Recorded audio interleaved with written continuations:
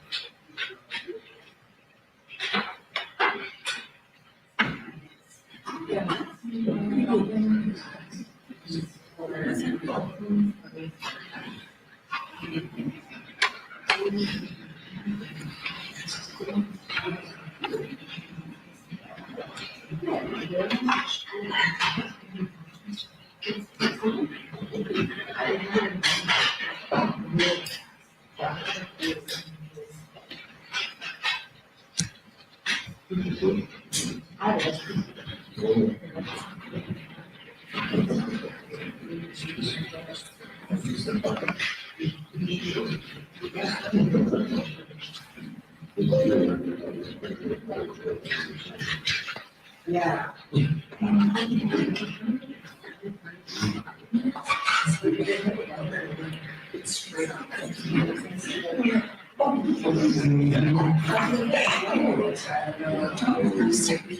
Shout it out.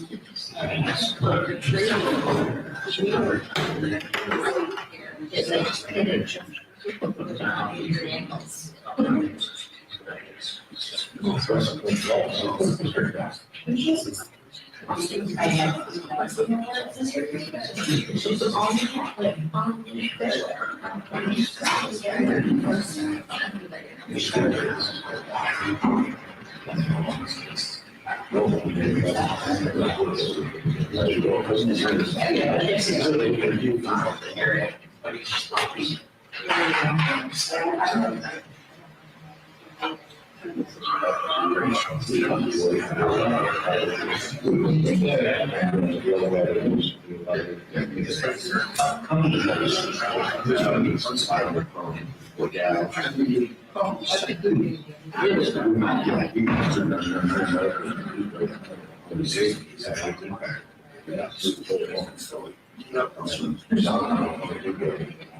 He's a big guy, and Vegas, he wants to be a big guy, he's a big ball, I'm good right on. Big guy, what's waiting, up the regional, John that way. So he turns on you,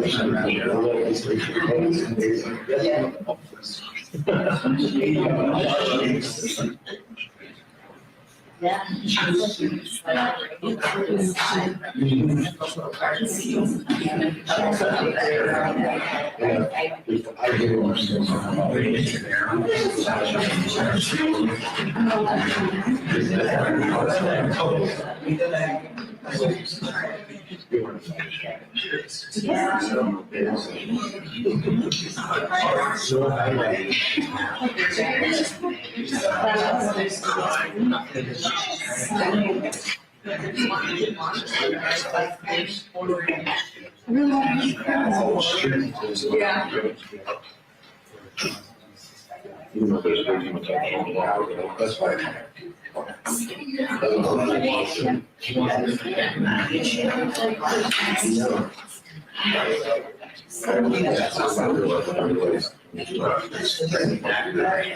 Good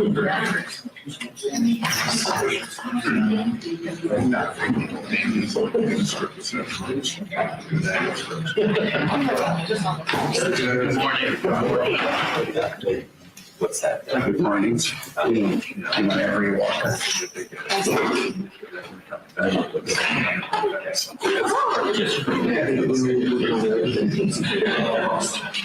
Yes.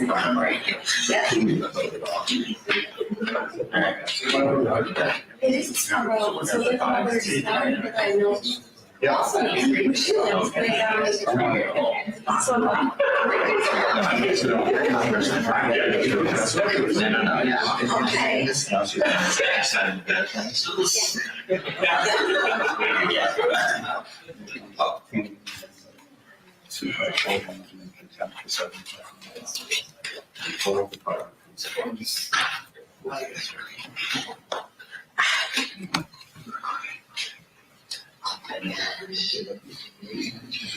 she's a lovely lady. All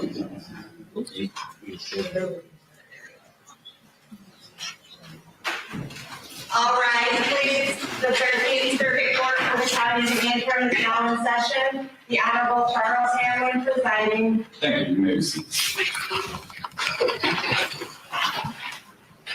Let's go back on the records on file 22-5165-FH. We have all of the parties present, including the defendants and their attorneys, both the attorneys from the Attorney General's office. I did have a chance to go speak with the attorneys back in chambers, just about an issue with the exhibits.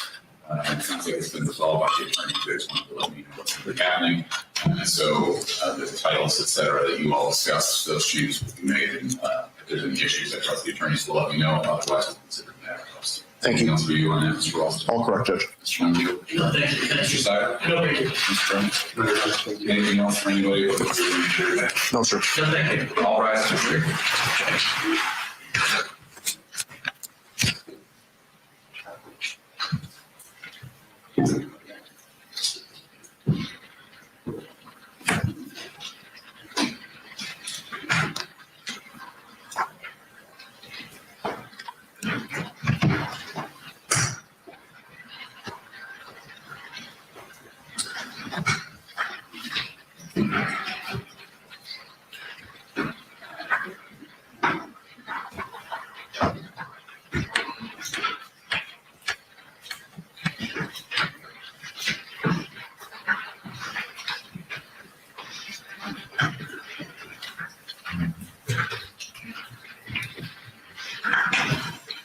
Okay, everyone can be seated.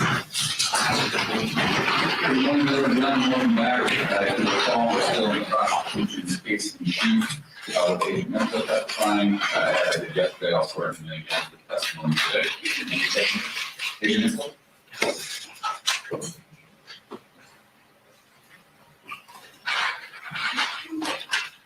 Okay, Caesar, if you raise your right hand. Do you swear that the testimony you're about to provide will be the truth, the whole truth, and nothing but the truth? I do.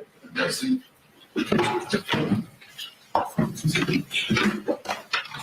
Thank you, Judge. Good morning. Good morning. I think when we left off yesterday, we were talking about Mr. Fox and Mr. Croft and some of their ideology. I'd like to continue with that. And if you would, are you familiar with Exhibit 38? Yes, I am. Okay, and can you tell us what that is? Exhibit 38 is a video of Barry Croft. It's from May 29th, 2020.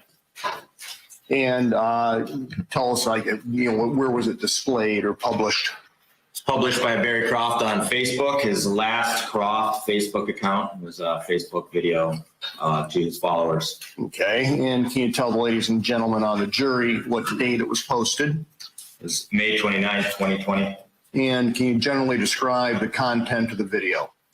Sure. Barry Croft talks about how either side of the aisle, the right or the left, this isn't about that. You just need to kill all politicians. Okay, move for admission of proposed Exhibit 38, please. Mr. Matthew. Mr. Seiler. We stand on the objections. Mr. Parker. No objections. Exhibit 38 will be admitted. Okay.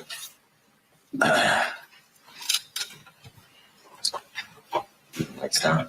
Oh, yeah, can you have the lights down a little bit? I think it's the right hand.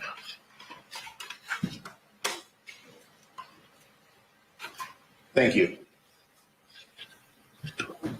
My guys are liberty motherfuckers, man. Liberty. If somebody called me a liberal the other day, guess what? Liberal and liberty share a lot of letters. I'm I'm not a liberal, okay, because I don't even play part in that fucking stupid ass political mafia shit you dumbass and watch ass and I don't do any of that. That's gay to me. I want to hang all the motherfuckers. All of them. There is not one motherfucker serving in this bullshit government that I don't want to take, stick to a motherfucking tree and dangle until they ass fucking tongue hang out their mouth. And you know why?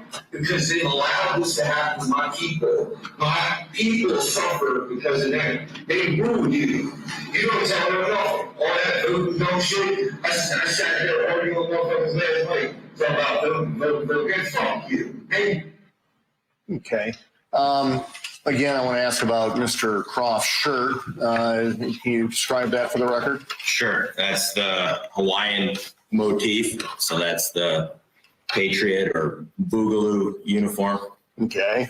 And again, Mr. Croft is wearing the tricorn hat. Is that correct? Yes. Okay. If you could turn to Exhibit 39 in the exhibit book there, please.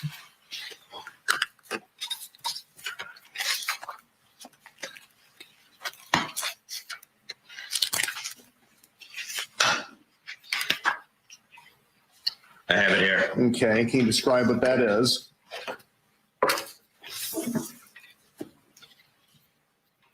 This exhibit is 2 screen captures from Barry Croft's cell phone.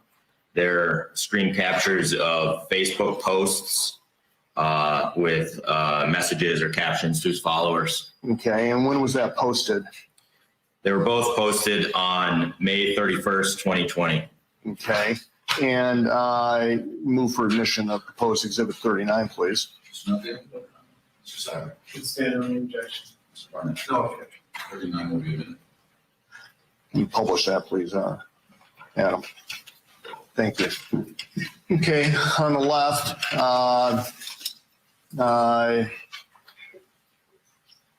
read into the record, please. Why don't you describe on the left, what do we see? So on the left, this is a screen capture of Barry Croft's cell phone using the Facebook account Last Croft. Okay, and can you read in to the record not only what's inside of the black box, but also the caption at the top, please? Sure. So actually the caption at the top here is the exact same statement that is in the black box. The statement is, take those capitals.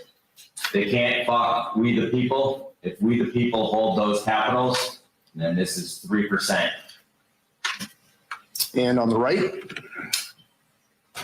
On the right, using the Last Croft Facebook account from May 31st, 2020, Barry Croft stated, start putting these tyrants' addresses out here for rioters. And remind us what the word tyrant means in the Boogaloo movement. Tyrant is a politician or police officer, somebody who tells an anarchist what to do. Okay. And at this point in time, towards the end of May of 2020, do you know whether or not Mr. Fox and Mr. Croft are communicating? Yes, they are. Okay. And this is again before Dublin, is that right? That's correct. Okay. If you can, are you familiar with proposed exhibit number 40?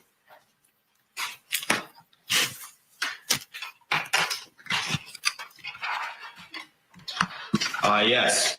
Describe it for us, please. Exhibit number 40 is another Facebook live video by Barry Croft. He's using the Last Croft Facebook account, and it's from May 31st, 2020. Now this is only 7 days before Dublin, is that right? Yes, sir. Okay. And who is this, who's the audience is what I'm trying to get at. So this is posted by Barry Croft on his Facebook to his followers. Okay. And along with the last exhibit we saw in this exhibit, did you obtain these through a search warrant? Yes, I did. Okay. Move for admission, proposed exhibit number 40, please. Mr. Nutter. No. Mr. Simon. Please stand on the objection. Mr. Barnett. No objection. Exhibit 40 will be a minute.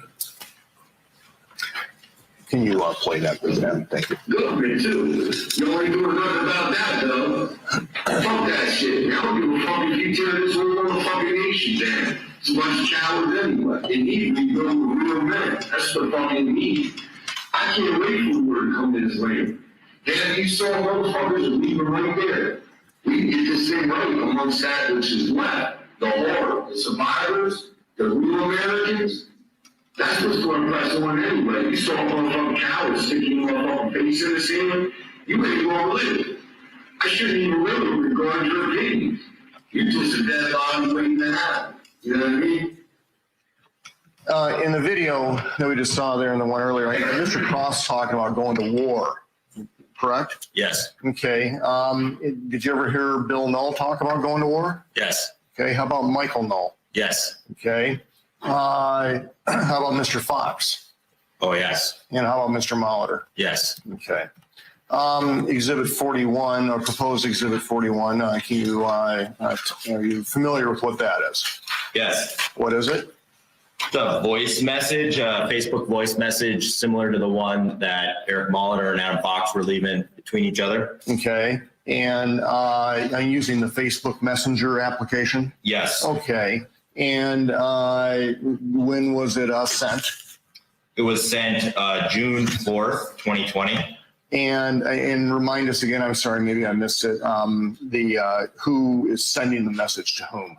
It's Barry Croft to Adam Fox Okay. And how did you obtain that? via Facebook search warrant. And just generally, what's the content of the message? It's a description of the Second Continental Army. Okay. Move for admission of proposed Exhibit 41, please.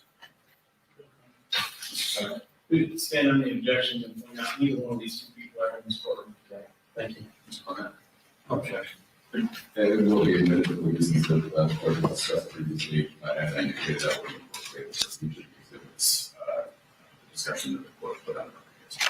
So with that, exhibit 41. Okay. And is there an associated transcript with this? Yes, there is. It's marked proposed 41T like Tango? Yes. Okay. And is that transcript an accurate transcription? Yes. Move for admission of 41T, please. Mr. But no comment, there's nothing subject. Mr. Simon, We can stand on the objection. Mr. Barnett. Okay, I just would like to prosecutor to Boston and others there, specific qualifications that would be video for 41. So this is that case. It doesn't have a transcript, so you have to be, I'm good with it. But I just want to know to start with. In 41T, will the version that will be corrected for the discussion of the attorneys will be admitted as in the case I mentioned that there's any other transcripts that are admitted this morning. Similar. Or previously too, Judge. That was our agreement with the council. Okay, good. And thank you for that.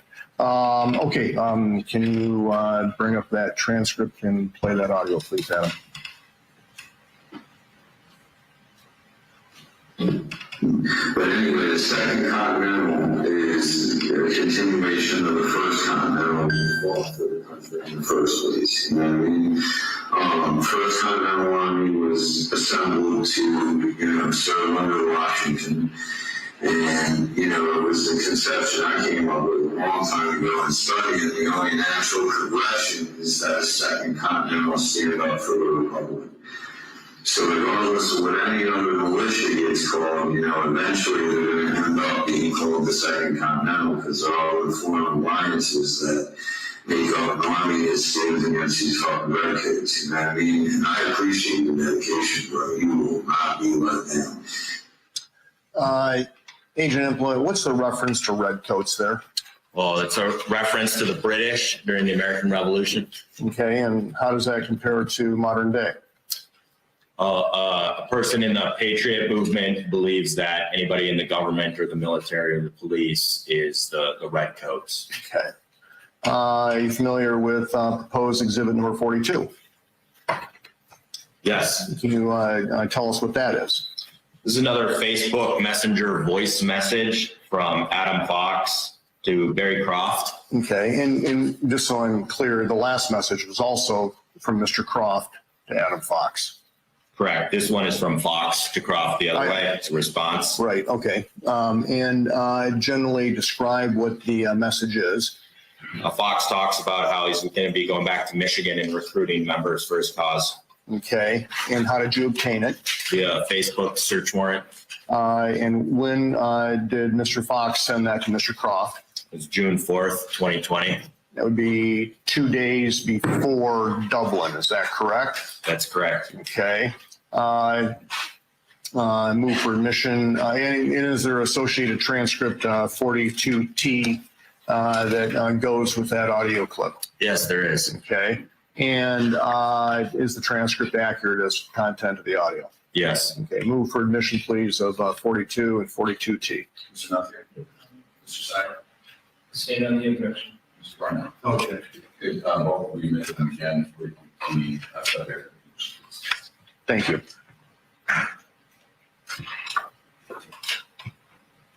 Hey, I'm on board, man. I'm gonna actively begin recruiting to build my resume here. I can't talk away, man. I'm sick of all the social club bullshit that goes on in most of these militias, man. I'm not even calling myself a fucking militia, to be honest, bro. We're gonna be that fucking second continental Michigan regiment, man. Second CMR, baby. I love it. Fuck all these pussy ass militias and the people that you know we're gonna be the lead of the league. It ain't gonna be no participation trophy fucking bullshit. Oh, I'll join and fucking attend a training once every 90 days. Nah, fuck all that, man. We're gonna put together you elite motherfuckers that are ready to go snatch motherfucker.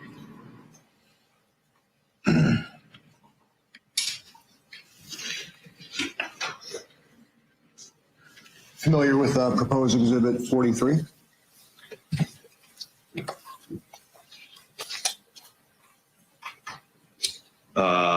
Yes, this is another Facebook video from Adam Fox. And can you generally describe the content of it? Fox is now speaking to his followers and putting out a message about the Second Continental Army. Okay. And when was it posted? June 4th, 2020, same day, Okay. previous. And does it have an associated transcript? Mark 43T. No, this is a video without. Oh, I'm sorry. My apologies. Okay. Move for admission of proposed exhibit 43, please. And just wondering briefly regarding the following comment. Mr. Emfla, with respect to this going out to followers, what information do you have regarding your followers? Is this just a run statement on the internet or what? So these are Facebook Live videos. So if you're friends with Adam Fox or Barry Croft, whoever happens to be posting them, you'd be able to see these videos live. Okay. But you don't know who received, accepted, or read these Facebook messages we're about to see, correct? They're videos, so I don't know who listened to them. Okay. I can't tell you who listened to those videos. At times, people will comment on them. There's like a live stream, so at times I can see some people, for instance, like Eric Molitor, will comment on some videos. But if you don't comment, I don't know if you've watched the video or not. But with this particular exhibit, with respect to 43 and 44, you have no information who's receiving, listening, commenting, correct? That's correct. Thank you. No comment. Mr. Sire. Standing objection. Mr. Barnett. No objection. Thank you. Mr. Nunzio. What would we do? Thank you. So I don't even see my posts about the Second Continental Michigan Regiment, but it's a new unit that I'm gonna form myself. I'm tired of all the fucking politics and semantics and lack of action that goes on with most of these militia organizations, et cetera. So I figure I'm gonna go start my own shit. Tell us when that was posted again. That was June 4th, 2020. Is this the same date that Mr. Molitor and Mr. Fox are exchanging their Facebook audio messages when Mr. Molitor says I'm 110% in? Yes, it is. Okay. Proposed exhibit 44, can you tell us what that is? Yes, Exhibit 44 is another Facebook video from Adam Fox from the same day, Okay. June 4th, 2020. And generally describe what the content of the video is. It's a message to the followers or those who are able to watch. And it talks about how he only wants dedicated people, the doers, those types of people who aren't going to be the keyboard warriors. Okay. Move for admission of proposed Exhibit 44, please. Please stand on the objection. Mr. Barnett. Thank you. Adam, please. So this will not be a social club, this will not be a popularity contest, there will be no participation trophies, you will be expected to commit 110%, you will be expected to put your time and effort into it, just as the rest of us. Now, that being said, I am only looking for elite people, I want people who have heart people in it. Mr. Fox refers to 110%, is that correct? Yes, he does. Okay, Mr. Molitor, did he use the same phrase that day? Yes, in individual messages to Adam Fox, he said he was 110% in. Okay. Let's turn, if we could, to proposed Exhibit 45, Agent Impola. Are you familiar with that? Yes. Okay, and can you tell us what that is, please?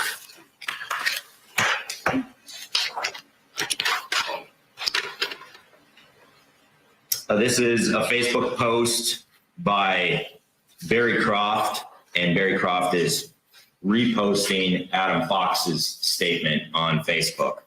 Okay, how was it obtained? Is obtained via search warrant to Adam Fox and Barry Croft's Facebook accounts. Okay, and when was this? I think you said Fox posted it and Croft reposted. Is that correct? Yes, And when did those two postings occur? June 4th, 2020. Move for admission of proposed Exhibit 45, please. Please stand on the objection. 45. When we look on the screen there, what do we see on the left, Agent Umpla? So the left is a screen capture of the Facebook post from that day. So the post is posted by Barry Croft using the last Croft account here. But it originated from Adam Fox. This is Adam Fox's message that is being then posted by Barry Croft and these are Barry Croft's words right here. Can you read those into the record, please? Sure. So Barry Croft stated, "Hit my bro up, Constitution or bleed out, 3%. And the content of Mr. Fox's post in the black box, please. This is 2nd Continental Michigan Regiment.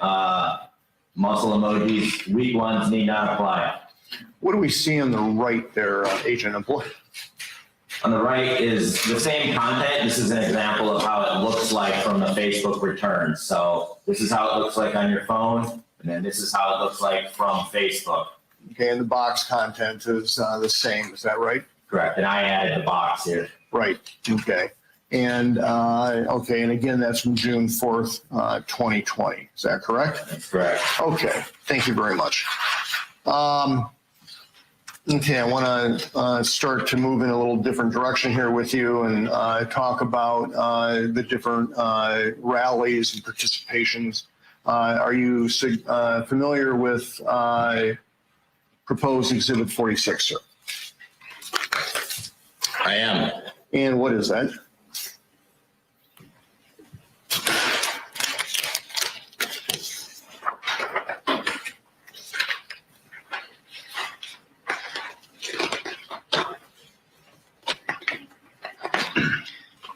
So this is an 8-page exhibit.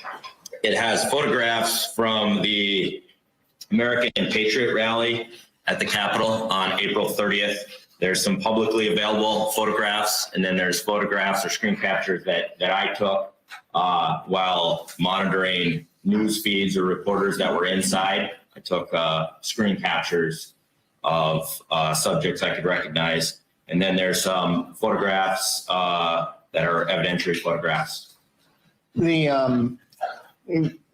On April 30th, 2020, you mentioned American Patriot Rally. Is that correct? That's correct. And what is the American Patriot Movement, if you know,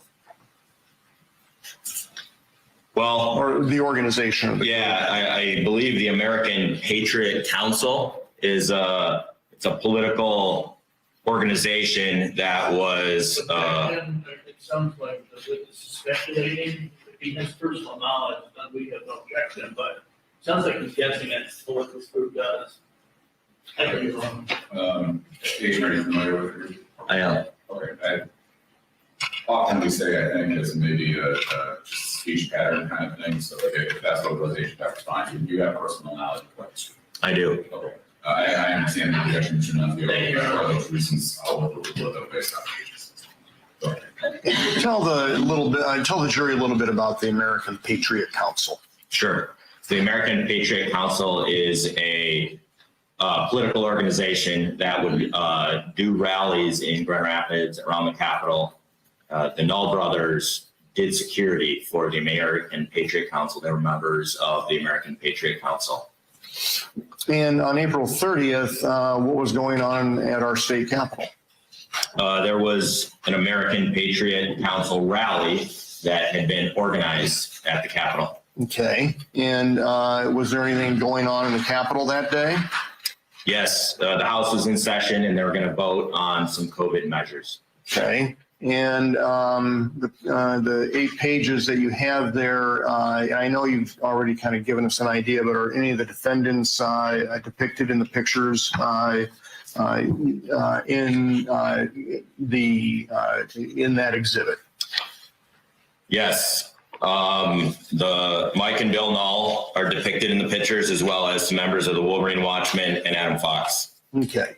And I'm going to move for admission of proposed exhibit 46, please. Okay. Stand on the objections. No objections. They will be in the. Okay. Let's work through these pages if we could, please. Page 1 here, what do we see on the left? This is a Facebook post. It's a publicly available post advertising for the rally. Okay, and indicating date, time, and location, is that right? Yes, sir. And on the right, what do we see? This is a general photograph from the news that shows one of the entrances into the Capitol with protesters outside. You can see Michigan State Police officers right here on the left. Okay, and can I see page 2, please?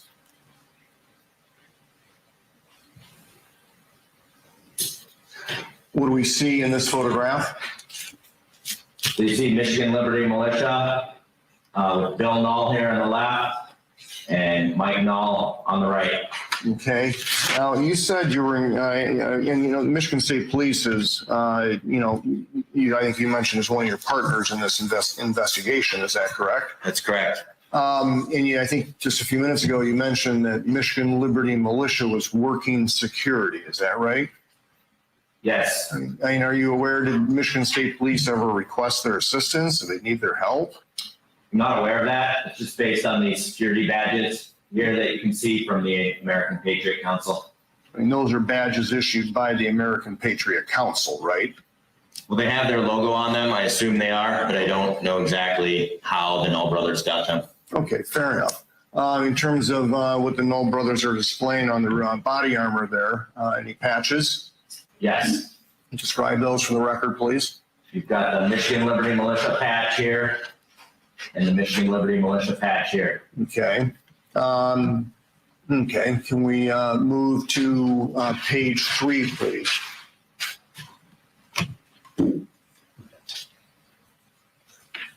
What do we see here? These are photographs inside the Michigan Capitol on the first floor. So on the photograph to the left, this is Adam Fox standing in line with the protesters against the Michigan State Police officers here on the right. Okay, and again, Mr. Fox's shirt, can you describe that for the record? Yes, he's wearing a Hawaiian motif shirt for the Boogaloo uniform. And on the right there, if you've already mentioned it, I'm sorry, who's that gentleman? This is Pete Musico on the right. He's also in line with Adam Fox. He's a few folks down the road, down the line toward us. Okay. And can I have page 4, please?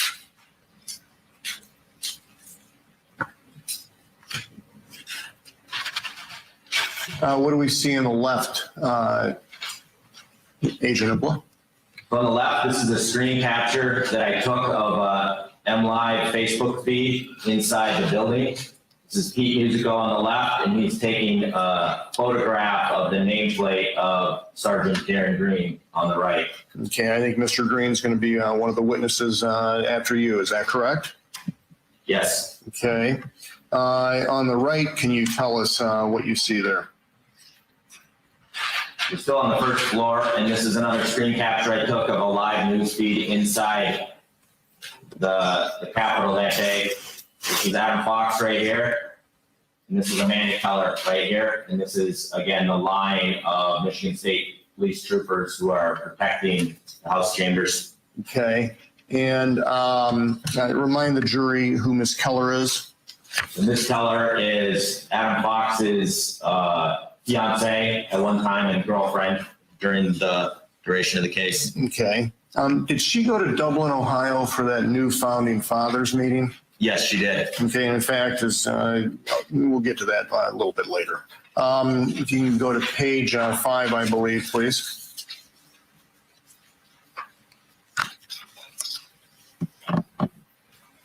What do we see here? This is a photograph taken by Michigan State police troopers on that line as the protection detail and I were trying to identify who Adam Fox was. You were in contact with the governor's protection detail? Yes, I was. Who was your point of contact? Commander Scott McManus with the Michigan State Police. Okay. And he too is going to be one of the witnesses in this case. Is that right? Yes, sir. Okay. Going to the next page, if you would, please.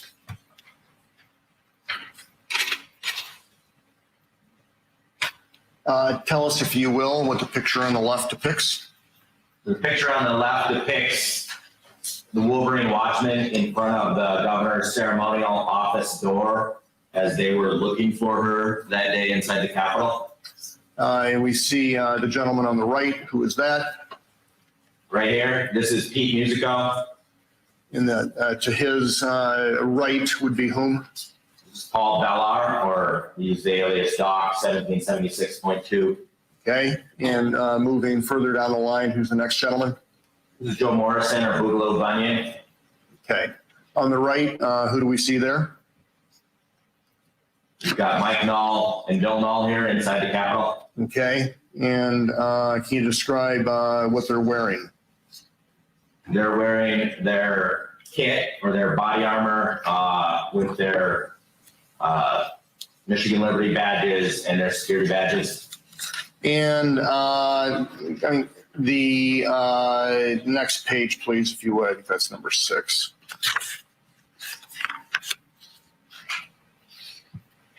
What do we see here, Agent Impla? This is a photograph of the Knoll brothers and other members of the Michigan Liberty Militia on the second floor rotunda of the state capitol building, looking down over the troopers and people on the first floor. Okay. Judge, that picture doesn't show any troopers on the first floor. It's speculating and putting facts into the photo that aren't there. You guys have to be stricken. Don't know. Mr. Barnett? No. Mr. Walton, any response? Let me just ask, how do you know that, Agent Impla? So I was watching the incident live on MLive and Detroit News. So I was watching reporters who were going up and down, both on the second floor and the first floor. And then I took pictures myself of the troopers on the first floor. So I was aware they were there at this time when the photograph was taken. I'll overrule the objection at this point. Obviously, the attorneys will have some opportunity for cross-examination. Go ahead. Thank you, Judge. Agent Impla, and besides the event taking place inside of our Capitol, the did you have any other interests? And why were you watching this so closely that day? CHS Dan was present at the Capitol with the Wolverine Watchman. Okay. This was the first day that we'd given Dan a recording device. We were worried because the Wolverine Watchman had talked about going to the Capitol and trying to instigate violence. They wanted to kick off the boogaloo by trying to get a Michigan State Police trooper to touch them so they'd be justified in killing him. The,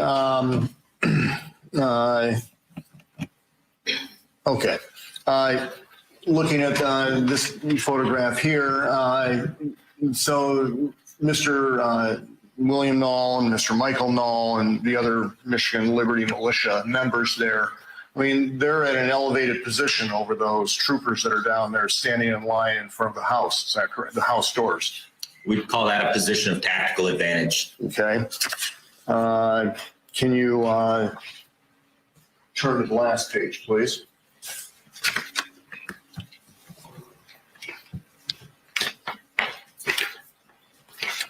And what do we see on the left-hand side of this? On the left-hand side is Paul Bellar, the doc, 1776.2, the Wolverine Watchman medic.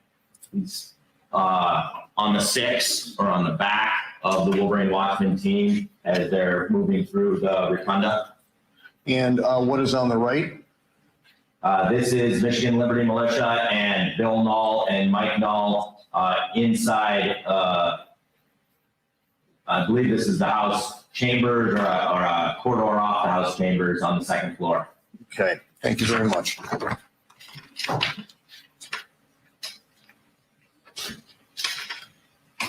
So the Wolverine Watchmen are there, right? Yes. Mr. William Knoll and Michael Knoll are there, correct?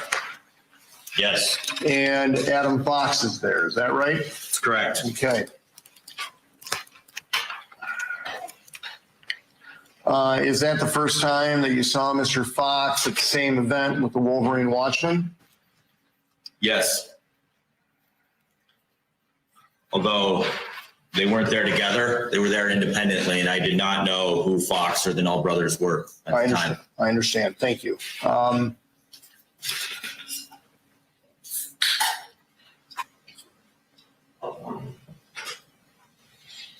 Okay. I want you to propose Exhibit 47. Can you tell us what that is, please? Yes. This is a video posted by Adam Fox on that same day, the day of the protest. Okay. And posted where? Posted it to Facebook, but I actually found this on his phone as a result of the phone search warrant. Okay. Generally describe what the video shows us. It's a selfie, so Adam Fox is taking a picture of himself when he's inside the Capitol. Okay, and move for proposed Exhibit 47, please, to be entered into evidence. Stand on the objection, Mr. Barnett. Just curious, Connor, if I could ask one question. Whatever. Sure. You said video and the selfie, is it video? Yes, I stand corrected. It's a video taken by himself, so I guess that'd be a self video. It's still a selfie. Yes, as opposed to a selfie, which I think is a picture. Thank you very much. Exhibit 47. Thank you. Can you play that for us, Andy?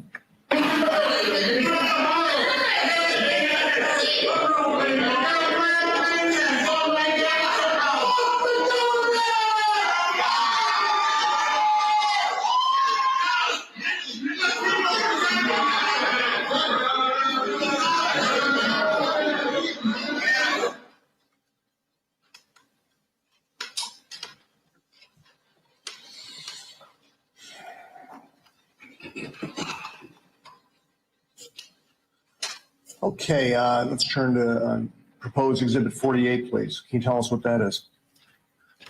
This is a video another selfie type video. And it's by Bill Knoll, and it was posted on Phil Robinson's Facebook. Okay, and how was it obtained? It was obtained from a freelance journalist Eric Van Dusen had provided it to the government. And I generally describe the content of it. It's a selfie video from the second floor rotunda, looking down and also looking across on the chambers at the entrance to the House floor. Okay.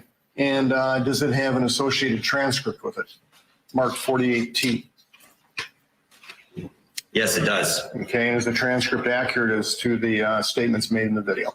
Yes, it is. Okay. Move for admission, please, of proposed exhibit 48 and 48T. Mr. Sauer. Please stand on the objection. Okay.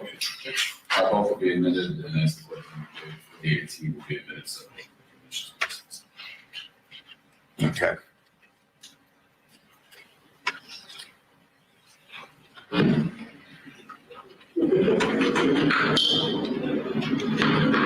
So we're here going live here in the Capitol. We're gonna see what they have to say today about this whole shutdown order and whatever else they're trying to hide here. So, just stay tuned.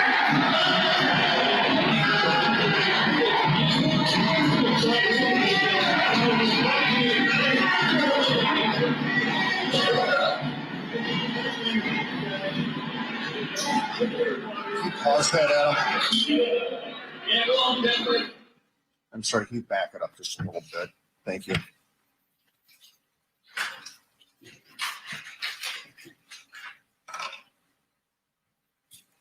And go ahead and I'll tell you when to pause. Thank you.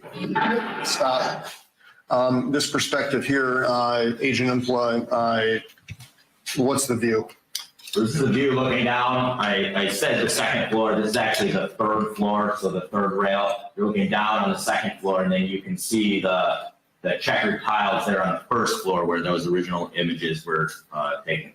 And the corridor that we see, and basically in the middle of the picture there, where there's many people stacked. Are you familiar with what that leads to? Yeah, so that leads into the House chambers. Okay. And we saw some the video of Mr. Fox earlier. Would he be in that crowd of people there? So Mr. Fox was originally down here, Right.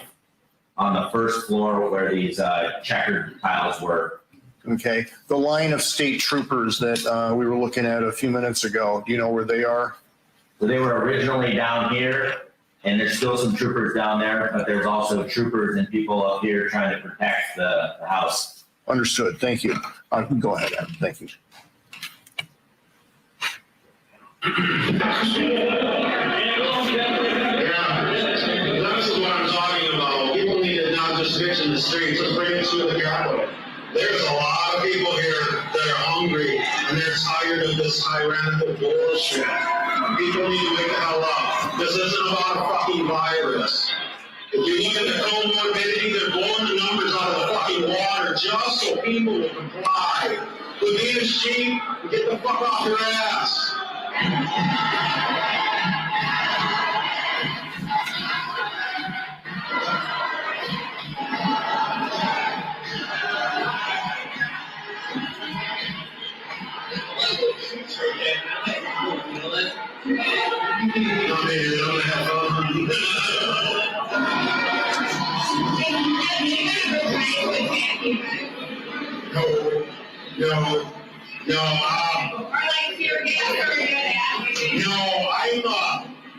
I don't just carry my guns for show either. I'm not afraid to lose something when it comes up. Obviously, we have a transcript. Is that correct? Yes. Okay, I want to talk about that for a little bit. I can't, let's lean into that if we could. This is 48T. In that audio, or that video rather, we just saw, it appeared Mr. Mull is talking to somebody. Is that correct? Correct. Do you know who that person was? No, there's an unknown male and an unknown female. I don't know who they were there on the rotunda. Understood. And what I want to draw your attention to is the 1, 2, 3, 4, 5, 6. The unknown male number 1 states, I'm not going to lie, though, if shit starts happening, I'm heading up north. You know that? Is that correct? That's correct. Okay, and what does Mr. Knoll have a response to that? Yes, he says, not me, dude. I'm gonna have fun hunting.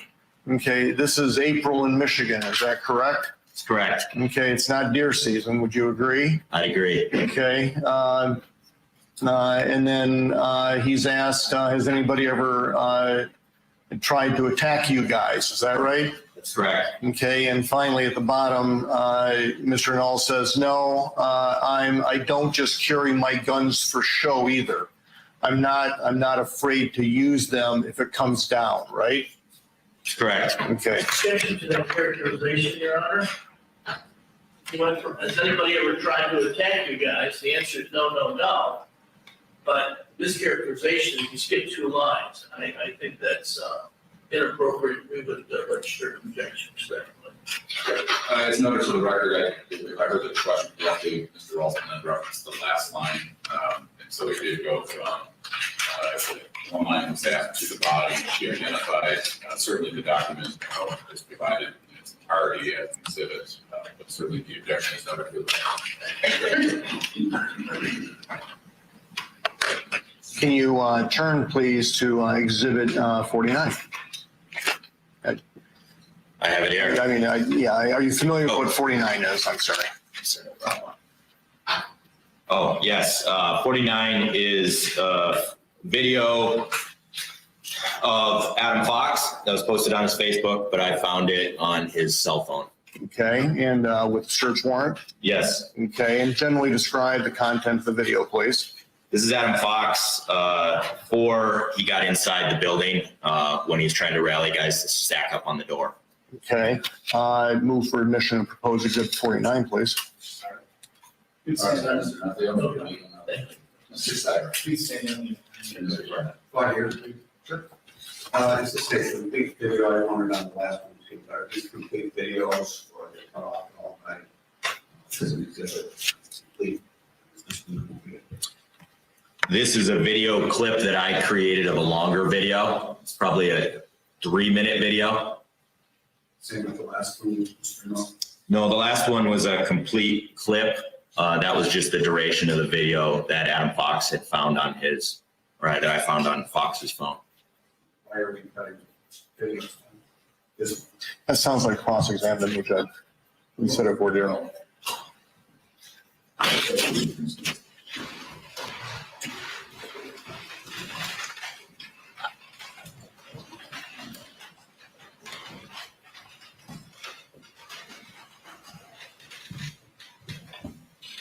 Oh, thank you. I wanted to go get him, but Is that what you're looking for? I was afraid to.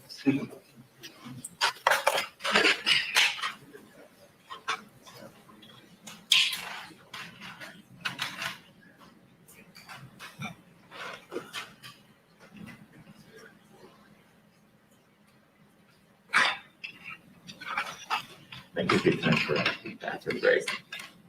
Work. Yeah.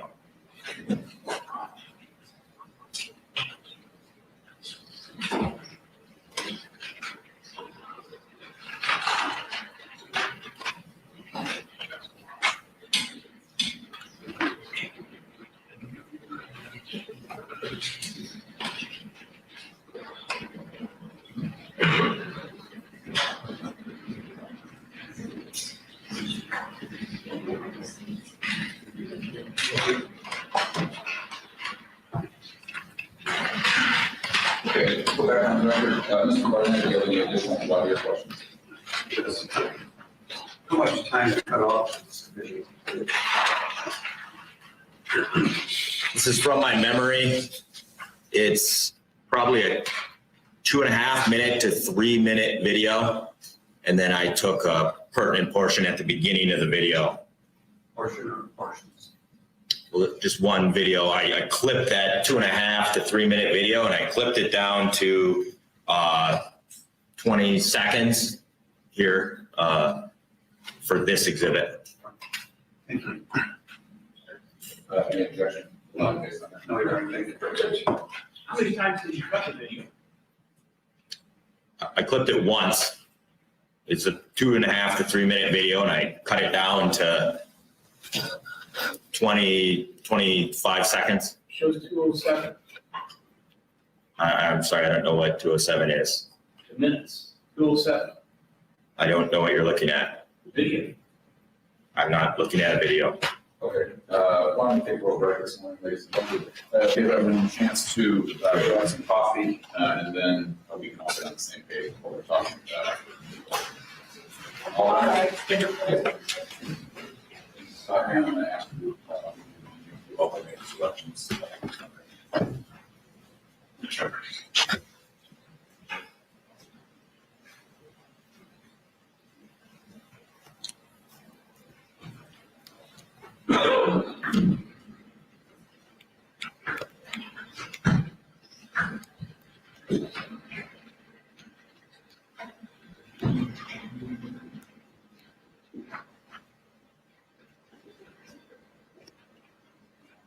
Everyone can be seated. The record commercial juries are unfortunately, as the court is obviously committed in past, they don't have usually with the part of what you're on particular exhibits. Let's go over the procedures, make that something in reference to a specific time frame, anything from the video. Obviously, that hasn't been displayed yet.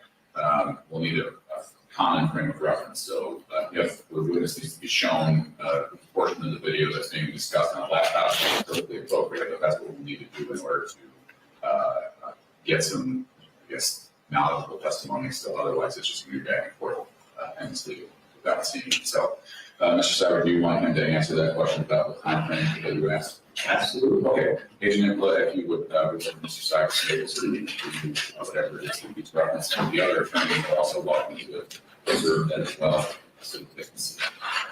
This is the complete video, the entire video that I provided. No, I'm supposed to have what your exhibit is. I'm not supposed to have. Okay, let's not argue. Let's, he's answered the question. Yeah. So, Mr. Sauer, you were referencing 207, is that a timestamp on the video that you have? It goes from 00 to 207. Okay, So this is the exhibit I was given, and now the exhibit that's being played for the jury has been tampered with. It's been cut. okay. Okay. Number one, we're not going to use the word tampered or the phrase tampered with. If a video is shortened, I think the phrasing that we've been using is clipped. The agent described that he took, I think he said, the initial 20 seconds, if I heard him correctly, and the other part is not.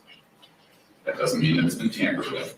Obviously, a party could ask the individual who prepared the exhibit if it's been edited in any way. If a shortened portion has been determined by a party to be the appropriate one that they would like to show for the exhibit, that would be fine, subject to obviously the potential whether it's admitted or not. So, do the parties have the portion that would comprise proposed exhibit? Just gonna do you all have that? I believe we do, Your Honor. And I understand what the prosecution, so they've narrowed it down. I know the subject of cross-examination, but he has no further comment on that. Okay, Mr. Sutton. Judge, the issue I have is what I've been provided is what I expect the jury to see, not, you said, a clip portion. I expect to see exactly what I prepared for, not, hey, I just want you to see this portion of it. It becomes a jib-jab video then, where we have politicians saying things or people saying things because we took clips and put them together. Or we just narrowed in just on that statement, we take out all the contents around it.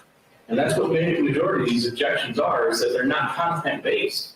They're specific, just clips from one portion to what they want to have heard, not the whole thing. For a reference, Judge, if I get in a fight with my wife, if she just focuses on just that one little portion, she wins. But if you look at the whole picture of the whole entire conversation, then all of a sudden there's contents to it, there's context to it, and it makes a lot more sense and it flows correctly. And then somebody can make an honest judgment of, yes, that's right, no, that's not. But if you just hear the blinders portion, it's not fair. Well, I looked at the prosecutor for having a full video published, that's very helpful. Problem, I'm not gonna shows this video or has gone back up. Others, like, completely, be playing and pulls it, maybe not catch the project part. That's a concern I have. The clip part. In the event. I like to report.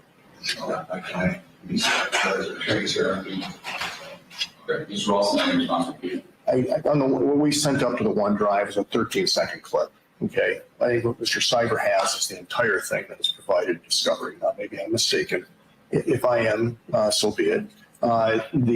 He's perfectly able to put the whole clip in, all 207 if he wants to in his case in chief.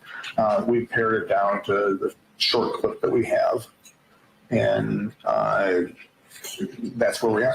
I mean, Just briefly, Okay. if you're gonna show an exhibit, show the exhibit. Don't flip it down and cherry picking. Okay, so, again, the phrase cherry picked, the phrase that you tampered with, the phrase, I could go on and on. Everybody can see, it's perfectly fine. Those are phrases that the court will not use. An exhibit, when talking about something, they identified in the discovery.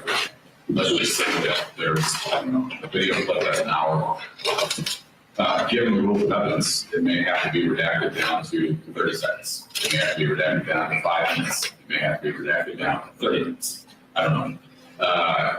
Also, a party can determine whether or not they feel that the full 60-minute video that, a full 60-minute video is necessary for their case. They want to show the full 60 minutes.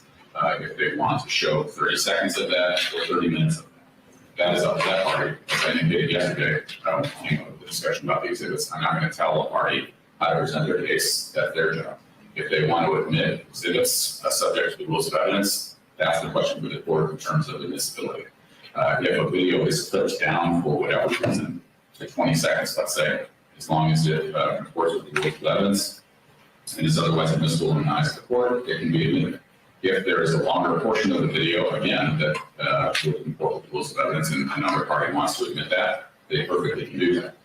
In addition to, or in the perspective of asking questions of why it was reduced, why it was shortened, those types of things, those are perfectly appropriate for cross-examination. That's the time for another party to, I guess, test is the word I'll use, the evidence that has been presented on direct examination. That's the very purpose of cross-examination. So whatever equals exhibit 49, that's the discussion. I think what is completed by the attorneys. If anybody has any additional questions about the admissibility, I will allow it, obviously, but in terms of why things were flipped or those types of questions, you're registered on cross-examination. So, Mr. Ralston, anything else for you? No, sir. No further comment. Thank you. Mr. Steiner? No. Yes, okay. MRE 116 does say when writing a recorded statement or part thereof is introduced by a party, an adverse party may require the introduction at that time of any other part or any other writing or recorded statement, which ought, in fairness, to be considered contemporaneously with it. Sure, if you're talking about the rule of completeness, which if I take one line out of a 50-page statement, the party can certainly reference that in appropriate. That's not what we're talking about here. If somebody else wants to provide context to it, they can certainly use it. Okay. Any other questions for anybody or anything else before we go? No, thank you. Okay, let's come back and forward after for giving you that.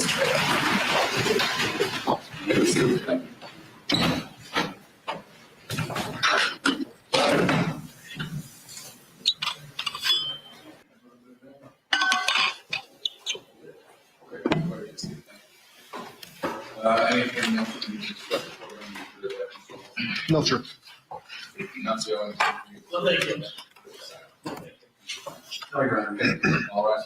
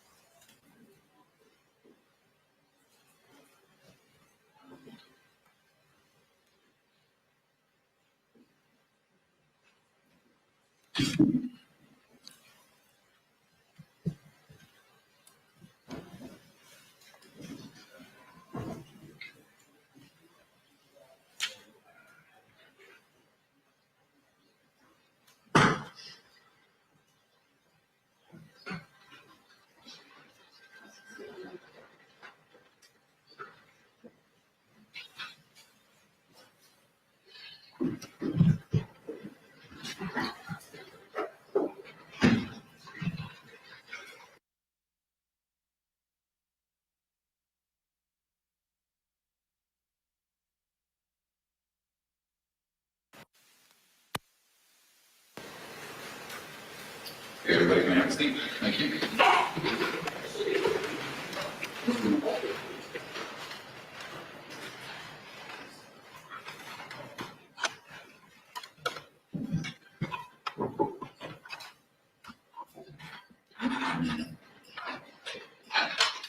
Ladies and gentlemen, welcome back to a call. We are still in the prosecution's case in chief. Mr. Wilson. Thank you, Judge.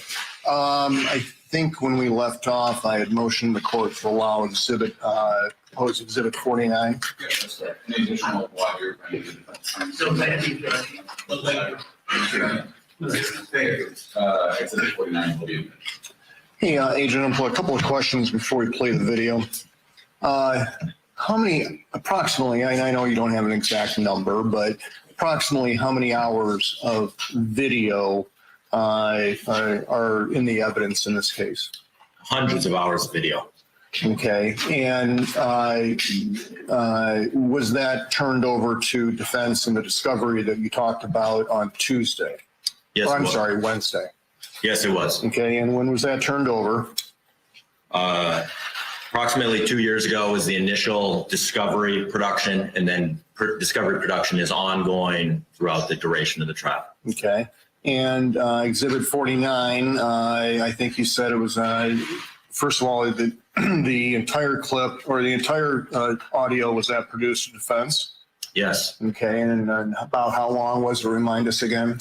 So it's actually 2 minutes and 7 seconds. I had originally guessed it might be like 2.5 to 3 minutes, but it's 2 minutes and 7 seconds for the original audio. Okay. Video, excuse me. And in terms of what the exhibits that we're providing to the jury, I mean, you've shortened these hundreds of hours down, obviously. Is that correct? Yes, I've chosen what are pertinent, that I believe are pertinent evidence. What's exactly? We were given discovery. It had a deadline. We received that discovery for trial exhibits. The discovery that he's speaking of came months, if not years ago. We are dealing with what is in front of the jury today with exhibits. So for him to reference things that we've had for years, we've only known exactly what the prosecution is going to use approximately 14, 15, 16, 20 days ago in the last month. Is there a specific objection that you would like, of course, take action on? We'd like to strike his testimony, Judge, because quite frankly, we are only dealing with trial. We are not dealing with pre-trial. Okay, Mr. Nunzio? Nothing further than Mr. Barnett? Nothing further. Mr. Wilson, any response? No. Okay, if I understood the testimony, I think that Whitmer was explaining the discovery process. Do you know when the trial exhibits were released? I believe it was by the deadline. It was the deadline on the 7th, I believe. Okay. And so there's been testimony, ladies and gentlemen, about discovery. That's, as you've heard, the items in the case that are turned over to the attorneys. Obviously, what you're presented with are what we call exhibits, and there are written deadlines for that. Mr. Seibert, the court won't take any corrective action beyond that, or action beyond that. If you would like to ask any additional questions in cross-examination, it would be perfect. Thank you, Judge. Mr. Wilson will. Thank you, Judge. So the objection's overruled, is that correct? Thank you. Okay, let's, fair enough. Let's return to Exhibit 49 if we could. And Adam, if you can publish that, please.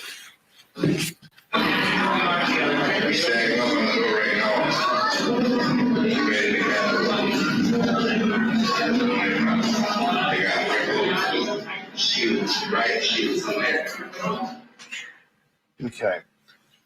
That is video, obviously. I remind us, I think you had told us that that was from a search warrant from Mr. Fox's Facebook. Is that right? It was posted on his Facebook, but I found the video on his phone. Okay, fair enough. Thank you. That's prior to Mr. Fox's entry into the Capitol. Is that right? That's correct. Okay. And just so the jury's clear, we saw the video inside the Capitol that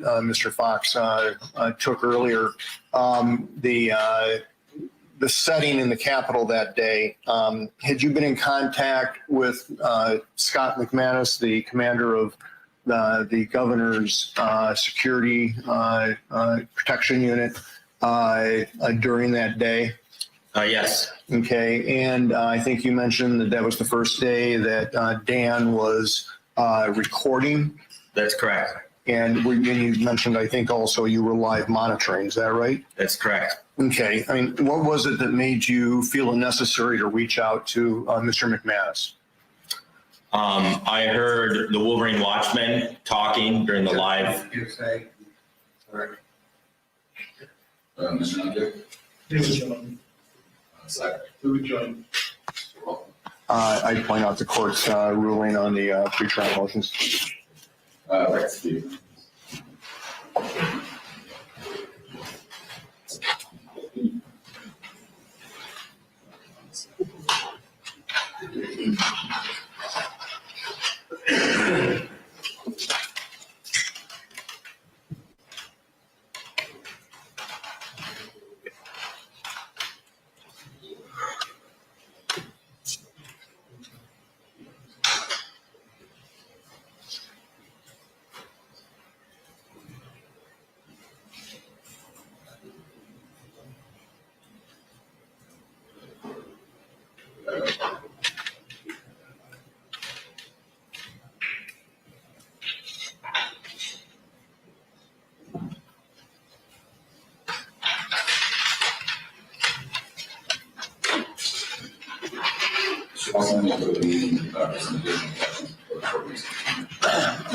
While you were live monitoring, could you hear Mr. Musico? Yes, I could. And is Mr. Musico a member of the Wolverine Watchmen? Yes, he is. May I proceed, Judge? With the inquiry as to why he reached out to Commander McManus. Agent was the individual that said whatever statement it is that you would not testify to. Yes. Based on previous rulings by the court, I will allow that testimony, certainly the judge's I mean, what did you hear Pete Musico say? I heard Pete Musico say, let's get into the Capitol and let's try and get the bitch before she goes out the back door. Okay. So let's move along from the April 30th. And by the way, is the April 30th protest on the significant timeline? Oh, Significant event timeline? yeah, so that's number 2 on the significant events timeline. Okay, I'd like to move to the next item on the timeline, actually, which is item number 3. Can you tell us what proposed exhibit number 50 is? Yes, those are photographs, public photographs from an independent journalist, a freelance journalist that I was able to find online. And they're photographs of Adam Fox, Eric Molitor, Bill Null, and Mike Null at the next American Patriot Rally at Rosa Parks Circle in Grand Rapids. Move for admission to proposed exhibit 50, please. Mr. Nunzio? Mr. Sacker? Judge, please stand on the objections and point out specifically that this witness did not create these. He cannot say if they're in the same, if not substantially similar form when they were taken. We ask that they please. Okay, Mr. Barnett? Just some short comment. Agent Blunt, there's going to be a picture here. I'm not going to check this, but you got Mr. Molitor and Knowles and Adam Fox pictures, right? Yes, sir. They're not together, though, are they? If you, or maybe the Knowles are. I don't know how they got there. I don't know anything about the context of the pictures. I found the pictures online after the event. Possible. It's possible they plan to be there. It's possible they're separately there. It's possible they don't know that they're there. All I know is that I found the pictures online and they were all at the event. Well, one of the requirements for that is whether or not a photograph fairly and accurately depicts an item, and some development to establish that for some questioning, given the projection of the Sure. Agent Impla, the proposed exhibit number 50 does it demonstrate the three defendants being at the Grand Rapids American. Respectfully object. Well, let's let Ms. Paulson finish the question. Does proposed exhibit number 50 depict the defendants and Adam Fox at the Grand Rapids American Patriot Rally? Respectfully object. He has no personal knowledge to this. No personal knowledge to these pictures being taken, no personal knowledge as to whether or not they were there or not. This individual has even said that he was there. But the clerk did ask Ms. Paulson whether or not you need to ask any additional questions to establish that or not be able to establish that. On the initial objection of whether the question is leading or not, so we'll ask for the other portion. That's what the court is trying to make a determination of. So I'll allow additional questions before making the determination. Okay. Tell us where you source the actual photographs from. So I found them on freelance journalist John Rothwell's internet page, and I recognize them to be these individuals who are wearing the kits and the body armor and the gear that I had seized from their residences following the arrests on October 10th. October 7th, 2020. Okay. Mr. Sauer, same objection. Same objection, Judge. He has no personal knowledge of Rosa Parks. He didn't say that he was there. He says he took them off somebody else's freelance pictures. This is like me going on and taking pictures of random people throughout the internet, putting them all together. He has no personal knowledge. He didn't take these pictures. He doesn't know if they're in the same, if not substantial, similar form from whenever they were originally taken. We asked that they be pictures. Clearly, they identified individuals on the table here. There's no question about that. So with respect to the emission photographs, they have to thoroughly and accurately depict at least the area in which they're being identified. There's been no testimony, at least through Mr. Ralston, that these pictures have been taken in the Grand Rapids area. Whether it was a party circle, there is no testimony with respect to whether or not this has been corroborated to another source, indicate that the pictures are inaccurate with respect to the place and the time they were taken. And so I think it fails in terms of its accuracy. These are just taken off someone else's website, predicting and intentionally that should be this particular area. So, it's of course, admitting the photograph, it's got to be fair, accurate depiction, not only of the individual, but where the well as cooperation regarding that. Mr. Sauer, anyone else for you? Mr. Bryant? Just one year while the photo crowd and these photos, just wondering if this is the original photo or the side taken out of it, each channel. Okay, I'll take that as a separate issue that we'll deal with in just a second. Mr. Ralston, in terms of the objection, relative to the 902 would be the rule of evidence I cite to courtship.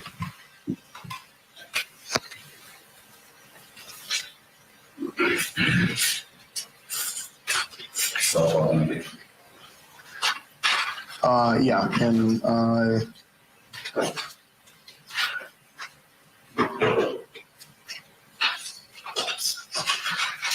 okay, subsection 6. Yeah, subsection 6, Judge.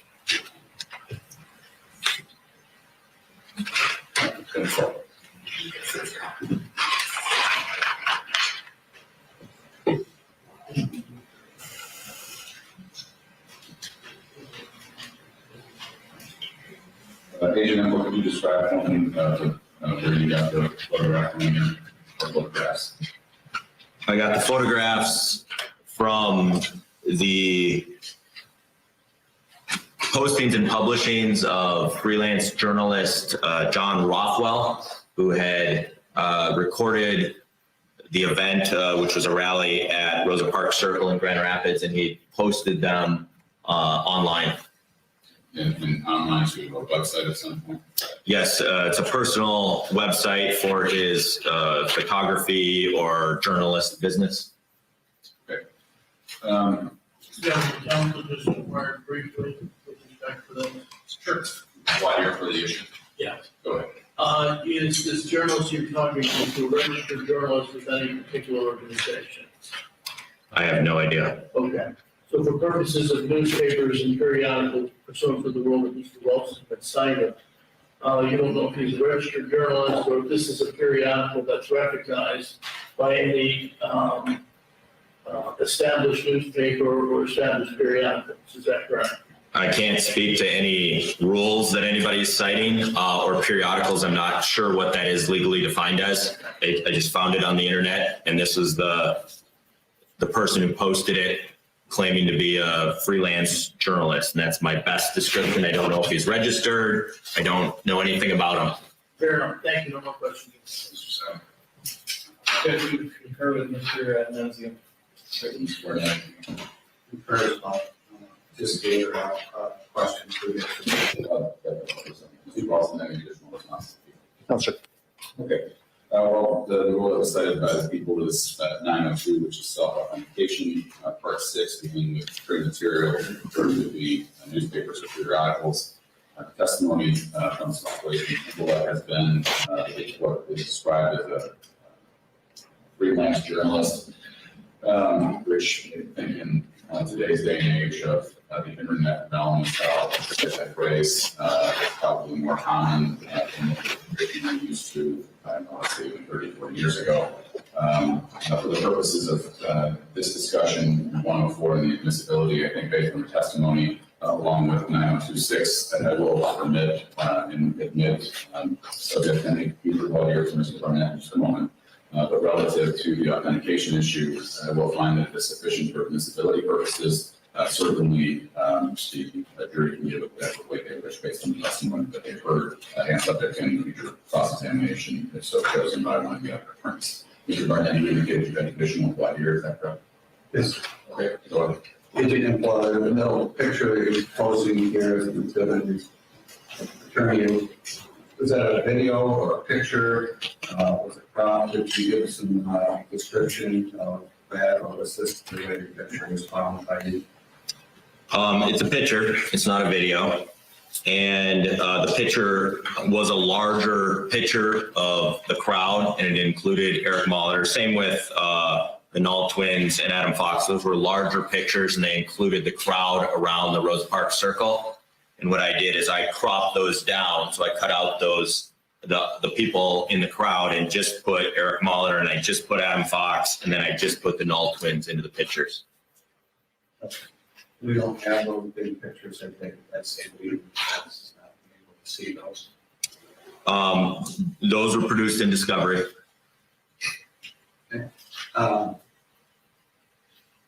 This whole picture. I'm talking about the crowd and the context. I'm looking at context here, whether these are fair and accurate. Counselor, I can't recall if I produced the broader one or the cropped one among the Discovery at this time.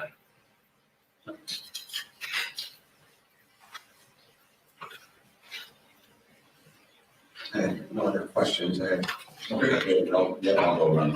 Thanks, Nunzio. Any further objection relative to this issue? No, thank you. Mr. Cyber, yes, No, thank you. Mr. Barnett. Yes, sir. I object for the context and lack thereof. At this point, they've not provided that they're about the picture that would show what's really going on here. Relationship of other people standing by them.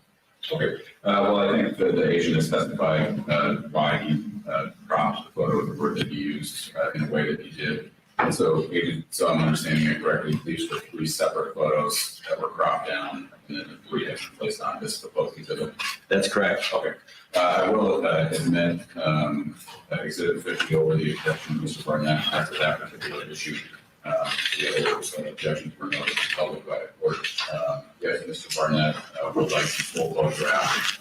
It would need to be turned over to him if he wishes to pursue any other actions. Okay, thank you. Yeah, all right. Okay, can you publish that, please, Adam?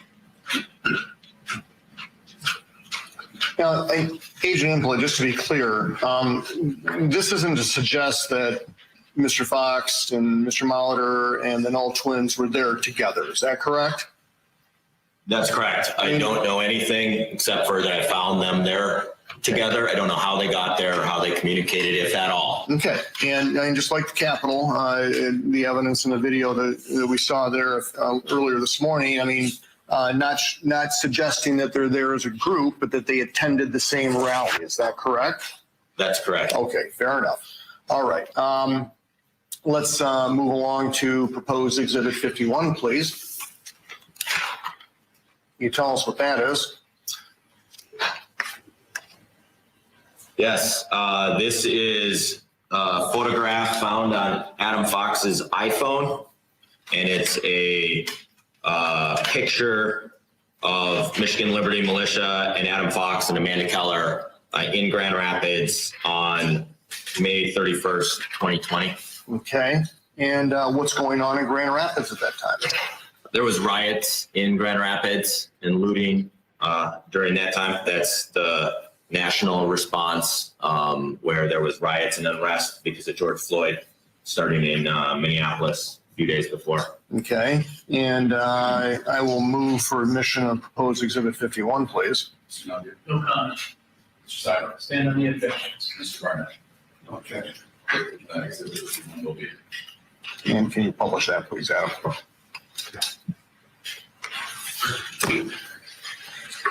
And again, this is not to suggest that Mr. Fox and Mr. William Knoll are there together. Is that correct? I mean, when I say together, I mean that they plan to meet there or anything like that. It's just to depict the fact that they are both attending the rally, right? That's correct. I have no information on how they got there. Okay, fair enough. Thank you very much.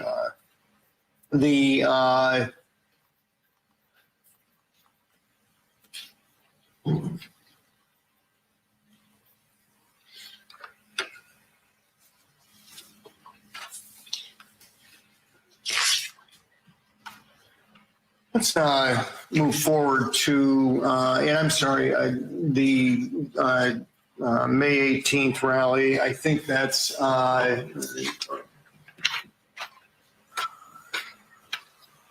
number 3. Is that correct on the Yes, timeline? that's number 3 on the significant events timeline. Okay. Let's move forward in time, Agent Impla, to June 6th of 2020 and the meeting in Dublin, Ohio. You have that on the significant events timeline? I do. That's number 6 on the significant events timeline. Okay, and remind us who organized this meeting? It was Barry Croft. And remind us if there is a name that was attached by him and the attendees of the meeting.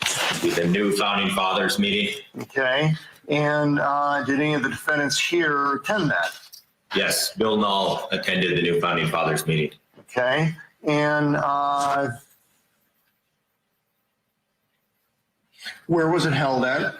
It was held at the Drury Inn in Dublin, Ohio, which is outside of Columbus. Okay, did Dan or any of the Wolverine Watchmen attend? No, they did not. And tell us, if you will, during your investigation, did you hear any of the Wolverine Watchmen express concern about going? Yes, the Wolverine Watchmen. Who? Which of the Wolverine Watchmen? Sure. The leadership of the Wolverine Watchmen, so Joe Morrison, Paul Bellar, Pete Musico, and then Ty Garbin had a meeting, and they decided not to attend.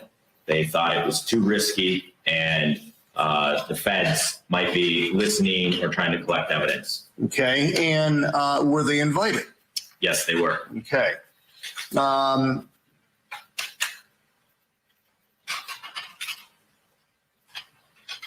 Familiar with Exhibit 34?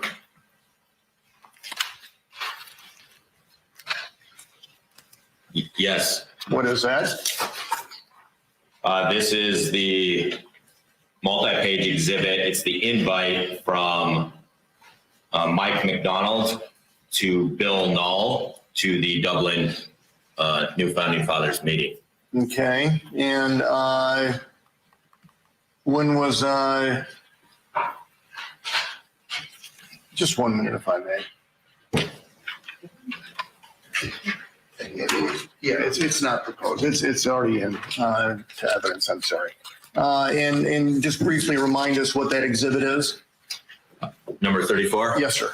That is text messages.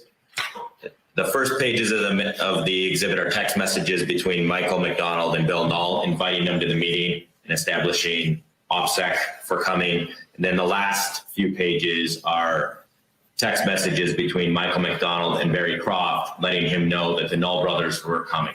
Or excuse me, not the Null brothers. Bill Null was coming. Okay.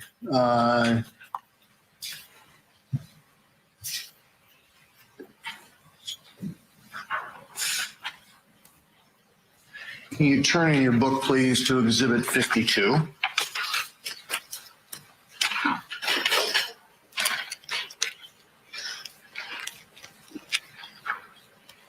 Yes, I have it here. And can you describe what it is? This is a single page exhibit, and these are text Bill Null's phone. And did you have a search warrant for that? Yes.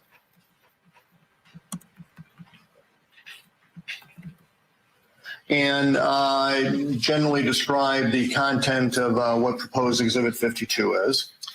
These are text messages with the Michigan Liberty Militia chat group, and it's a discussion about going to Ohio. Okay. Move for admission of 52, please. No. Please stand on the objection. Thank you. And remind us, Agent Impla, while Adam's pulling that up, did Adam Fox attend this also? Yes, he did. Okay.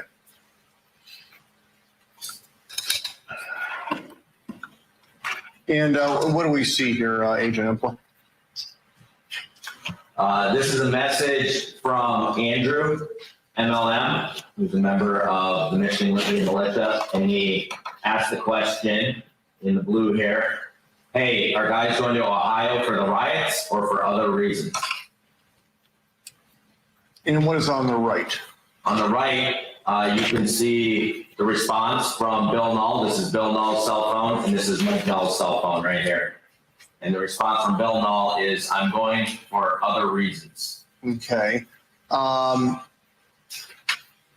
Going back to the May 18th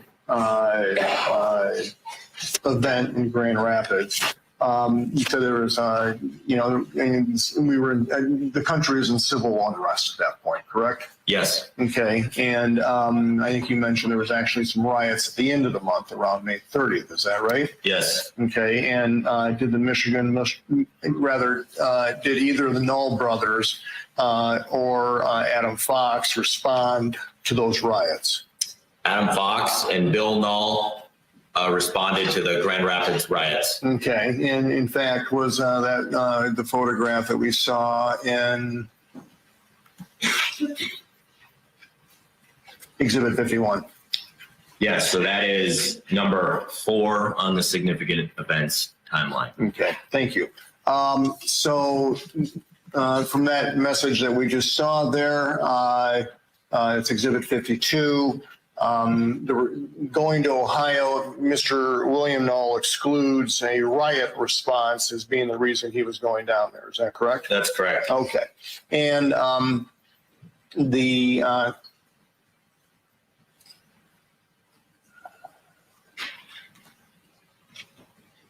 if you know, did Bill Null actually end up traveling to Dublin?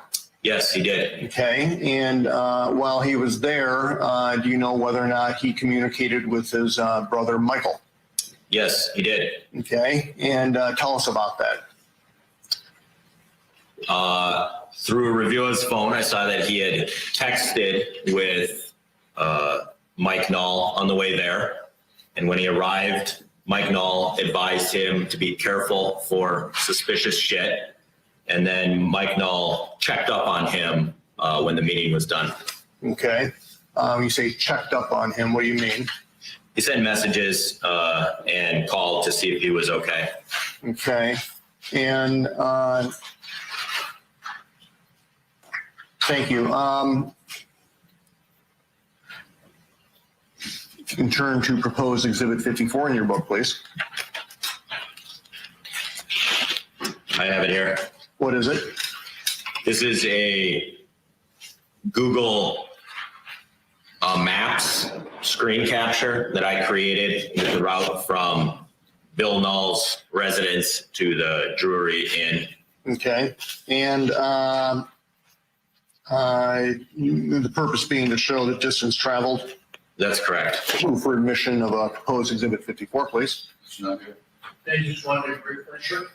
With respect to the map that I see in front of me, so to the exhibit, is that the quickest route, or is that a proposed route that who's up, or is that just, what is the blue line here indicating? Just general travel of how to get to this Ohio destination? So how Google Maps works is I type in Bill Null's address, then I type in the Drury Inn, and then in this case, I click the quickest route. I don't know what route Bill Null actually took. Okay. And so I included the other prospective routes he could have taken. I don't know exactly how long it would have taken him. This is just my own research on the distance from Bill Null's house to the Drury Inn.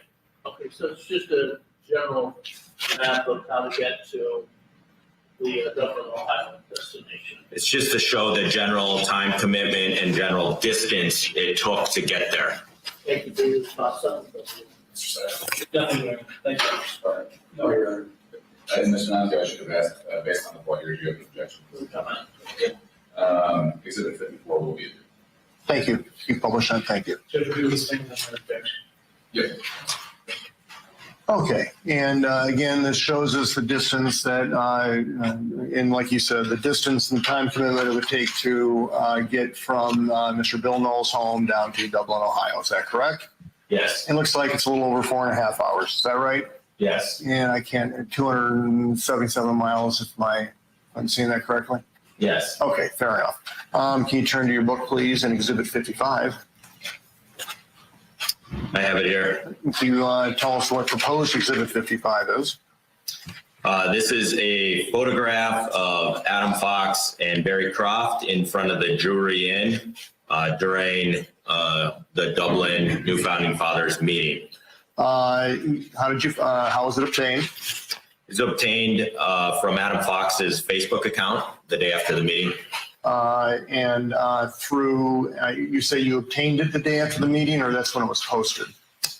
That's when it was posted. Okay. And how was it obtained? In terms of, was a search warrant used to obtain it?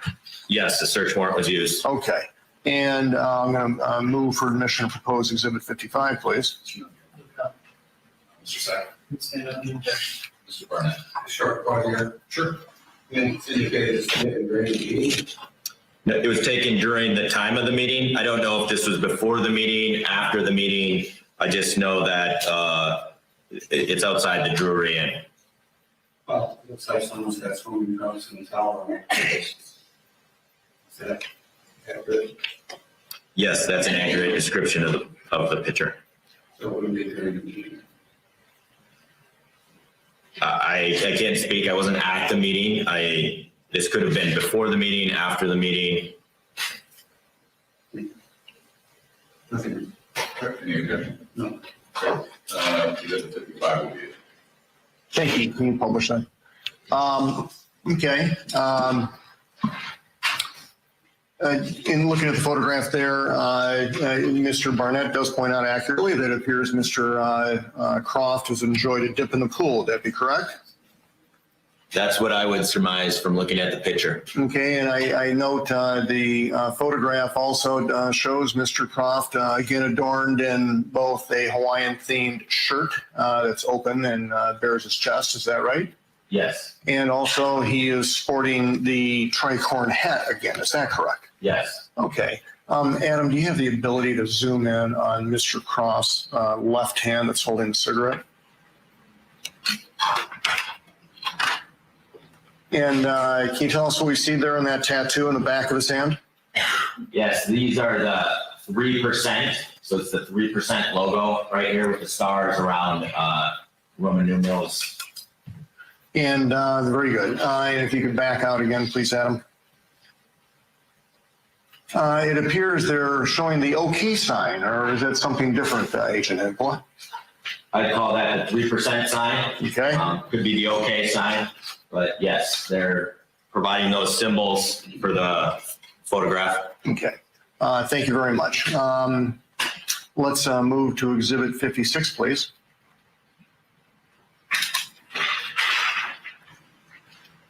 And can you tell us what that is? Proposed Exhibit 56. Sure. 56 is an audio recording of the meeting in Dublin, Ohio. Okay. And how was it obtained? It was obtained through a confidential human source who was present at the meeting, Steve Robeson, and recorded the meeting. Okay. And generally described what the content of the recording is. So this is Barry Croft holding court around the table and speaking to the militia leaders who attended the meeting. Okay. Move for admission of 56, please. No comment. Sorry. Deputy, stand on the objections. Sure. Sure. You have any roles in here that say Steve out of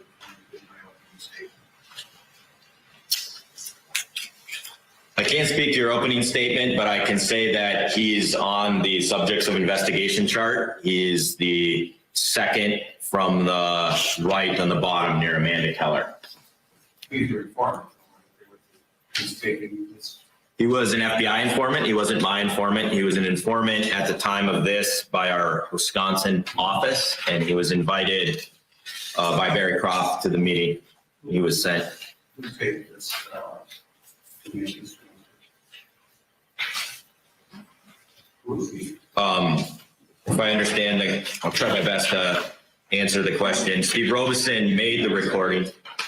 Who takes the meeting or who prepared the transcript? Who was the person at the meeting with the wire? I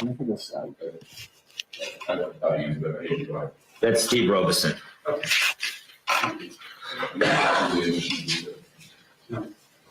Exhibit 56 will be the. And is there an associated transcript of this audio clip marked 56T? Yes, there is. Okay, and is that transcript accurate as to what the statements are in the audio? Yes. Move for admission of 56T, please. Mr. Musco, No, Mr. Sire, please stand on the objections. Mr. Sharp. No. 16.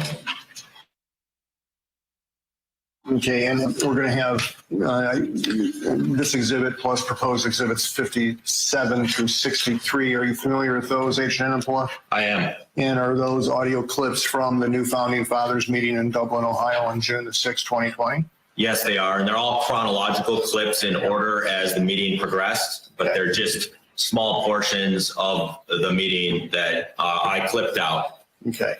And how long did the meeting last? An hour and a half to 2 hours. Okay, so we're not going to have to listen to 2 hours of audio, is that correct? That's correct. Okay, fair enough. Let's move back to Exhibit 56 and its transcript, please. Thank you, Adam. If you can play the audio now. Before you do, I'm sorry. Stop. These tactics when you see our position concerned. Can you show us the transcript again?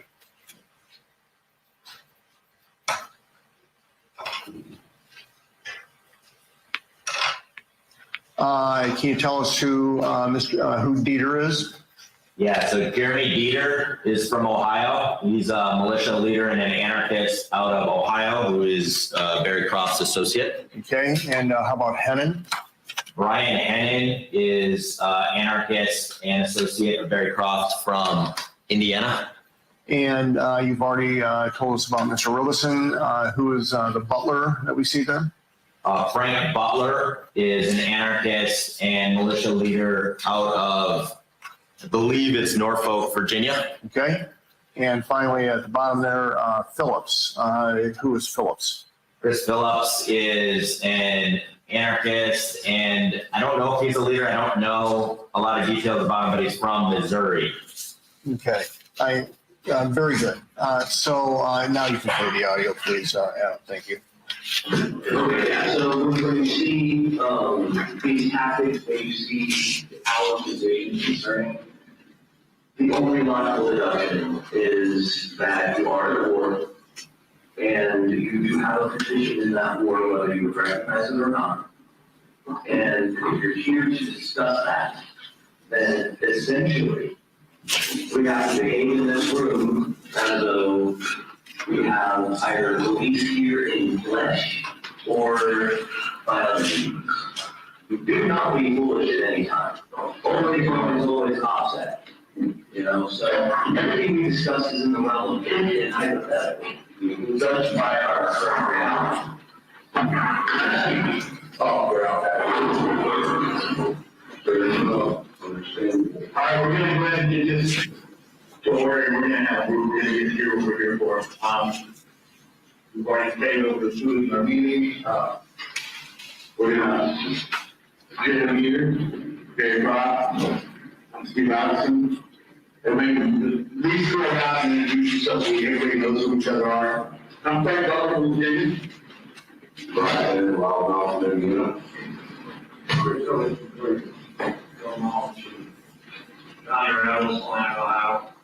And time you want to say that. Rather than let's go. Contacted,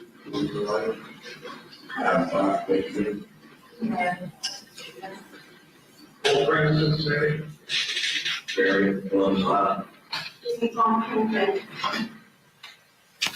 Just stop here for a minute, if you would. Can you enlighten us, Amanda Keller, remind us, she's at this meeting too, is that correct? That's correct. And was she on the subjects of investigation list? Yes, she was. And how is she related or connected at all with Mr. Fox? That's his girlfriend or fiance at one time. Okay. Okay. Moving on now, if we could.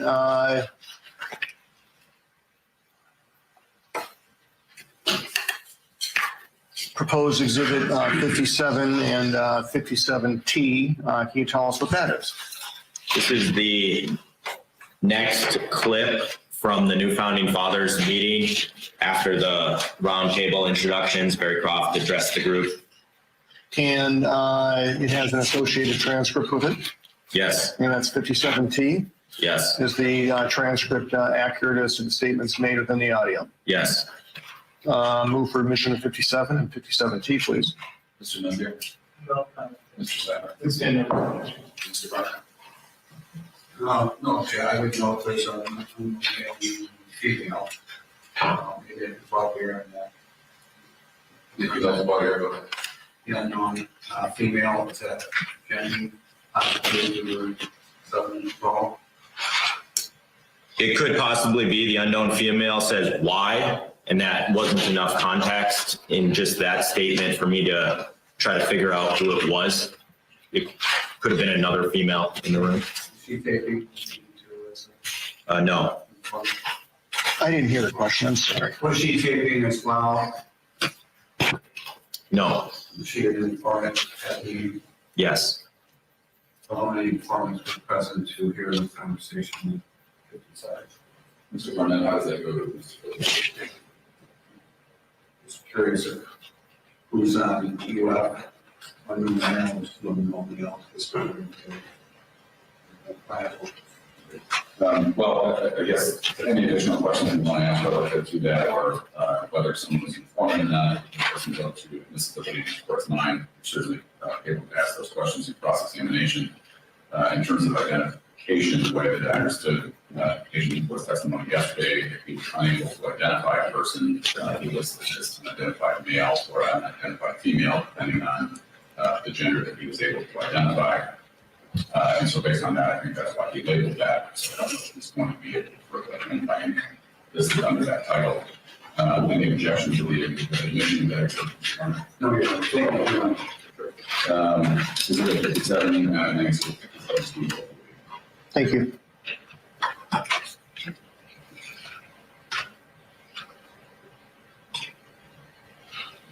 So, we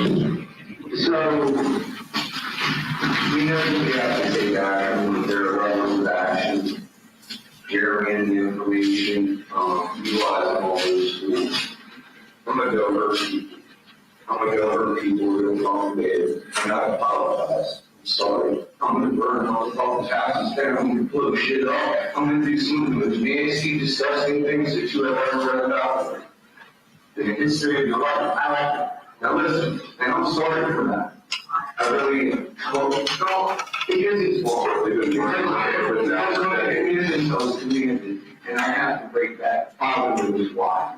I've already asked permission, it's been granted. I'm not worried about it anymore. I'm going to give it a second. If I apply for a motherfucker version, pull a motherfucker table to the ground, knowing that I have one myself, I'm sorry. But I'm going to do it. That's Barry Croft at the Dublin meeting on June 6th, correct? Yes. Okay. Let's go to proposed exhibit 58 and 58T. Can you tell us what that is? This is a 2-minute clip of Barry Croft further on holding court at the meeting. Okay, and does the transcript, is it accurate as to the statements in the audio? Yes. Move for admission of 59, proposed 58 and 58T. Nothing. Mr. Sykes. Any questions? Did you, I didn't hear you, did you say it was holding court? Yes. It's going to be, calling the meeting for the, I believe you're talking about the previous clip. I'm describing the general description of what's going on in this 2-minute clip. I think there was just attendance taken, it sounded like. Judge, how is this for you? I was trying to find out the holding court, how that applies to this.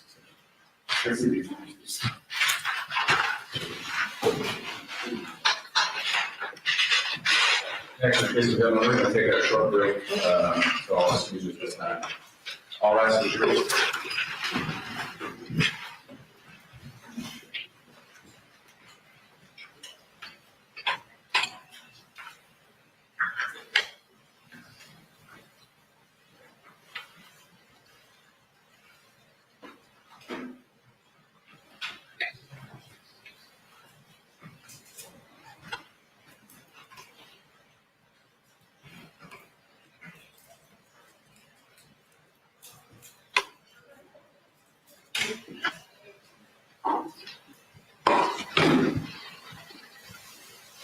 Okay, record from the front of the jury's out of the room. We're going to take a short break, ladies and gentlemen. Let's see the attorneys in the chamber.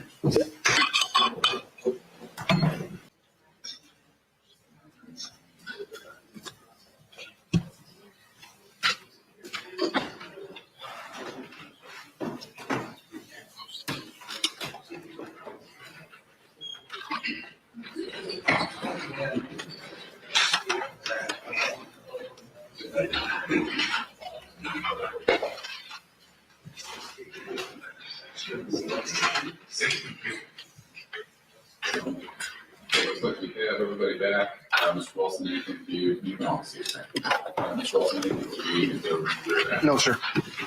No, thank you. Sorry. No, thank you, Judge. Okay. And Mr. Nolan's going to comment, we were talking back there about the objections to the evidence. No, I just want to, I think we placed it on the record. I just want to make sure because he's indicating no comment at times whether or not he has an objection here in court. You did concur with the written objections that were filed by Mr. Seibert, is that correct? I did, Your Honor, I know it comes up, I've never done a no comment before, but by the virtue of the amount, I just, Sure. for some reason, I've used no comment. I understand, and we've had many discussions about it. I wanted to make sure it was on transcript, so in case that's necessary in the future, so that is clear, in case it's not reported, just to clarify. And if I say no comment enough, at least when I'm faced with the press, I can say no comment, so. All right.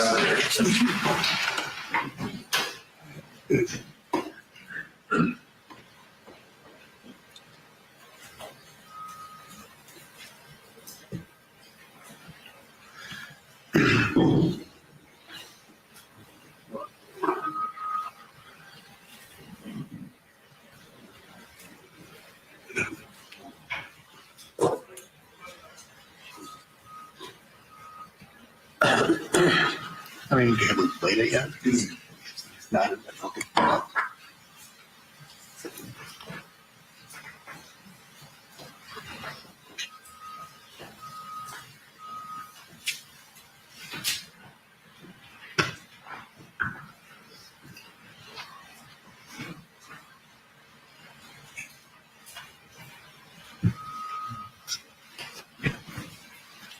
Thank you.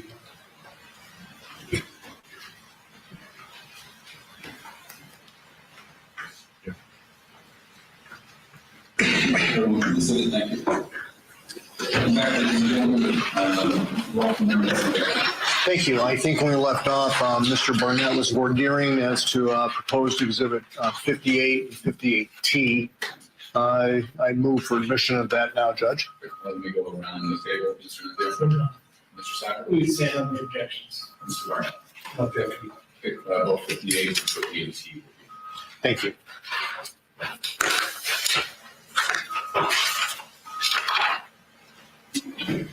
Without the people, without the lowest of the low, there's no reason for us to be. And it ain't now.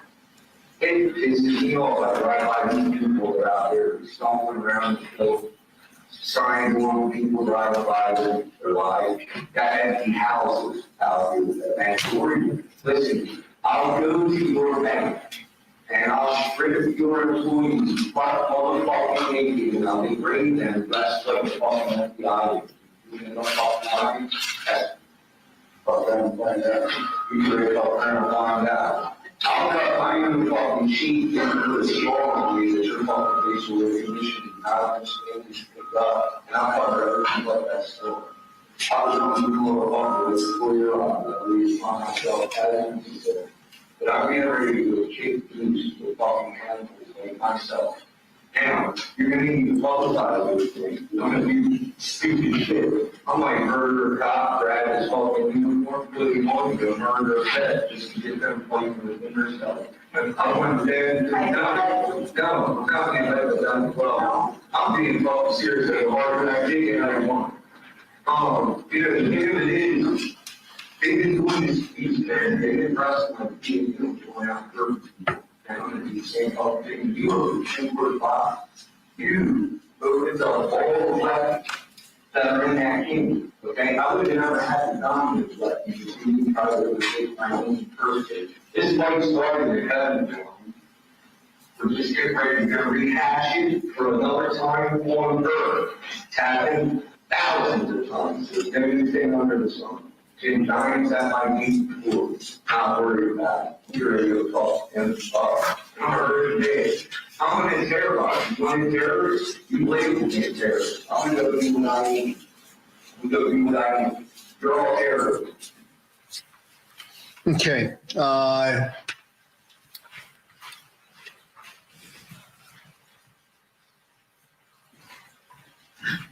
I'm sorry, was that 58, Adam? Thank you. Turning your book now, if you would, to proposed exhibit 59 and 59T. Can you tell us what that is? Yes, 59 is another audio clip of Barry Croft during the new Founding Fathers meeting. It's a 1.5-minute clip of Barry Croft describing the violence moving forward. Is there an associated transcript of this audio clip marked 59T? Yes. Okay, and is it accurate as to the statements made within the audio? Yes. Move for admission of 59 and 59T, please. Mr. Sacker. Please stand on the objections. Mr. Barnett. Objection. Both will be. Thank you.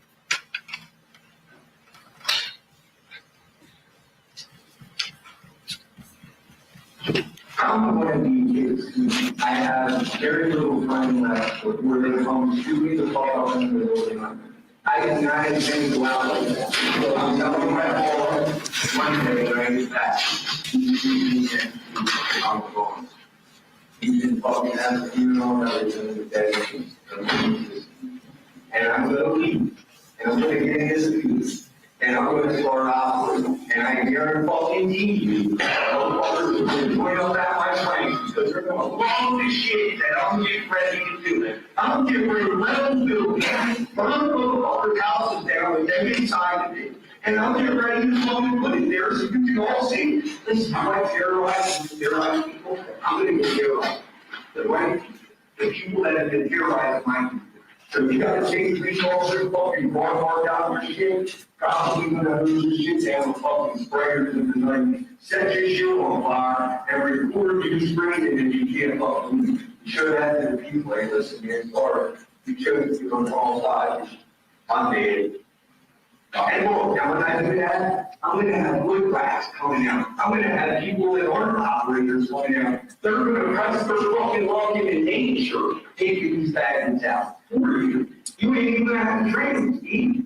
The natural progression and the fact that they have inspired in man is gonna take care of it.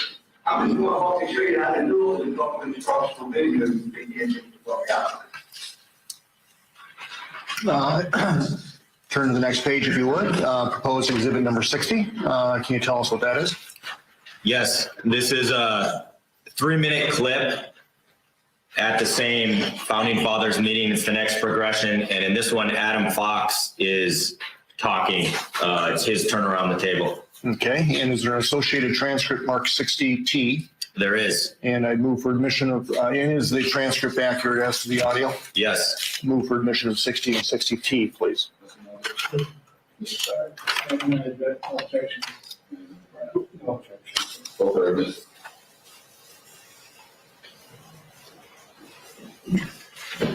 I think a lot of there is going to be in all in that. I didn't home for the project off to bad things. And we go to now, we get our fucking house, listen to it, and open it and say a word, and the other friends government. But we can't do that, and not only that, we belong to the government. But yeah, we're all massive fucking terrorists. Not one violent fucking thing happened there that day. Not one violent thing happened in the home around this time. Okay? That is another thing I think. It's about and to be honest with my patients, it's very sad. I think we get out, even not do that for the yeah, I hear some people that are on the internet, they can't make a trip to capital for an afternoon. I mean, I don't disagree with Michigan saying, oh, I'm already in that legal, we were there, and we were fucking mad, and we got our, you're all fucking down there, we should have fucking all that kind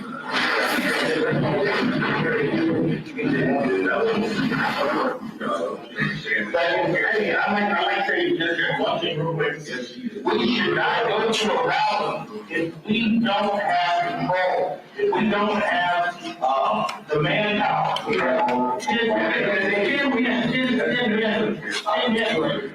Right there, like we were talking that. First, they voted in our favor. Maybe they're not going to get that fucking thing. We want to learn how to make a way with this completely. You know, they had the second day of our where she lived at. I know where I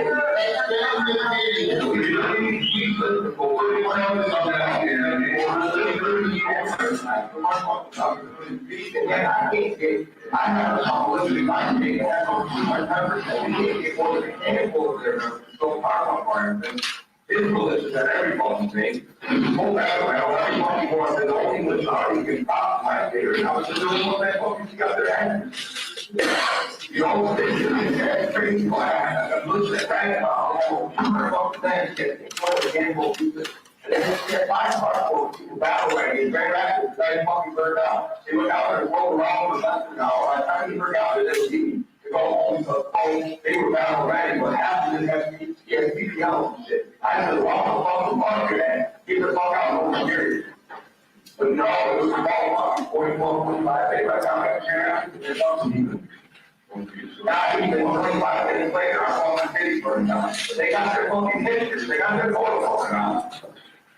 When they, you know, we're not getting what's really for that, they get fucked for down. Can you, thank you. Can you scroll back up, Adam, to the Amanda Keller statement? And again, this is Exhibit 60, and Agent Impala, you told us that Ms. Keller is either Mr. Fox's fiance or girlfriend, is that right? Yes, And here, in Exhibit 6, she's contributing and saying, I know where her summer house is. Is that correct? yes. Okay, fair enough. Let's move on to proposed Exhibit 61, if we could, please. Can you tell us what that is?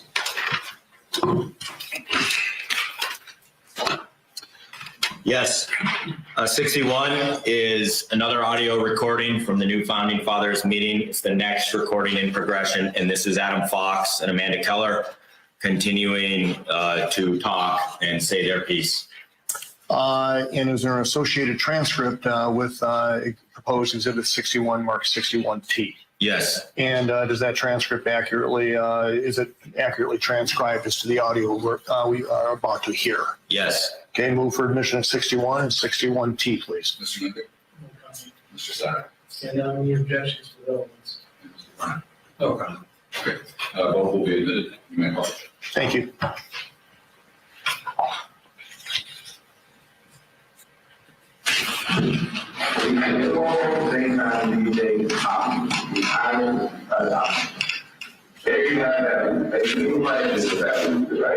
I mean, now the thing report, now we have capital and value of that. We have their common. I have time to just know every day. We want that and all about it. You know exactly what you're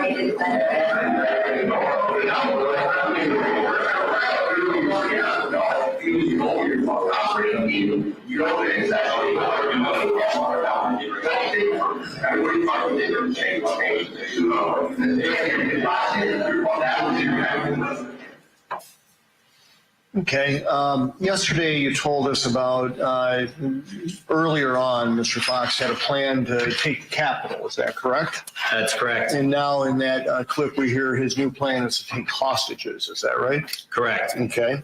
Can you tell us a little bit about proposed Exhibit 62, what that is, and the associated transcript 62T, please? Sure. 62 is a 45-second clip in the progression of the Dublin meeting, and this is Bill Null describing that he agreed with everybody there. Transcript accurate as to the audio? Yes. Okay, move for admission of 62, please. Mr. Nick, No comment. Mr. Sack, Please stand on the objections. Mr. Bryant. No objection. Both will be admitted.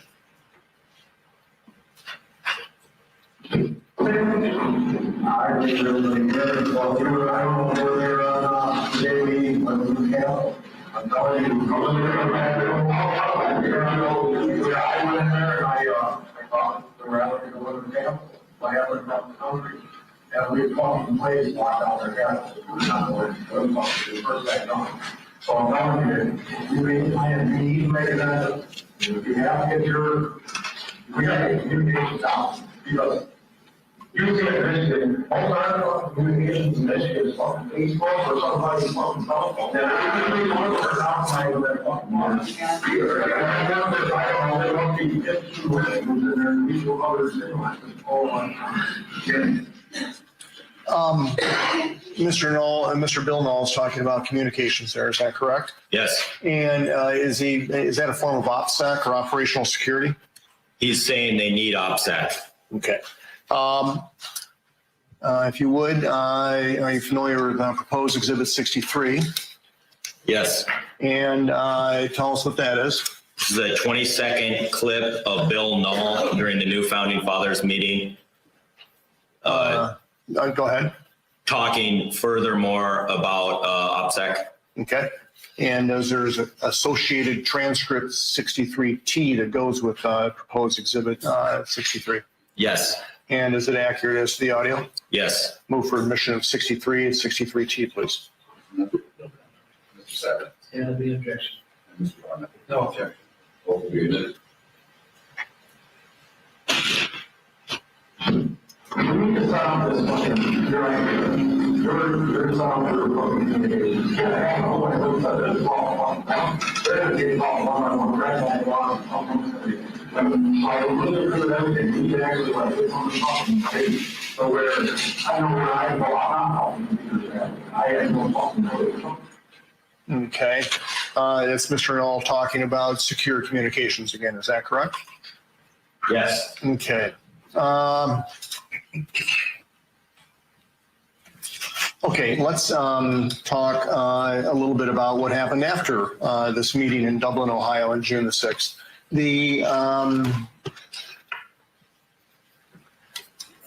What's happening to the investigation, your investigation at this point?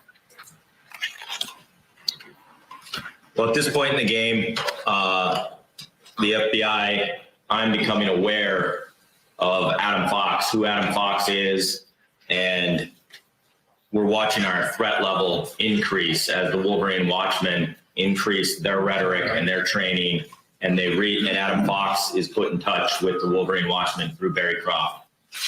Okay, is the scope of the investigating getting larger or smaller? It's definitely getting larger. Okay, are there any new threat streams that you're identifying then? Yes, so by now we have 3 independent threat streams that are starting to come together and have been in contact and are now communicating amongst themselves. Okay.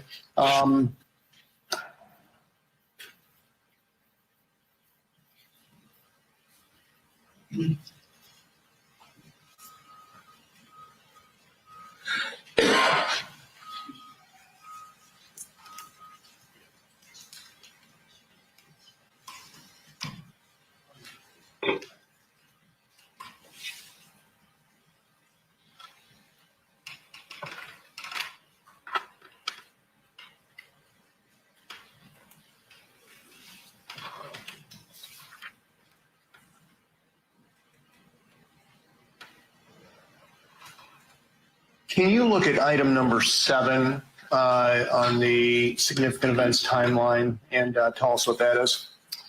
Yes.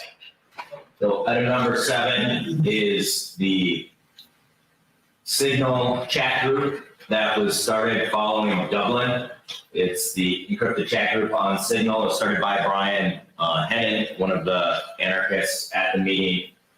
And it was titled New Founding Fathers. Bill Knoll, Barry Croft, and Adam Fox were part of that chat group. Okay. We heard Mr. Knoll talking about secure communications in the earlier clips there. Is that correct? Yes. Okay. Did you or in your investigation have any coverage, so to speak, or did you have any eyes into that particular chat group on that date or somewhere thereabouts? No. When did you learn about this New Founding Fathers Signal chat group? I learned about it after the arrest on October 7th when we executed a search warrant on Bill Knoll's phone and saw the electronic footprint of that chat group. Okay. So let's look at Exhibit 64, if you could, please.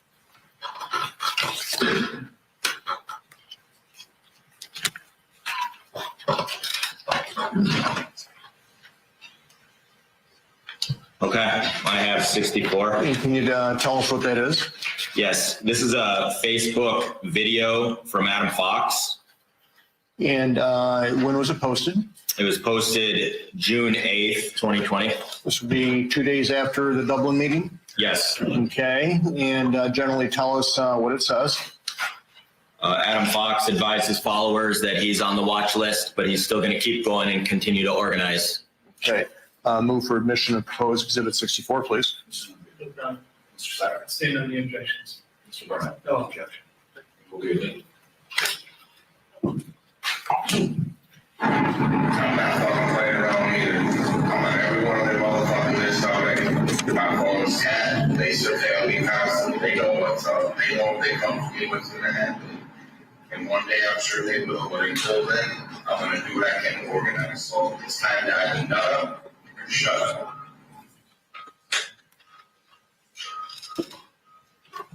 Okay. And tell us again, just refresh our memory, how was that obtained? That was obtained via a Facebook search warrant for Adam Fox's account. Okay. All right. Are you familiar with proposed exhibit number 65? Yes. What is that?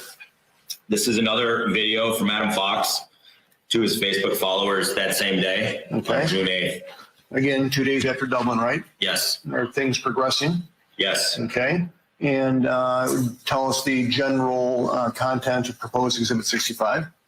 Adam Fox tells his followers what they'll be doing, how they're going to be kidnapping politicians. Okay. Move for admission of Exhibit 65, please. Mr. Cronin. It will be admitted. So let me ask what everyone's going to do, because they took away our livelihoods, they took away our day-to-day lives, all they sacrificed nothing. They went along as usual. Because, we left beneath them and all. Who's ready to go take some politicians and put them on trial?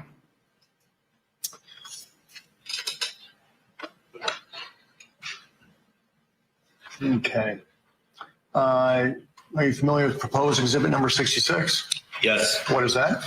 this is another Facebook video from Adam Fox to his followers as he's recruiting And when was it posted?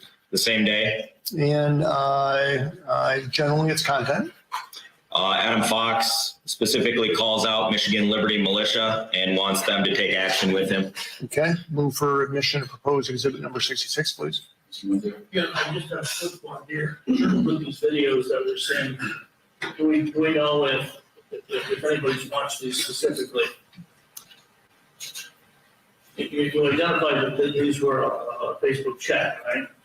Yes, Okay, but you don't know who's watched them or who hasn't watched them, correct?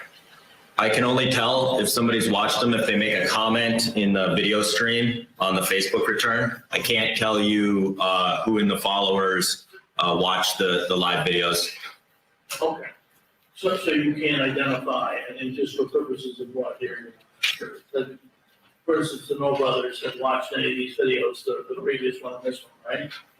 That's correct. I don't know if they have. I can't tell you who has watched these videos beyond somebody who has commented on them. Okay. Thank you, nothing further. Mr. Sauer. We stand on the objections. 5 yard, I mean, Some what you're saying. same, one victim. Okay. So you don't know if they're volatile houses. Correct. Thank you. Any objections to this admission, Mr. Cronin? Okay, the video will be admitted, obviously, questioning from the attorneys, or wait for the jury to determine this. The time is here. The time for talk is over. The time for action is now. No more of this paper patriotism. No more paper patriots. I'm fucking sick of it. It's time to put up. Calling everybody. MHG, MLM, every fucking militia in the state of Michigan. Hey, Agent Impala, yesterday you talked about some different militias and MHG, what's that? That's Michigan Home Guard. Okay, and I think, the MLM, what does that stand for? Remind us. That's Michigan Liberty Militia. Okay. Are you familiar with proposed Exhibit number 67, please? No, I'm sorry, I think that. We're on to 68, is that right? 7? Okay, thank you. Yeah, proposed Exhibit number 67, can you tell us what that is? Sure. This is another Facebook video from Adam Fox. It was obtained via Facebook search warrant. It's from June 8th, 2020. It was sent to his followers.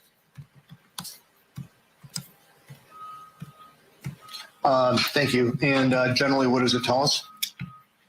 Tells us that action will be taken. Okay. Move for admission of proposed 67, please. My same question, you don't know if Bill Mull or Michael Mull have listened to these or watched these. Correct, same answer. Thank you, sir. Judge, we stand on our objections, specifically bringing up evidence. Mr. Cronin. Okay. Will be admitted. Look, at the end of the day, your heart's not in it, so you're not dedicated and committed. Just sit the fuck down and shut up. The talk is done. We've done the rallies, we've done all that shit. Time to talk is over. Action is required. Action will be taken. proposed exhibit number 68. Are you familiar with that, Agent Umpqua? Yes. Can you tell the ladies and gentlemen on the jury what that is? This is a voice message. So this is one of those audio clips on Facebook Messenger that you can send via Facebook. And I'm sorry, this is Adam Fox sending a voice message to Barry Croft on June 8th, 2020. Okay, and is there an associated transcript mark 68T? Yes. And is that transcript accurate as to the audio? Yes. In 68, okay, thank you. And tell us, if you will, remind us, how did you obtain this? Via Facebook search warrant. Okay. Move for admission of 68T, please. Please stand on the objections. No objection. Both will be admitted.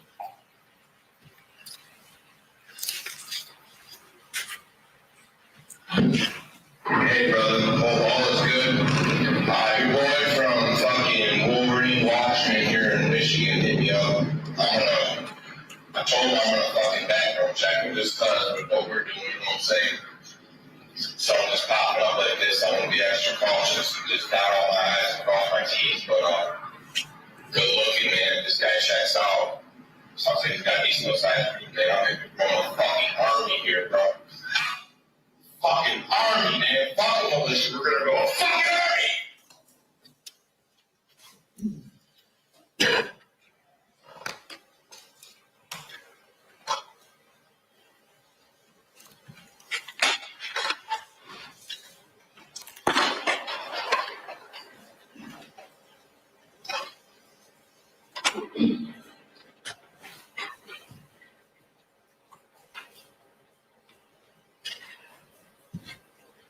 Agent Umpqua, are you familiar with proposed exhibit number 69? Yes. What is that? This is a Facebook post by Barry Croft on June 9th, 2020 How was it obtained? via Facebook search warrant. And generally, what does the post tell us? It's a post naming Adam Fox the head of the 2nd Continental Michigan Regiment, and it's to Wolverine Watchman members. Okay, and I'm going to move for admission of 69, please. Mr. Secretary. No, please stand on our objections. Mr. Barner. No objection. Will be admitted.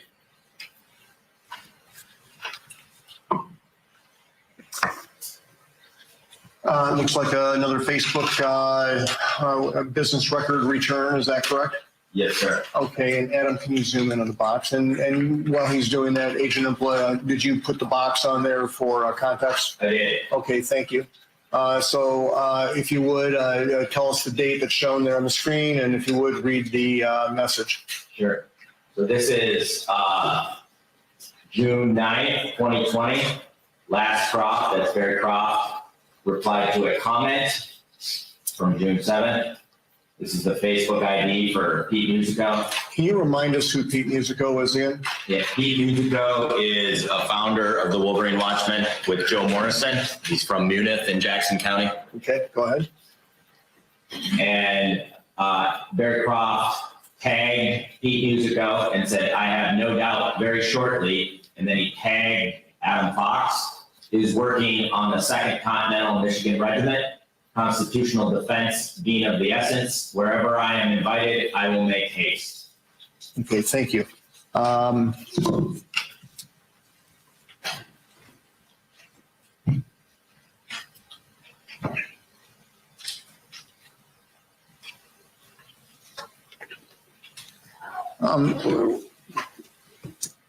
terms of the nighttime surveillance and the FTX that was associated with that was in Luther, Michigan, is that correct? Yes, sir. And you said, I think you told us yesterday, that was property owned by Mr. Ty Garbin.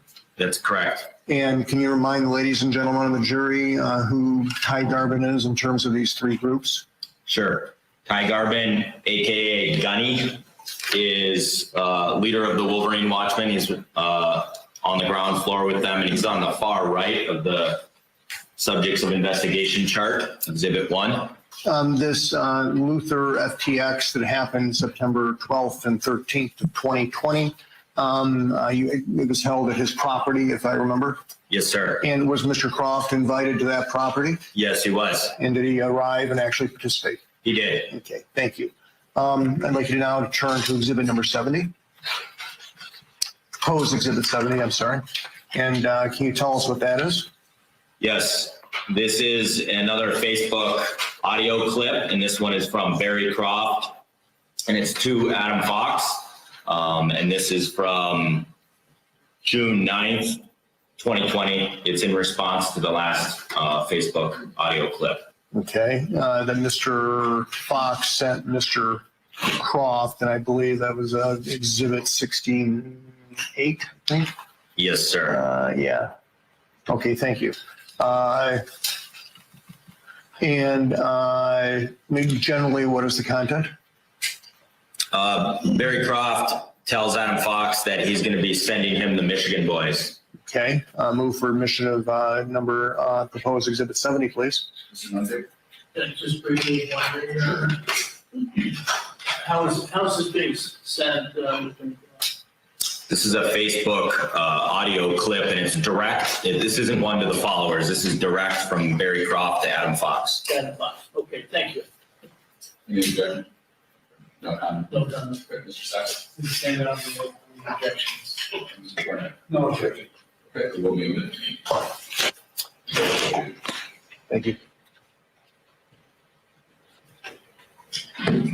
You're also gonna have people from Michigan tell you you're cross something to you know what I mean? So, I'm putting them cats on you, bro. It's gonna be that. And they gonna form up on us, and we're gonna do that thing, man. We don't even know, man. We're just at the beginning stages of shit, you know what I mean? Like, we just got in the fight. Everybody else been on it. You know what I mean? But because we're in the Patriot movement, we've been politically correct so long that we are just joining the fight that everybody else is currently engaged in. You know what I mean? It's like that, bro. But it's cool, man. We all right. We get it. We all right later on. Okay. And I think you said that was June 9th, Yes, sir. and that's 3 days after the Dublin meeting. Yes. And we saw the picture of Mr. Croft and Mr. Fox at the Dublin meeting with their arms around each other. Is that right? Yes. Okay. Proposed exhibit 71. Can you tell us what that is? Yes. This is another video by Adam Fox. This is one to his followers on Facebook. It's from later in the day on June 9th, 2020, Okay. How was it obtained? via Facebook search warrant. Okay. And again, these clips that we're hearing here, are they in chronological order? Yes. Okay. Generally, how would you do with the content of this? Adam Fox makes it clear to his followers that they have weapons and gear. They're not just for show, and they aren't going to be doing cosplay. Move for admission of proposed exhibit 71, please. Just a quick one here. Sure. Right.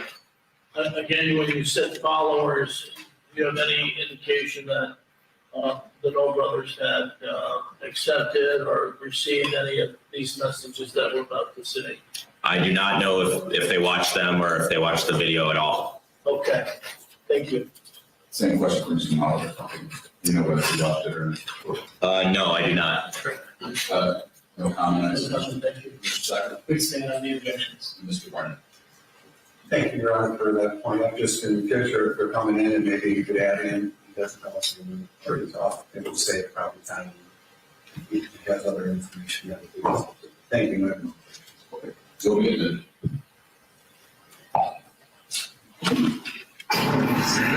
I'm not playing, yo. At this point, I feel like some of y'all are just cosplaying, man. Supporting all this gear, investing all this money and shit. You ain't never gonna go fucking use it. We have a tyrannical governor who for months has fucking violated our constitutional rights and basically tyrannical ruled our state. Okay, I've got one thing I'd like to go back to before lunch. It won't take but a minute. And yesterday we talked about a proposed exhibit 19 Do you remember that, Agent Infla, that it was, why don't you find it there and let me know when you're. I do. I have it here. And let me just, okay, I'm gonna switch those there, okay? And I think we updated the court's trial book too. That's correct. And Dan, did we either email or get those over to? Okay, good. And I think we've supplied the modified version to defense as well. But I'd like to recap just for a minute what it was to refresh everybody's memory. Proposed Exhibit 19, can you tell us what that is? Yes. This is a 3-page exhibit and it has captioned photographs from an encrypted signal chat that was found on Bill Null's phone. Okay, and was Mike Null a member of this chat? That is, was he was he in it as a named person allowed inside? Yes. So Mike Null was one of the militia leaders who were in this signal chat. Okay, and I mean, you found this on Mr. Bill Null's phone, correct? That's correct. So was he a member or allowed into that chat as well? Yes, he was. Okay, and tell us just generally this chat that this content comes from. Who are the members or the individuals allowed in? Sure. So this was militia leaders chat. There was 10 militias who were represented. The rules of the chat were 2 militia leaders per militia. So there's a total of 20 people in the chat total. And which application or platform is this on? This is on Signal. Okay. And this is content that was found on Mr. William Null's phone, is that correct? That's correct. By search warrant? Yes. Okay. And did Mr. Bill, does the content, how would you describe the content of the 3 photographs? I would say these are captioned photographs. And to be clear, these 3 photographs were on the chat, but they were not sent by Bill Null or Mike Null. Understood. I mean, this is fair summary to say this is content that was on Mr. Bill Null's phone. Yes. Okay, fair enough. And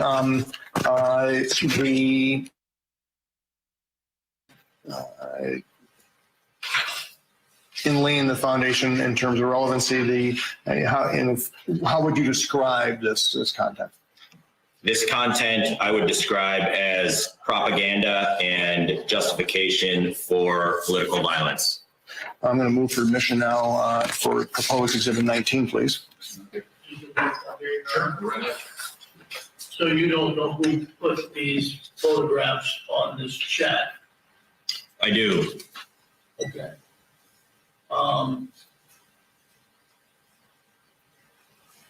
But they're not identified in the photographs, are they? That's correct.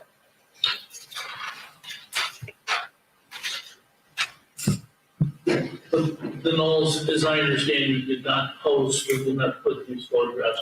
That's correct. Mike and Bill Null did not post these photographs. Okay, thank you. No comment. Second. Expand on the objection. Mr. Barnett? Couple, maybe. Did you say leadership? This is from the leadership group. Yes, Mr. Officer's not on this chat. that's correct. Thank you. Any objection to the admission of these? Okay. The exhibit will be admitted. Any of the questions that I asked relatively, I think it's helpful clarification in terms of who sent them, who didn't send them, those types of things for the weight aspect of the they give it in terms of admissibility, given the discussion yesterday. And as I'm looking at them now, they will be admitted. Thank you, Judge. If you could publish those, please, Adam. And can you describe for the ladies and gentlemen of the jury what we're seeing? Sure. This is a photograph of a rifle round with a handwritten word recall in black magic marker. And what date did that get posted on that signal chat? That was May 11th, 2020. And can you move to the next photograph in that stack? What do we see here? So on that same day, May 11th, is this captioned photograph, which was posted. Your liberties aren't dying, they're being killed by people with names and addresses. And on the right, what do we see? I had recognized this, and this is a post, a similar post that I found on Joe Morrison's Facebook a month earlier, so April 13th, 2020. It's the same similar propaganda. Your liberties aren't dying, they're being killed by people with names and addresses. The Michigan Liberty Militia, that's a different organization than the Wolverine Watchmen, right? That's correct. Okay. And can you go to the next page, please, Adam?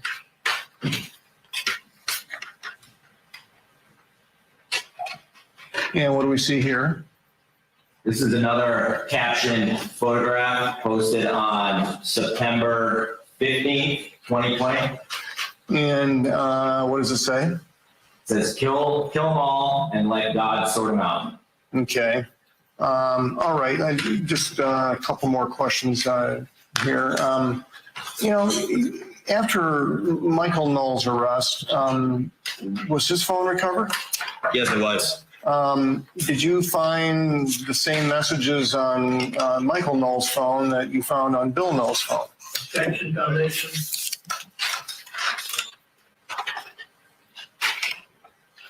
What messages, Your Honor, the one found? I can refine. You're referring to these, Yeah, this signal chat. limited to domestic. Right. I can refine it even further. Okay, let's try that and then I'll come back. On Michael Knoll's phone, did you find this signal chat? No, I did not. Okay. And did you find any of this content here, these 3 pages we just looked at? No, I did not. Okay. I want to draw your attention back to Exhibit 17. Do you remember that? While you're putting that, Mr. Wilson, let me just go back to you, Mr. Nunzio. Any objection to those follow-up questions? No, thank you. Okay.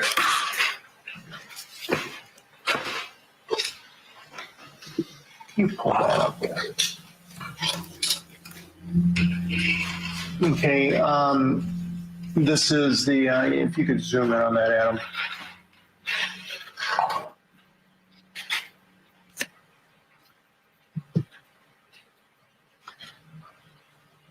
And remind us of what this is, Agent Info.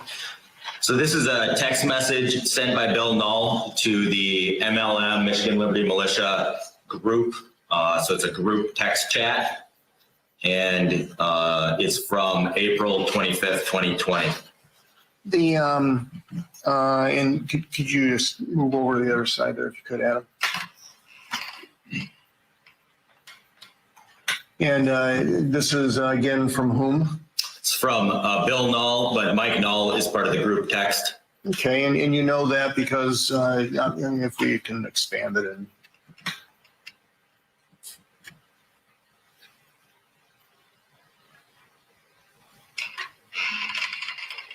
There you go. These are the people in the text thread, and these are the names that Bill Knoll has them saved in his phone.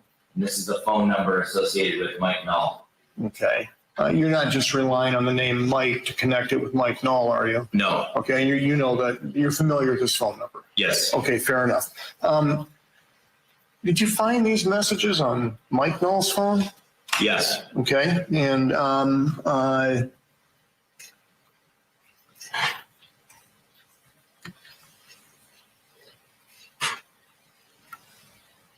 They've been deleted. I found them in the deleted cache.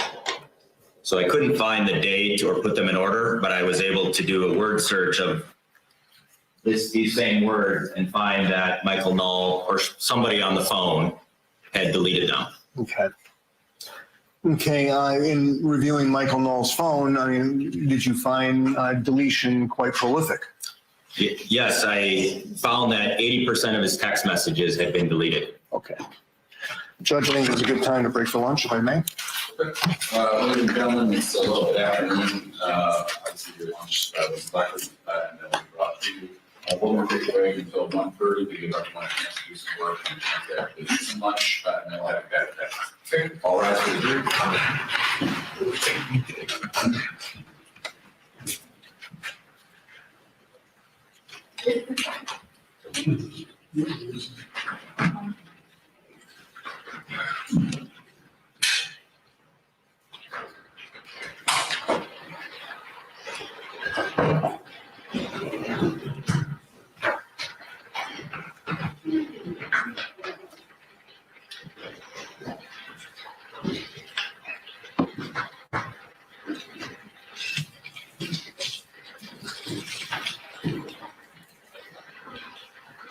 Okay, everyone can be seated. The record can reflect the jury is out. Mr. Rothman, start, do you have anything for the record?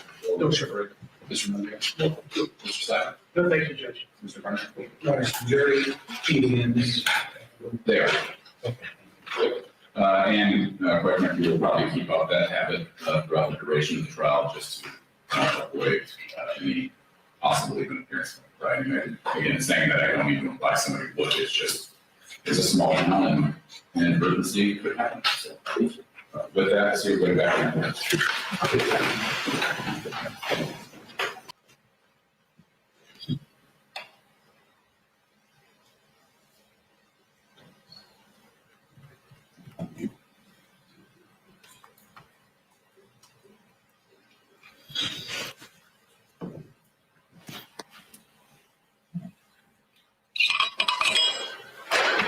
All rise, please.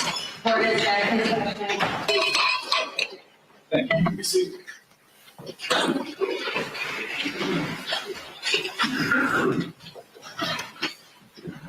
Okay, we have everybody there. For that record, then, we're coming back from the lunch break. The jury is still outside the courtroom. Mr. Walton, anything for you before we bring them back in? Just one quick matter.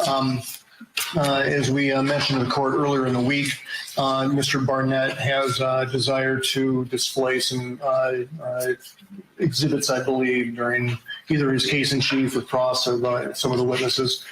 And I want to make sure that we clarify what we're going to have ready so that we don't get here and all of a sudden there's something else that he might want. And the two buckets, if you will, are there were some exhibits that we called from our original exhibit dump of August 7th. We're going to have those ready. And also the second bucket would be Mr. Barnett sent along some videos in an email that we've received. And we're going to have to convert those so they will play in the system, but we will do that. And we're going to have those ready. And that's what we're going to have ready for Mr. Barnett. If he wants to display anything else, he's more than happy to use our equipment. We'll assist him, but he's going to have it ready, either on a thumb drive or delivered ahead of time. And I just want to keep things moving. Okay. Yep.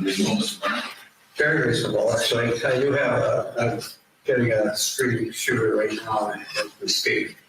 Try to relieve your person who's, at least when I put the kind of client on, so he doesn't have to sit through that. The process, at least yours, I mean, it would help to have Agent Harris, I believe, work throughout the whole trial. They help put up with the, I think, speed things right up. And they have the big pictures, nobody has to take off their glasses to try to read some of this stuff. Client could respond to them at their exhibits. It would help. I'm trying plan B to get ready in case, but I'm basically going to go through all the exhibits that reply to my client, not the most stuff.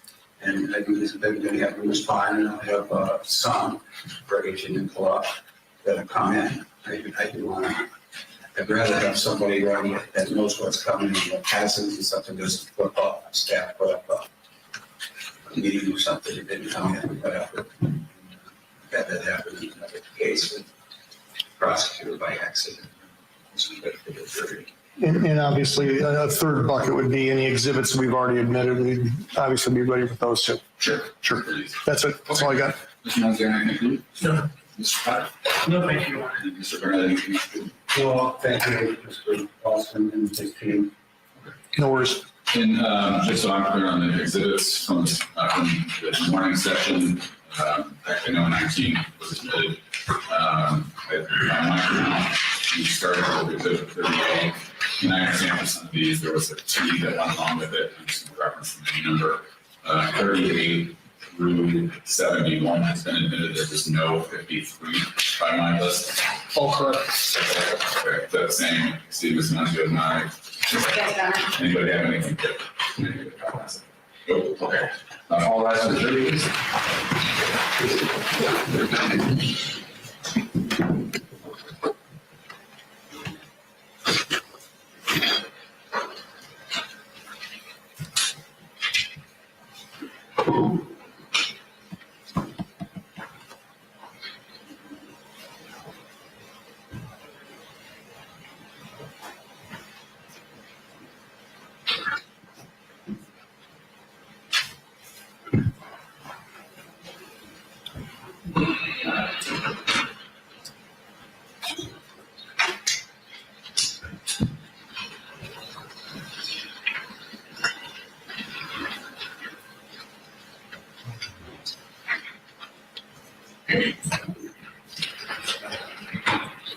Everyone can be seated.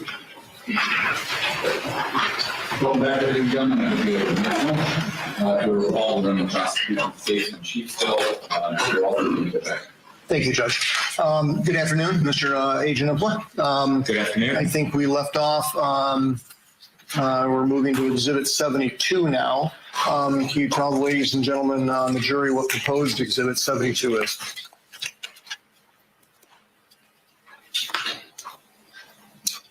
Yes, Exhibit 72 is another Facebook video, by Barry Croft. It's from June 11th, 2020.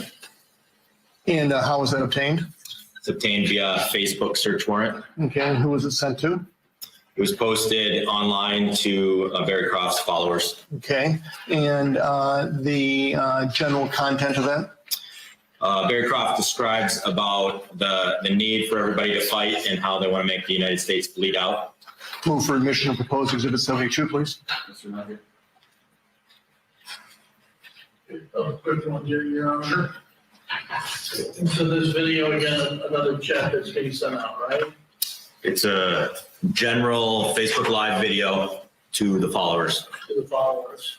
And so there's no indication whether or not Bill and Michael Knoll have received this or watched it, correct? Correct. I can't tell you about Michael Null, Bill Null, or Eric Molitor if they had watched this video. Okay, great, thank you. No comment.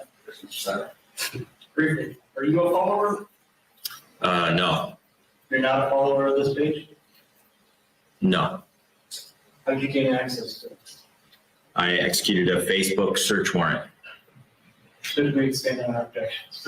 Mr. Barnett? One question, Your Honor. Sure. Mr. Walters, I don't follow this page. Right.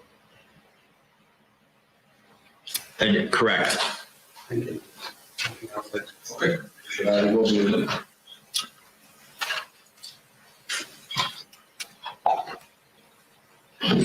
Said, yeah, damn right, let's make them bleed out. That's the real hardcore truth, for real. Until you shoot these people off of your content, until you make a big enough impression that you're not going to let freedom go without the biggest fights you've ever kicked off in your life, it's going to go. Okay, that was Mr. Croft again, correct? Yes, Still wearing the same headgear and Hawaiian themed shirt, is that correct? correct. And proposed Exhibit 73, can you tell us what that is?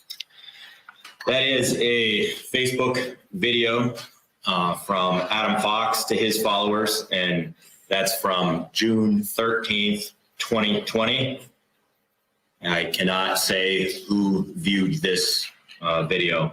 Okay, approximately how many followers did he have back then?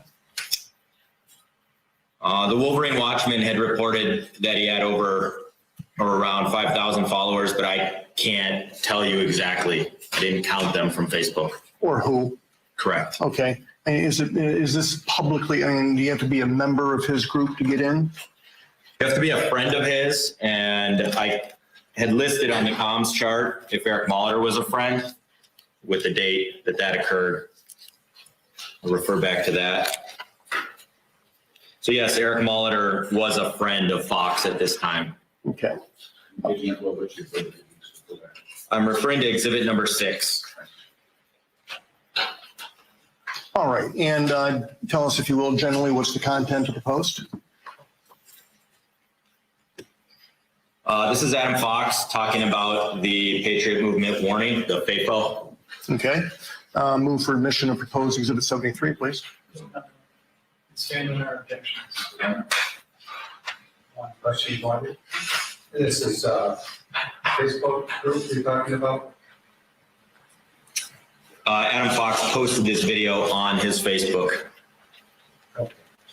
Just like Facebook, sometimes people are always allowing to post somebody who makes that very group, right? I can't tell you who watched it or who followed. I can just tell you it was posted on Adam Fox's wall. Thank you very much. Okay. Okay. I will leave it.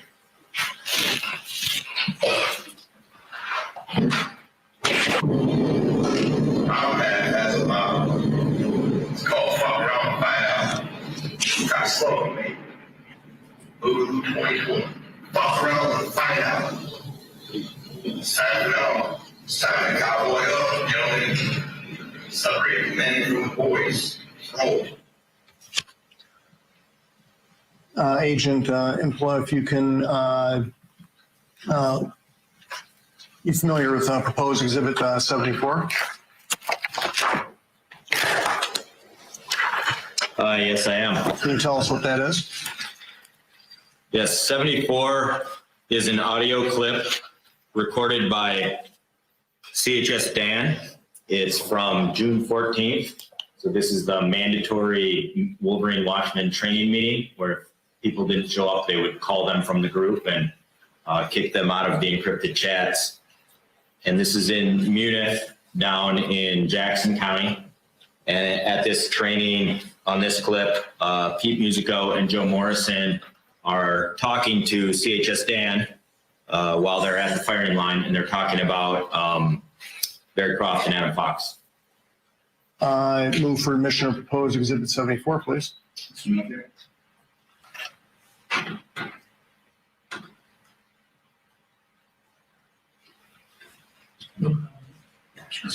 Stand on the objection. Well, And Judge, if I may, I'm sorry, I'll allow the court to rule. What are you gonna? There's an associated transcript. It's proposed exhibit 74T. Is that correct, Agent Impla? Yes, sir. And is that transcript accurate as to the content of the audio? Yes. Okay. I move for admission of both, please, Judge. Same objections. Mr. Sacker. Same. Mr. Turner. objection, just a point of interest, 71 through 73 was listed as videos with no transcript. This one usually would have a 74 video and but the page, I just say another any glitching evidence book that does not indicate the video or the accompanying 74. They usually be 74 and 74 keys. I understood it was in the audio. Yes. Okay. Yeah, it does, but 74 in the book says there's no T by it. Page, just in case we're keeping score and keeping track. It doesn't say 74 T, it says 74. It's a document that looked at, I understand what you're saying, with the plastic sheet, 74, the proposed exhibit 74T is provided in that as well. That's given that 74 to 74C.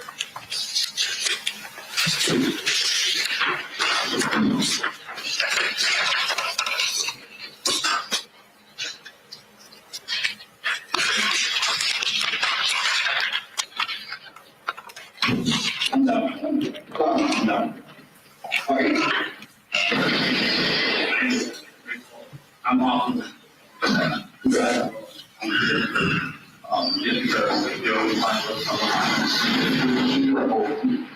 about? What? For the meeting or is it okay? I'm assuming this meeting came with. This meeting is pertaining to taking the root on. Yeah. That's one line I'm going to let you know right now. This ain't about us like get prepped and ready to go. This is about point rifles, it's about police officers, it's about politicians, it's about church. Yeah, this ain't no shit. This is starting pollution in the United States. That's what he's talking about. Yeah, so he's talking about, listen to the message. His message is, listen, you fucking pussy, or put right in your talking dead sucker, and let's do something.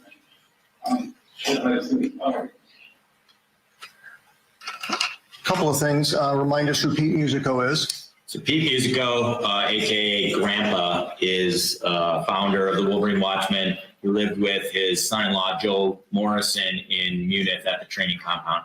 And is that where this conversation takes place? Yes, Okay. And this is, you said this was from June 14th, right? correct. Okay.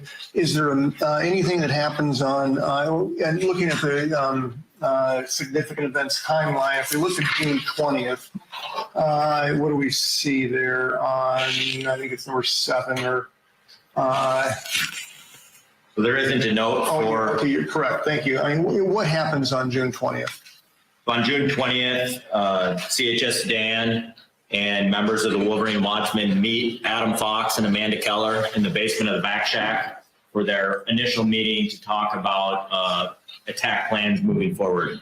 The discussion in 74, Exhibit 74 here, is that the meeting that's being referenced? So initially in 74, they're referencing a meeting in Ohio, and that was the Founding Fathers meeting that had already happened. And then the meeting that CHS Dan and Pete Musico are talking about is the meeting that's going to happen shortly thereafter on Saturday in the back shack between the Wolverine Watchmen and Adam Fox. Okay. Okay. I want to direct your attention now to the 18th of June. If we could move to the that and tell us, if you will, did something happen on the 18th of June that's relevant to your investigation? Yes, sir. Tell us about that. So on the 18th of June, Adam Fox and the Wolverine Watchmen met in a public space to vet each other and set up the meeting on the 20th in the back shack. Okay. And where did that meeting take place? Happened at a rally at the state capitol in Lansing. Okay. And who was there from the Wolverine Watchmen? CHS Dan was there. Joe Morrison was there. Pete Musico was there. Dan Harris was there.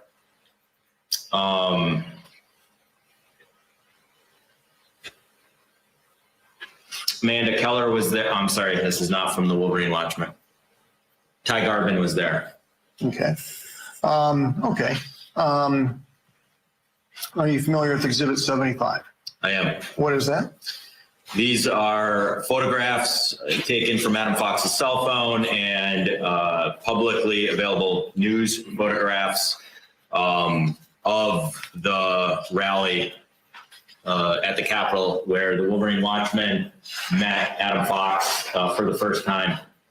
Okay. There's 2 photographs in that document. Is that correct? That's correct. And which one was taken from Adam Fox's cell phone? That's the one on the left. And I'm sorry, it's actually a 2-page document, correct? Yeah, so there's actually 4 photographs. Right. And the picture on the right, who's that? That's Mike Knoll. Okay, the one on the left of Adam Fox, where was that sourced from? That's from Adam Fox's cell phone. Okay, and the picture on the right, where was that one sourced from? This was a freelance journalist, but it was also commonly posted, I believe, in like Wood TV or MLive. I saw it in multiple locations. Okay, on the second page there, how many pictures are there? There's 2 pictures on the second page. And the picture on the left, where was that sourced from? These were videos from Wood TV of the event for both of these pictures. Okay, and the picture on the right, where was that sourced from? Wood TV. Okay, I'm going to move for admission of proposed Exhibit 75, please. Mr. Side. Could we stand on our objections? Mr. Barnett? No objections. So that will be needed, interpret that, the court made, relative to the decision, aspects, and perhaps the right found out, in addition to that, only provided amendment to 65 as well. That can place decision. We are. Give me just 1 minute if I could, Judge.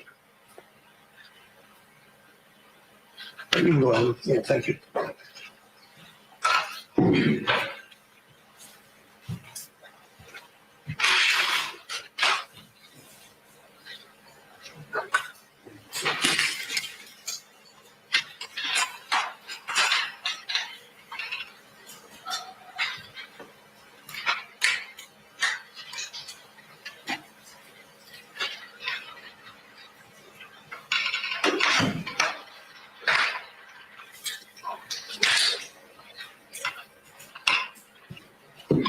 Thank you, Ed. Okay, what do we see here on Exhibit 75, Agent Empler? So on the left, this is Adam Fox wearing his blue uniform. And on the right, this is Michael Null with the Michigan Liberty Militia patch. Okay, and so you mentioned this June 18th meeting at the Capitol between Adam Fox and members of the Wolverine Watchmen. In terms of Mr. Michael Null, I mean, was he part of that meet and greet, if you will, or no? To my knowledge, Adam Fox was meeting with the Wolverine Watchmen. I don't know any communications Fox may have had with Michael Null. Okay. In this initial meeting, they were vetting each other out. Adam Fox was patting down the Watchmen. They were both suspicious of each other. So they were meeting in a public place.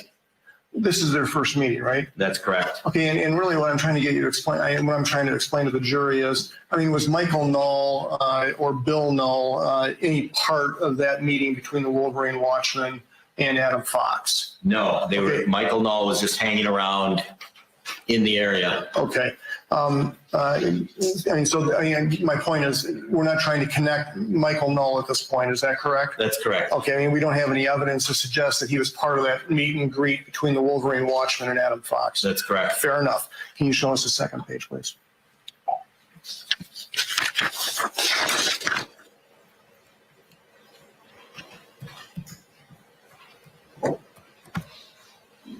And I'm sorry, what do we see on the left there, Agent Empla? So this is Bill Null here. At the Capitol the same day. Okay, and the building in the background, what is that? That's the Michigan State Capitol building right here. Okay, and on the right, what do we see? This is the meeting between the Wolverine Watchmen and Adam Fox. This is Adam Fox right here, and this is Joe Morrison right here. Okay, and just briefly describe the shirt wearer that Mr. Morrison's wearing. Mr. Morrison is wearing a Hawaiian motif shirt. Okay, and Adam Fox is wearing the same shirt with earplugs. okay, and we're going to zoom in a little bit on Mr. Morrison's kit, if you would. No, I'm sorry, back, if you would. Morrison, thank you.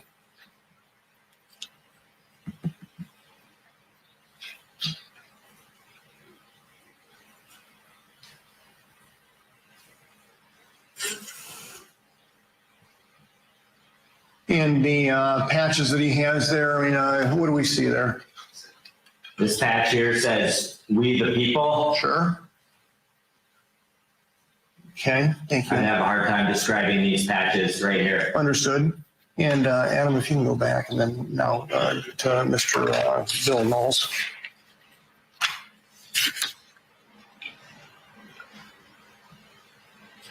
And the patch that we see in Mr. Bill Null now, are you familiar with that patch on the left-hand side? There appears to be two patches. Why don't you describe both of them? Sure. So I'm familiar with both these two patches because I've seen them after they were seized in a search warrant. This is a Boogaloo patch, and this is a Michigan Liberty Militia patch. Okay. I mean, had you seen Bill Null with the Boogaloo patch before that day? I had not. Okay. Thank you. Okay. One of the things, can you just bring that up one more time? I'm sorry.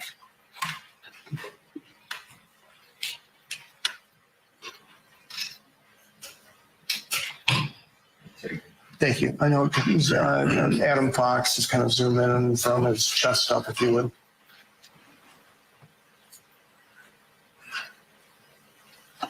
I'm sorry. I said Bill, no. I meant Adam Fox. I'm sorry, Adam.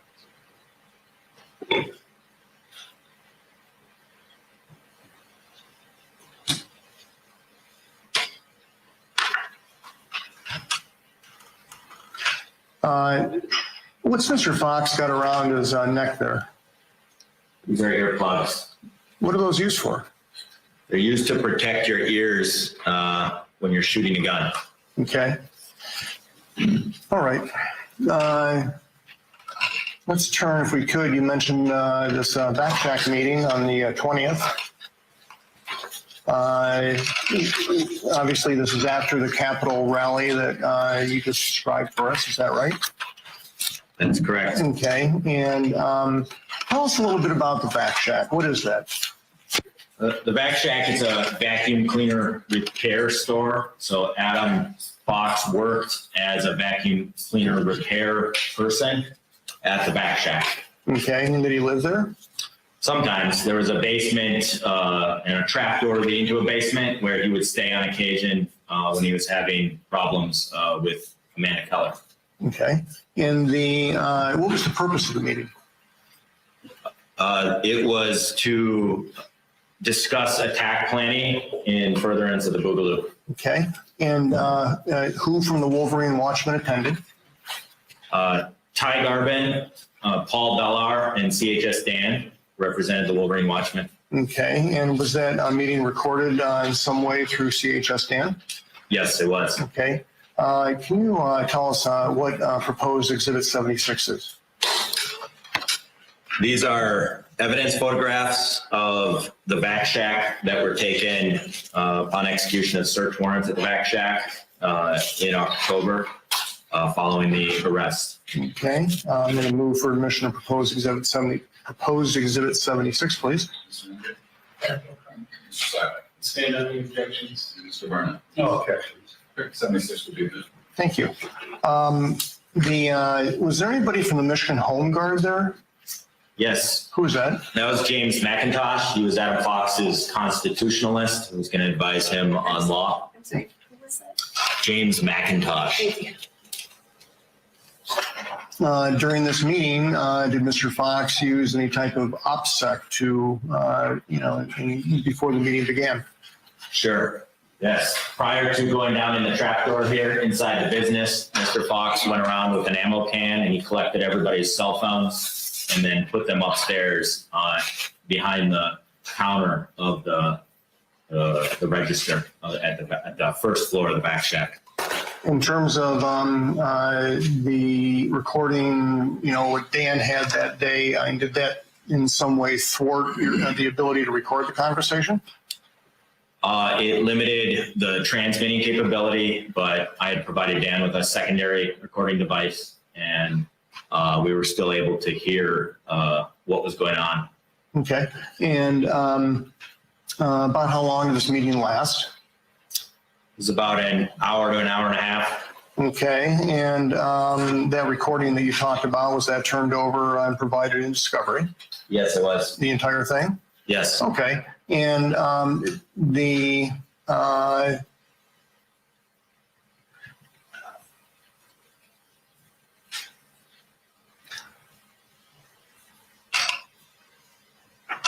is this the first time that Adam Fox met with members of the Wolverine Watchmen in a private setting? Yes, this is the first time they could speak openly about what their plans were. They'd done the initial vetting where Adam Fox had patted down Dan and other members for wires. They talked about and worn their uniforms. So this is the first substantive meeting the group had. What was the topic of the conversation? They were talking about attack plans and what Adam Fox needed on his team, how many members, and who could be used for his attack planning. Okay, and you're listening to this, is that correct? That's correct. Okay, did Mr. Fox ever mention Eric Molitor? Yes, he did. Tell us about that. So before they went down under the trapdoor, as they were waiting for some other people to arrive, Adam Fox told the Wolverine Watchman that he had a medic named Eric, and that his medic had provided him with valuable training. He told the Wolverine Watchman that it's essential to have a medic because when you're in a firefight, you need to plug the holes and you need to have specific combat casualty care so you can continue to be in the firefight. Okay. Let's talk about proposed Exhibit 77. Can you tell us what that is? Sure.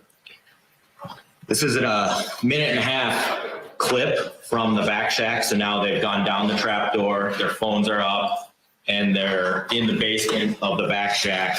And there's a group discussion there where Paul Bellar and Amanda Keller, CHS Dan and Adam Fox are talking about how they're going to attack, and the target will be the governor of Michigan, and how the Null brothers would be willing to be involved because they would die for the cause. Is there an associated transcript marked 77T? Yes, there is. Okay, and is that transcript accurate as to the audio? Yes. Move for admission of both 77 and 77T, please. Just a quick one here. Sure. The Knoll brothers were not at this meeting, correct? That's correct. They were not present. They're not present. Okay, thank you. No comment. Mr. Savage. Should we stand on the objections? Mr. Barnett. Sorry to bring this up again, but 77 on paper is not 77T as we presented here. 77 would have been usually an extra sheet here. But say video, no train video, and that's going to be the transcript. So there's no 77T. Welcome to criticizing, but It's 77T right there. It's got to jump up. I do have it. Okay, good. I understand, Mr. Barnett. I just want to let The sheet says 77, the documents don't say the same. The objection's been for the record, and both 77 and 77. Thank you.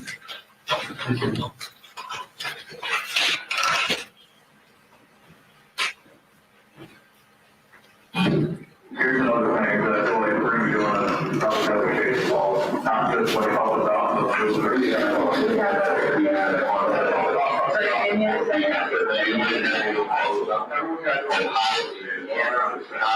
You got fuckers from Missouri, you know. And what I'm saying is they, down, like, Michigan, going, we can counter up the box, once they do.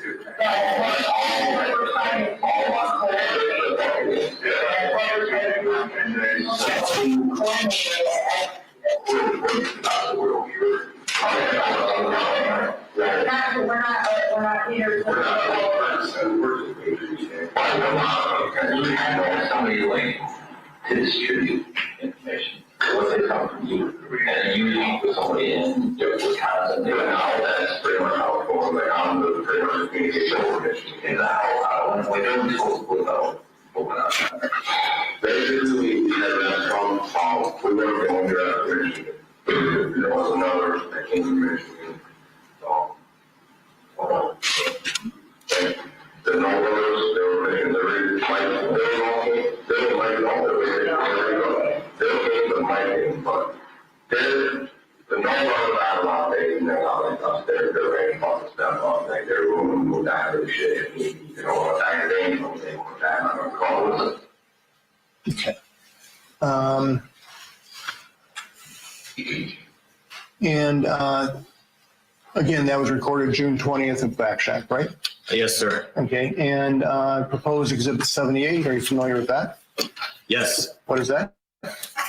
This is a 41-second clip later on in the back shack in the same conversation. They're still in the basement with the phones up. And what is the general, tell us, what's the general topic of discussion? Topic of discussion is how many people do they have and what groups do they have that are part of the team for the attack planning. So there's a reference to the Michigan Liberty Militia and their numbers. Okay. Move for admission. And is there an associated transcript marked 78T for that audio clip? Yes, there is. Is that transcript accurate as to the audio? Yes, it is. Move for admission of 78T, please. No comment, thank you. Stand on the objection. Mr. Barnett. I'm probably not going to object. I just had a question because I was expecting something on Mr. Malabar. I just want to make sure the testimony is correct. And some allegation that it was a medic and it was a discussion. I assume I'd see that past, talk about the law that not to be quiet. So I'm sure there's not incorrect testimony. I'm sure there could be some further combination of explanation during the That can be done in a combination of either testimony to the testimony or the data sections. But 78 and 78 will be it. Thank you.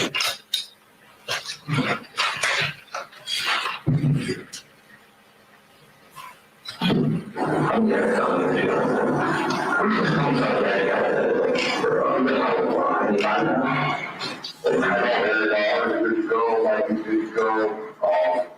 don't think any all these guys are good to go. I'm worried. Well, I mean, I can find the thing, all that, no, I'm good to go. So, man, the reload, it's about our, it's all about the county. So, we just won't buy, here, got its number. Yeah. Okay, who are you with?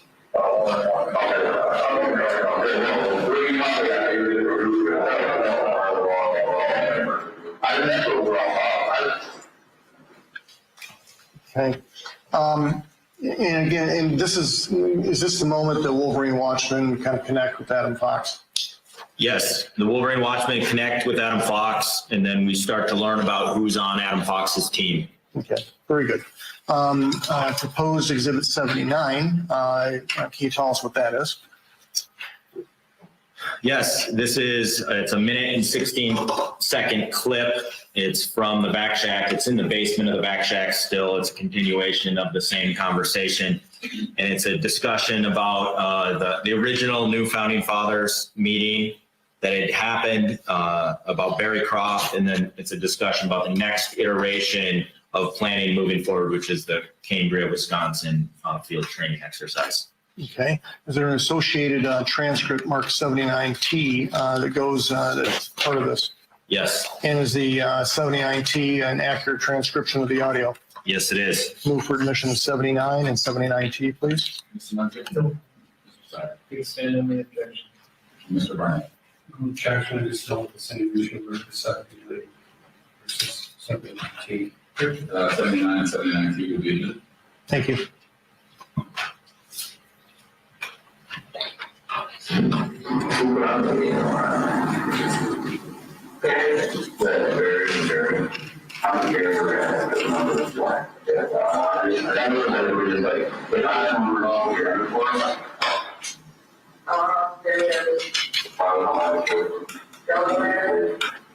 There's more people there, it was like, you never let us, you know, roll, we go fast, like, we roll like 9 hours, something, we go fast, come on, first, you know, so we can go. Okay, so that, that's really bad, and crazy. What we're talking about is the SDS, what we're supposed to talk about is the education. We're supposed to talk about action. Right now, we've been trying to get people together. Okay. We do that, I can be, we're gonna say, okay, this is what we're talking about.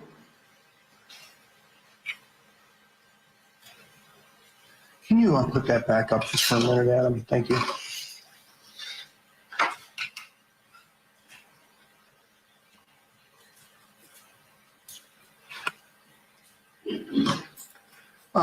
If you can scroll down in Ms. Keller's statement. Remind the jury who Ms. Keller is again. Amanda Keller is Adam Fox's girlfriend. Okay, and she's taking part in this conversation, actually, isn't she?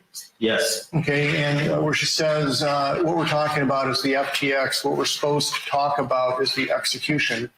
We're supposed to talk about action. Right now, we've been trying to get people together. Okay, the FTX that she references there, does that have anything to do with the Cambria, Wisconsin FTX that you just mentioned? So that is the FTX they're talking about. Okay, and it seems Ms. Keller's informed about the plan. Would you agree?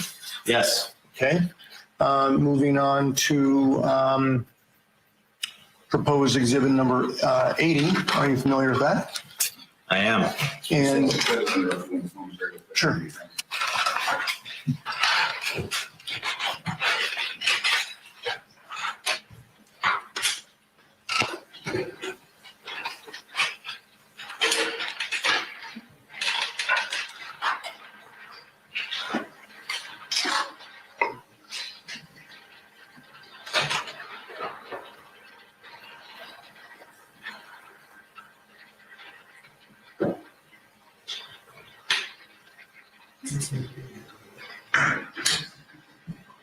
Ladies and gentlemen, we're gonna take a short break. It's time to leave. All right, are you ready?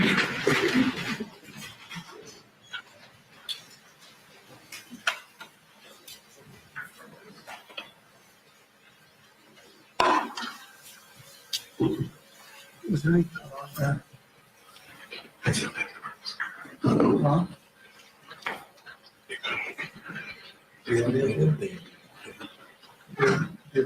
Do you have?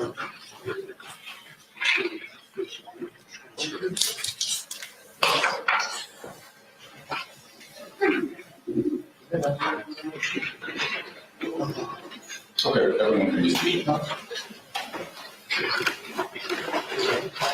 No. The court's correct. The audio cut off, and we're not sure why it did. What I'd like to do is make a note about this and come back to it probably Monday, and we'll get the audio corrected. I mean, and the court should know, I mean, and this will only take 15 seconds. We use an application called Trial Director. It's a specialized application just for presenting like this. It does have some anomalies to it that pop up once in a while. Like earlier, I think on Wednesday, there was an upside down text message. And, when this happens, we deal with it as best we can. We'll get that straightened out, and we'll play this clip again on Monday. Mr. Mansfield. No, thank you. Mr. Simon. Mr. Barnett. We'll be taking that exhibit back out of evidence, start over with that. Well, can't do that. Admitted as 79A or something like that. That's fine. I'll leave that to the party to decide how they're supposed to do that. I guess I should say the record what conflict where the stop and afraid that there appear to be additional text on 79T from the audio that's played. So that's what we've been discussing.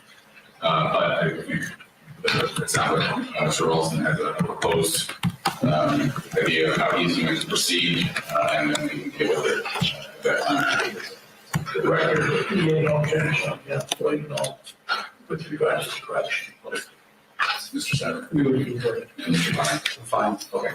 Why not we have to do this? Just much not too long ago. We'll take a 5-minute break. Thank you, Judge.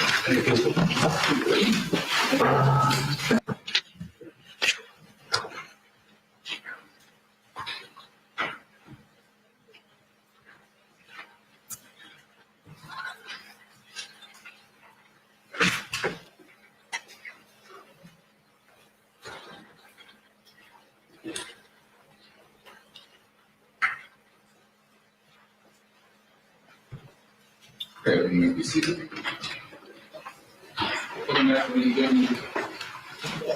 Thank you, Judge.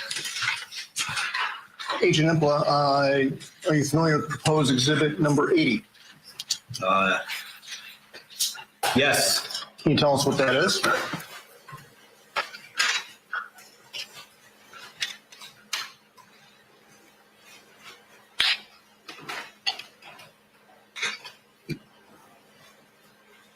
Yes, this is a Facebook voice clip from the day after the back check meeting, so June 21st. And it is from Adam Fox to Barry Croft about the plans for the next Wisconsin FTX. And you mentioned, I think, the community or the village of the city of Cambria. Is that right? Yes. And is that located in Wisconsin? Yes. Okay. And is that what Ms. Keller was referring to during the course of the conversation in the back shack? Yes. Okay. And how is this? And again, this is a message on Facebook from Mr. Fox to whom? Barry Croft. Okay, and is there an associated transcript with this marked 80T? Yes. And does 80T, is it an accurate transcription of the audio? Yes. Move for admission of 80 and 80T, please. What is the manner of transmission for this exhibit? Yes, so this is one of those voice messages on a one-on-one conversation. So this is Adam Fox doing an individual message to Barry Croft using the Facebook Messenger application with the voice clip. Separate from the other manners that you described earlier regarding it being sent to the followers, correct? That's correct.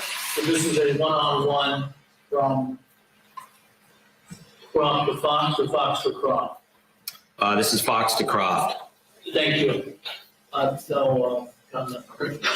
Please stand on our objections. No objection. Both will be in 8-0 and 8-0.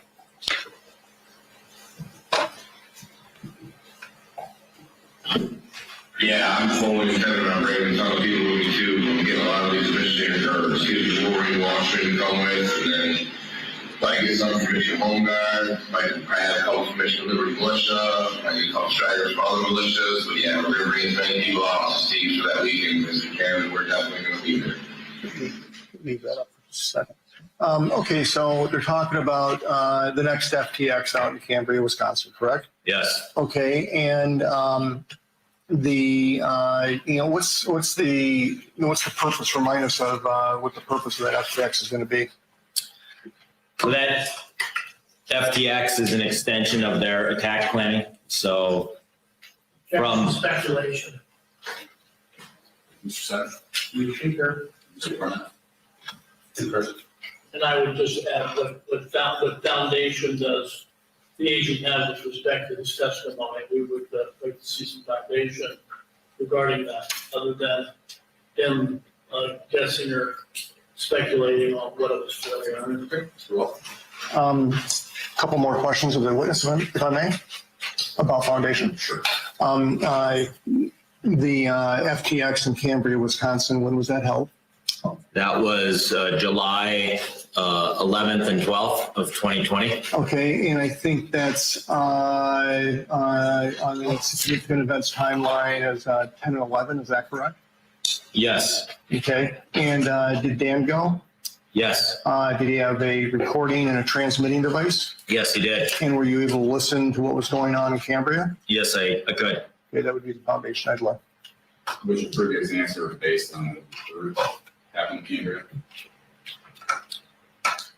My previous answer was based on what I heard in the back shack, what I heard at the new Founding Fathers meeting where they discussed what Cambria was going to be and laid out their three-phase plan, with Cambria being one of the plans, and then also based on what I heard in Cambria. Mr. Nunzi, let me go back to you. He's using the words attack plan. We would object to that if there's something more specific with some more foundation. Certainly, we would understand the testimony, but this attack plan is left for the jury to believe that, some attack, some imminent threat is about to take place. So we would object to the attack plan. If the words attack plan are not used, that's why we're objecting. Mr. Senator? As we concur with Mr. Nunzi, we would also point out to the court, this is double hearsay. We have a conversation allegedly between Adam Fox and Barry Croft that would be the hearsay, and then we have double hearsay would be the agent testifying to what he overheard them apparently say.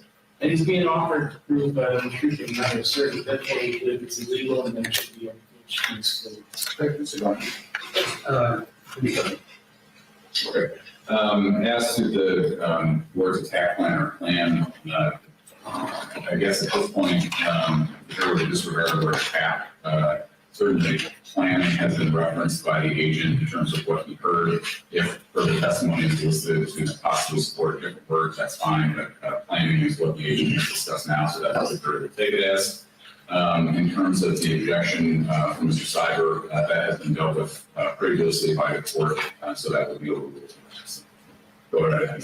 Sure. In terms of, let's talk about the type of planning that was discussed for Cambria.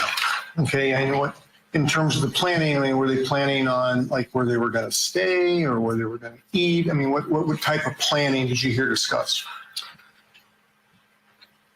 So in the back shack on June 20th, they discussed the specific attacks and the types of attacks that they were going to brainstorm and bring to Cambria to train on. They also discussed how they were going to get there and how they were going to attack police if police came to arrest them in Cambria. Okay, fair enough. I'll move on, Judge.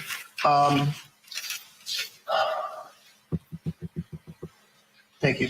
Are you familiar with Exhibit 81? Yes, Okay, and what is this? multi-pager.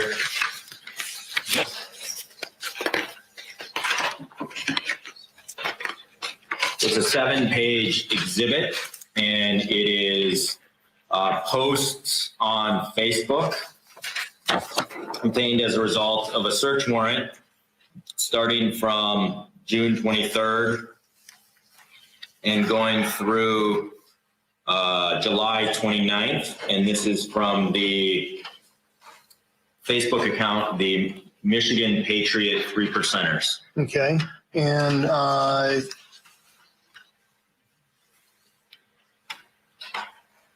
what's the general subject in this proposed exhibit?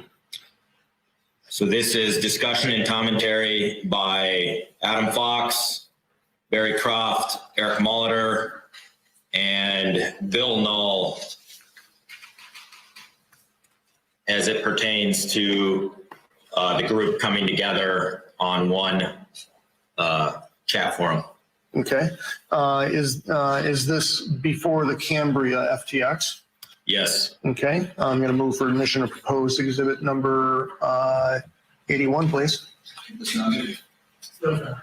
Sacker, Please stand on our objections. Mr. Barnett, Paul, here, please. go right ahead. This is the Michigan Patriot 3% page, Facebook page. Yes. And it's Steve Roby's on there. Looks like he is the inviter or the welcoming voice there, or the people to welcome him. Is that correct? See that first put this together.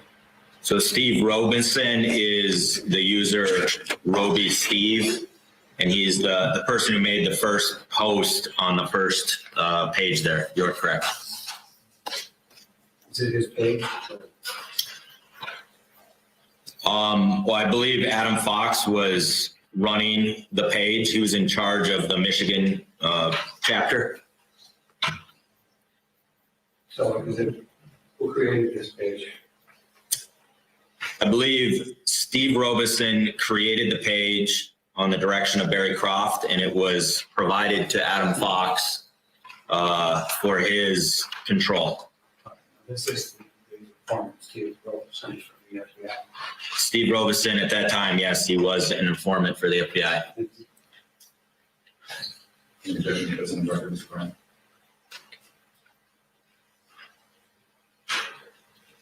No objection. Okay. 81 will be. Okay, thank you. First page, please. What do we see here on page 1, Agent Empla? So this is the opening, that's the profile picture up there at the top, created by Adam Fox. And then you see Mr. Robison's initial post there when he hands it over to Adam Fox that counselor is just discussing. And then there's a black box with Eric Molitor's post. And what is, can you zoom in on that, please, Adam?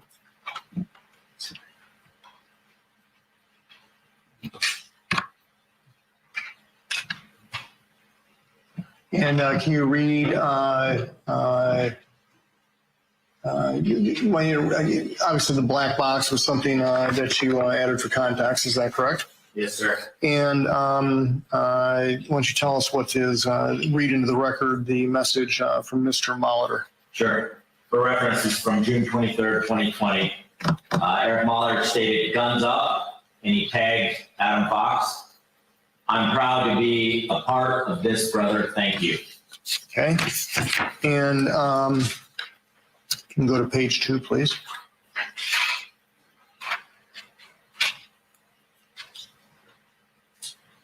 What do we see here, Agent Upwell? So this is a screen capture of the participants who are in this Facebook chat, some of them that we've referenced here today. Okay, and who are, either members or participants in the chat? So at the top, this is Last Crop, that's Barry Croft's account. This is Eric Molitor's account. This is Bill Null's account right here. George Bunyan is another alias of Boogaloo Bunyan, which is Joe Morrison, founder of the Wolverine Watchman. Pete Musico is his father-in-law, aka Grandpa. And Mike Null is down here. Okay, you go to page 3, please.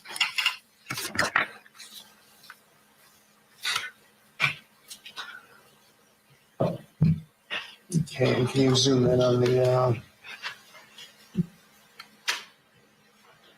first 2, please? Thank you. What do we see here, Agent Upwell? So this is from June 26, 2020. These are group posts on the wall, so everybody can see them.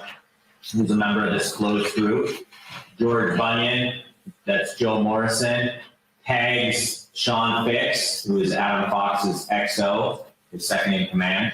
And Sean Fix was the paper patriot you were telling us about this morning, I think? Yes, this is a fake Navy SEAL. Okay. And then this is Joe Morrison's statement. Highly recommend Wire. Been using it since October. End-to-end encrypted, Swiss-owned. Unlike Signal and Discord, we've never been shut down. What follows? Sean Fix stated, I don't see there being an issue with a members page as long as it is monitored and people are vetted before they are allowed on here. I also recommend no business talked on here. And if Wire is good and has been being used with no issues, I say continue to use it. Okay, is that another example of operational security being used? Yes. Okay. Can you go to the next box, please, Adam?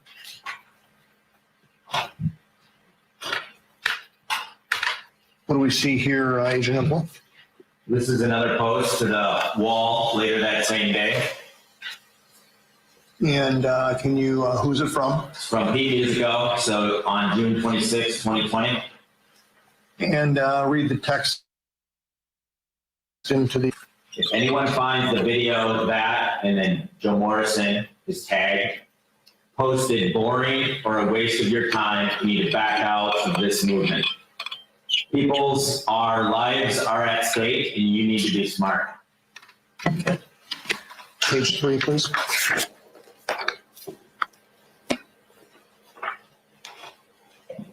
What do we see here, Agent Upwell? This is a post to the wall so that members of this closed group can see it. It is from July 7th, 2020 by Barry Croft. And for the record, would you read in the content on that post? Croft stated, you men, this generation, have been ordained by the natural progression to defend freedom in the constitutional republic. 3%. Did, okay, thank you. Page 4, please.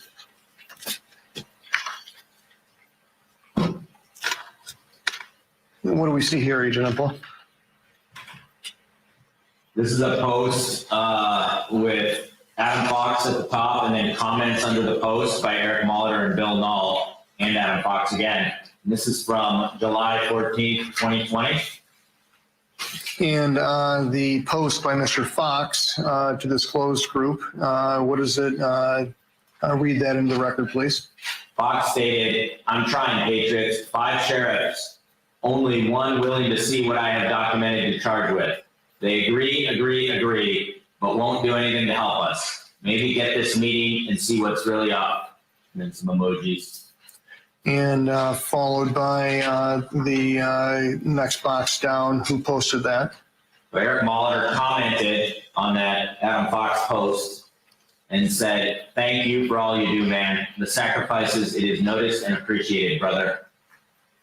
And going down to the next box there.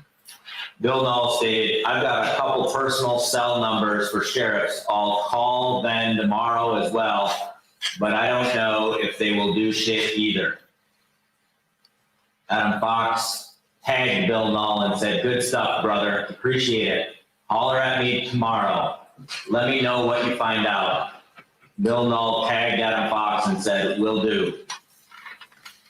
So these are direct communications between Mr. Fox and Mr. Bill Null on June 24th.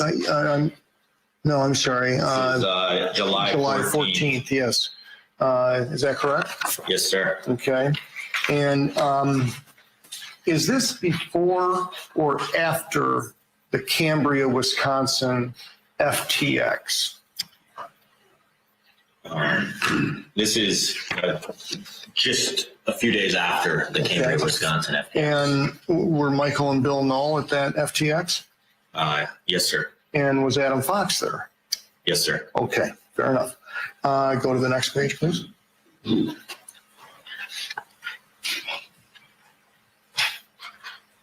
What do we see, Agent Ipla? So this is the next day on July 15th, 2020.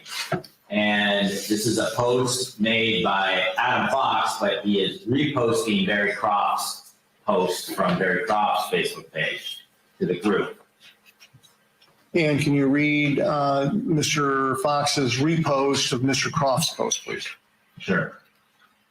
At this point, militia resources should not be allocated for rallies and flag waving events. Total waste of good training time, 3%.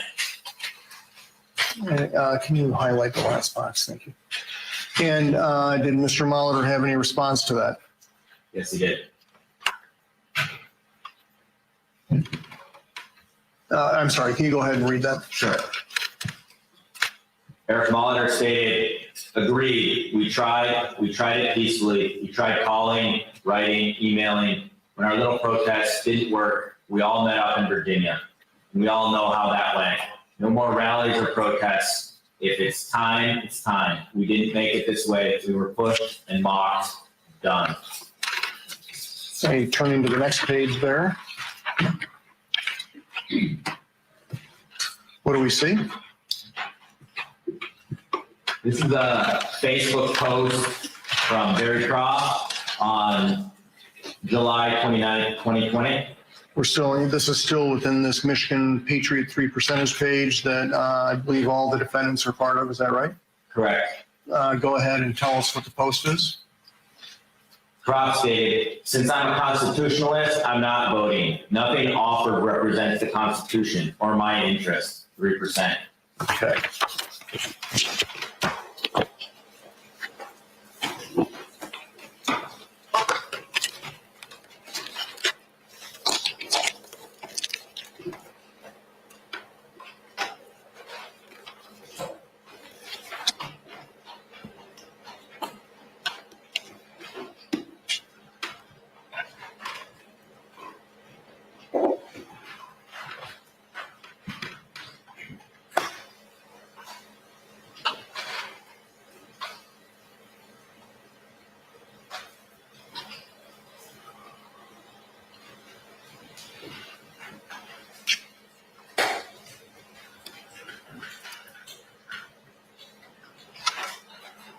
Okay, let's, I want to turn your attention, if I could please, to June 28th, 2020.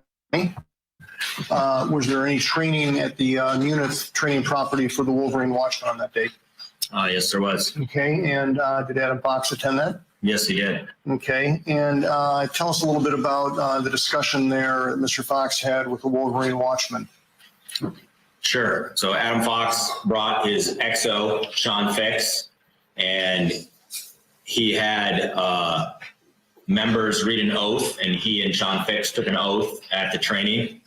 They talked about going, and Adam Fox invited the Wolverine Watchman to Cambria, Wisconsin for the next iteration of the FTX. He gave them a debrief of the 3 phases that were going to be worked out from Dublin. The first phase being recruiting, The second phase being everybody bring their attack plans, and then the third phase being execute the attack plans in a particular state. Okay. Was there any discussion of explosives? Yes. Tell us about that. Adam Fox said that he had a baker and that Barry Croft was also an explosives expert, and that Barry Croft would be bringing up explosives in Wisconsin. Okay. Is Dan at this meeting? Yes, he is. Okay. And do you receive a report from Dan that explosives were discussed? Yes, sir. Did that catch your attention? Oh, yes. Tell us why. Well, explosives are more dangerous than firearms. They can be very dangerous to law enforcement because they can be remotely detonated, and also they can indiscriminately kill anybody who is around the area. Okay. Tell us how this factors into the decision to bring in Undercover Red as an explosives expert. So this is the start of introducing an undercover who could be the person to sell explosives to Adam Fox. Our goal was to never let Adam Fox or Barry Croft or any members of any group acquire real explosives and detonate them anywhere. And obviously, if the person who's their explosives expert is an undercover FBI agent, they're never going to deliver that to them, correct? Correct. We would never deliver actual explosives. Okay. So if you would, turn to Exhibit 83 in your book there, if you're not already there, and tell us if you're familiar with what that is. So I am, and I have it here. And give us a description of it.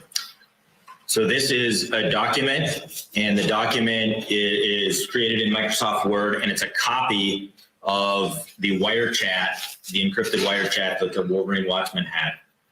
And again, wire. Okay, so tell us how this gets produced. I mean, you told us, I think, on Wednesday that Wire had the self-deleting capability. Is that right? Yes, sir. And I think you told us on Wednesday that you had to look at this every day to make sure you didn't miss anything. Yes, sir. Okay, and is this content that you captured through Dan's account? Yes. Okay, and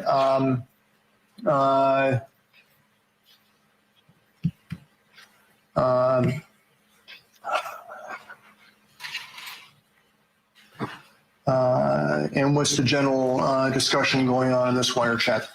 So this is a one-on-one wire chat, in this case, between Dan and Adam Fox, and they are talking about Wisconsin, which is coming up. So this chat starts on June 30th, 2020, and then it extends into the next day, July 1st, 2020. Okay, this is after the meeting in the Vac Shack. Is that correct, between Adam Fox and the Wolverine Watchman, where Dan was present? Yes. Okay, and I'm going to move for admission of proposed Exhibit 83, please.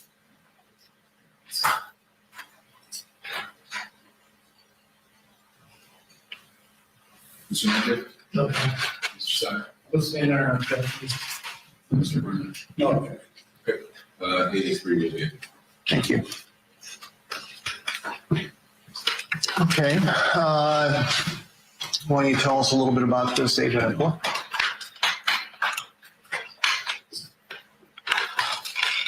So this is the wire chat that we copy from the encrypted chats before they delete and put verbatim into this Word document.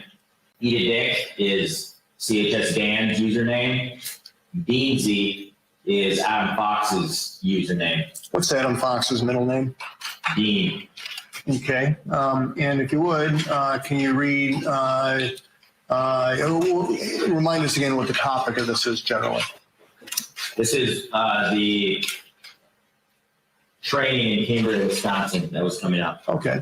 Why don't you go ahead and read, I don't think we need to zoom in, Adam. Why don't you go ahead and read the content from top to bottom, please? You want me to go up here? Sure. Yeah, it's into the record. That'd be best, yeah. So Dan stated, Roger that. Want to meet halfway or so? You going to be working? Then Dan said, have you been in any contact with the brothers about a plan at all? Or they do on their own to bring out there? Adam Fox stated, haven't heard much from out of states, meeting MLM bro tonight to chat. The next day, Dan asked, how'd the meeting go? Adam replied, good, null bros on board. Dan asked, outstanding, they have goals? Adam Fox said, just a two-man addition, bro. If they down and want to train with us, coming to Wisconsin, so you'll meet then there. Okay. Hey, Agent Implant, besides the wire chat between Dan and Fox, did you have any independent coverage of communications between Mr. Fox and the Knoll brothers on wire? No. Okay.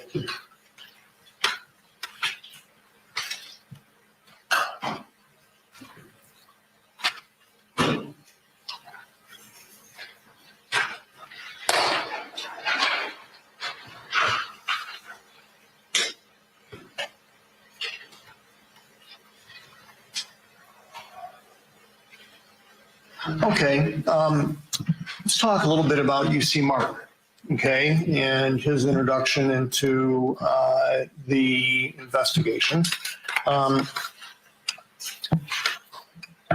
after the June, after the June 6th meeting down in Dublin, after the June 20th meeting in the VAC Shack between the Wolverine Watchman and Adam Fox, and after the communications here, is there any decision being made about whether to bring in somebody to support Dan? Yes. Tell us about that. So we decided to introduce Undercover Mark. Undercover Mark's persona was a janitor from the UP, and he was going to be vetted into the group just as a normal member into the Wolverine Watchman. I'm sorry, not the Wolverine Watchman, to Adam Fox. Dan was a member of the Wolverine Watchman, and we didn't know what Adam Fox was planning. So Undercover Mark was going to be introduced directly to Adam Fox to provide more coverage on whatever he was planning. Okay. The decision to, use an undercover agent, you've told us a little bit about that. I mean, I think you mentioned it was very dangerous. Is that correct? Yes. Is that done in every investigation? No. Okay. Why not? Because you have to weigh the danger to the undercover agents versus the danger to public safety. So if you can disrupt the plot or stop any potential threat to national security by doing something without putting an agent's life at risk, you'd want to do that. You wouldn't want to take the risk of putting somebody in the field if you had other options. In this case, I couldn't think of any other options. Okay, now, and when you talk about danger to national security, can you kind of dumb that down a little bit? And what are you talking about there? Sure. So I'm talking about political violence. So terrorism, which is violence to send a message to the community, to instill fear and to have some political agenda. So for me, anytime somebody commits political violence, that's a threat to national security, and that's what I'm trying to stop. An attack? Yes. Okay. Bloodshed, right? I mean, just to make it perfectly Absolutely, clear. yes. Okay. All right. Is the level of danger going up or going down at this point in time? It's increasing, escalating. Why? Because you have multiple groups who are coming together. They're providing their members of the team their additional firepower, and they're emboldening each other, and they're refining their plans as they move forward with what they think they can achieve. Now, eventually, do CHS Dan and Undercover Mark cross paths? Yes, they do. Okay, do you tell Dan that, Undercover Mark's going to be in the operation and, be aware of it? Oh, no, absolutely not. Tell the ladies and gentlemen of the jury why not? Well, for the safety of Dan and Mark, they need to have true expressions. They can't know what's going on. Dan is not trained, and so he needs to have genuine expressions and attitude when he's interacting. The other thing is we need to independently verify what's going on. I wouldn't want Dan to not go to something or not do something because he thinks Mark's there. We're trying to get as many eyes and ears there as possible. Mark is trained and Mark is aware of Dan, but Dan is not trained, so Dan is not aware of Mark.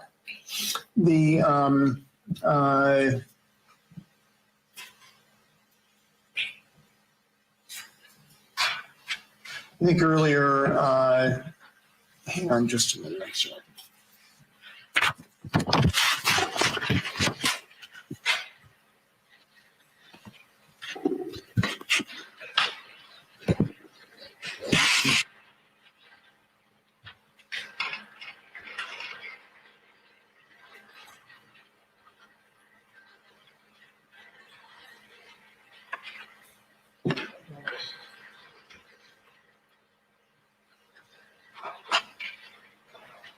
Thank you.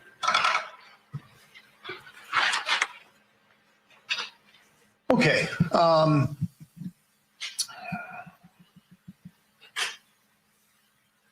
Are you familiar with proposed exhibit number 90? 90? Yes. Can you tell the ladies and the gentlemen on the jury what that is? This is a Facebook post by Eric Molitor. And how was it obtained? It was obtained via a Facebook search warrant to Eric Molitor and Adam Fox's account. Okay. And when was it posted? July 3rd, 2020. And generally, what does the post have in it? Generally, it describes Eric Molitor's support of Adam Fox. I'm going to move for admission of proposed exhibit number 90, please.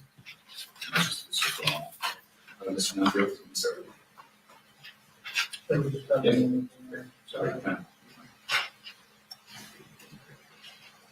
No comment, thank you. Mr. Sutton. Because we stand on our objection. Mr. Barnett. Objection, Your Honor. Great. 90 will be admitted. Thank you.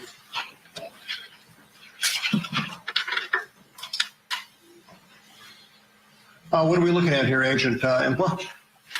This is a wall post by Eric Molitor. It's from July 3rd, 2020. Now, when you talk about, let's go ahead and why don't you read the message that Mr. Molitor posted on Mr. Fox's wall. Eric Molitor posted in all caps, "Adam, I stand with you, man."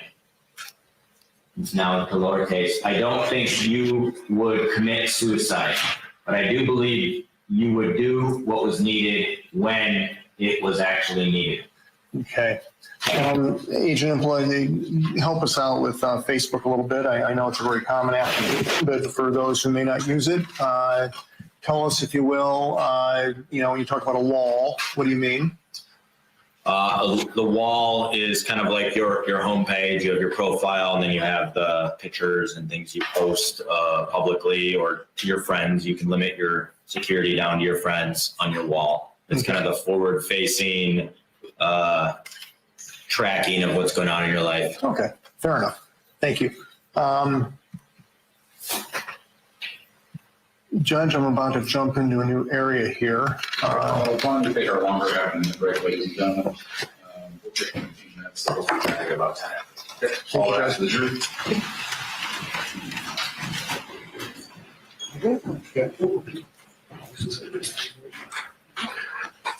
Yeah.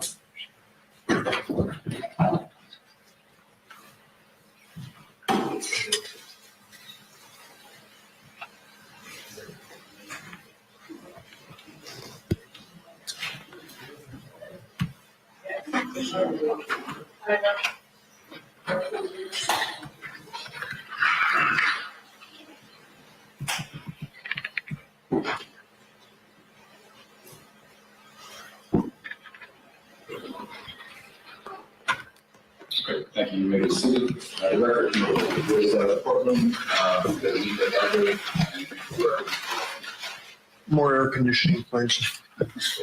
I know it got hot outside. I'm assuming that's why we're feeling that. other than concurrent. Parties agreed, Joe. Yeah. You know, who's generating the heat in the room, Joe? Nothing, thank you.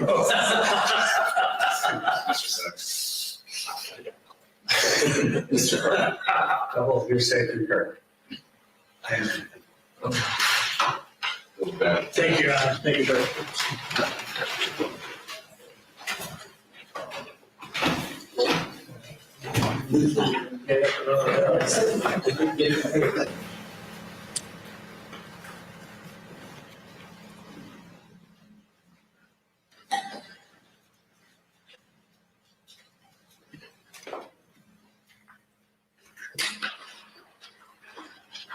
Okay, everyone may be seated. Back to the room. Thank you, Judge.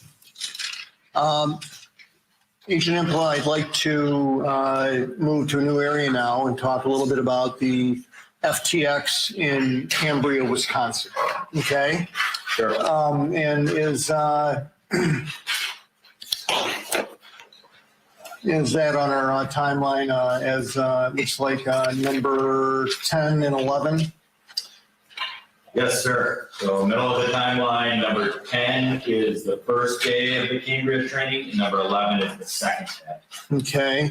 And tell us, if you will, are you aware whether or not Mr. Fox invited anybody to this training? Yes, I am. Tell us about that. So Adam Fox invited the Wolverine Watchmen to the training, including Dan.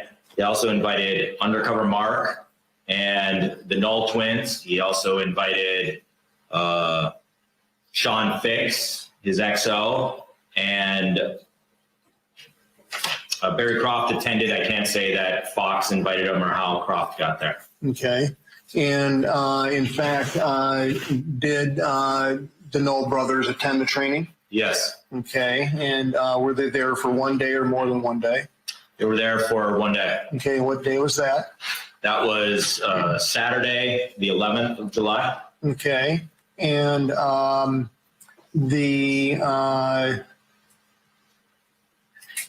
so we've got, correct me if I'm wrong, did any of the Wolverine Watchmen attend? Yes. Okay, tell us who. Brandon Caserta. Here, hold on. I'm going to look at my subjects of investigation. Brandon Caserta, Caleb Franks, Ty Garbin, Paul Bellar, CHS Dan.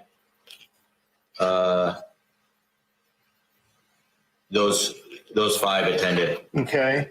And so we have members of the Wolverine Watchmen there. Is that correct? Yes. We have Adam Fox there. Yes. We have the Knoll brothers there. Yes. And we have Barry Croft there. Is that correct? Yes. Okay. Again, is this a merging of these different threat streams? Yes. Okay. And where is Cambria in Wisconsin? It's about in the middle of the state. It's an hour or so northwest of Madison. And tell us, if you will, how did Dan get out there? Dan drove out with the Wolverine Watchmen. He drove. And tell us the reason. Did you have anything to do with him driving? Oh, yes. I told him to drive. I told him it was imperative he drove. Tell us why. The Wolverine Watchmen were going to be bringing all their weapons, and they would be going across country. They had discussed having illegal weapons. I was worried of what would happen if there was a vehicle stop. But they also discussed how they would attack law enforcement. They picked out an exfil location so that if the feds hit the location, meaning if there was a search warrant executed, how they would fight with law enforcement and then fall back to that exfil location. So I was worried about what would happen if they had contact with law enforcement. And the word you're using, exfil, is that short for exfiltration? Yes, sir. And that means exiting something? Yes. Okay, fair enough. Okay. if you will, if you can turn in your book, please, to proposed exhibit number 92.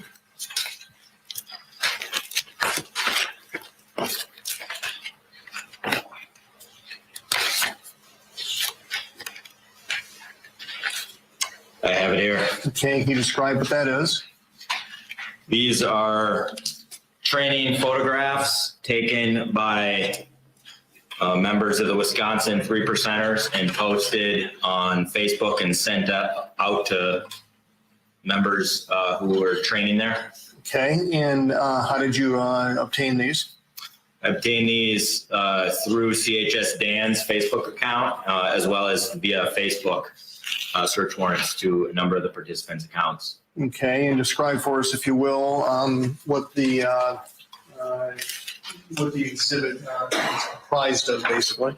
So these are two photographs of Barry Croft. One photograph of him wearing a kit, and another photograph of him waving a Boogaloo flag at the training. Okay, I'm going to move for admission of proposed exhibit number 92, please. Mr. Simon? Please stand up in objections. Mr. Barnett? No objection. 92 will be. Thank you. On the left, describe what we're seeing. On the left, this is Barry Croft, and he's wearing a kit, and he's got a tactical shotgun here. Okay, and on the right, what do we see? Can you dim the lights, please? Thank you. This is Barry Croft on the right with his tricorn hat, and he's wearing a Boogaloo flag. Not wearing, excuse me, he's holding a Boogaloo flag.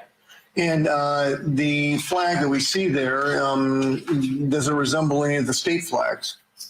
It resembles and has a similar pattern as the Delaware state flag. Okay, and the motif on the exterior or the perimeter of the flag, how would you describe that? I'd say that this is a Hawaiian motif, which is used in the Boogaloo. Okay, and the date at the bottom of the flag, December 7th, 1787. Are you familiar with that date? I believe this is the date that Delaware's Constitution was ratified. Okay, and in the middle of the flag, and Adam, if you could zoom in on that a little bit, please, show us that.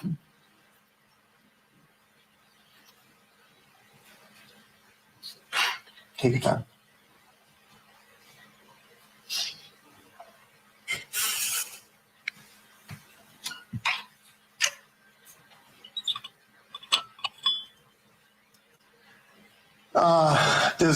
Have you looked at the Delaware flag recently? Yes, Does it have two gentlemen on the flag? it does. Does the real Delaware flag have the two gentlemen wearing Hawaiian-themed outerwear? No. Okay, thank you.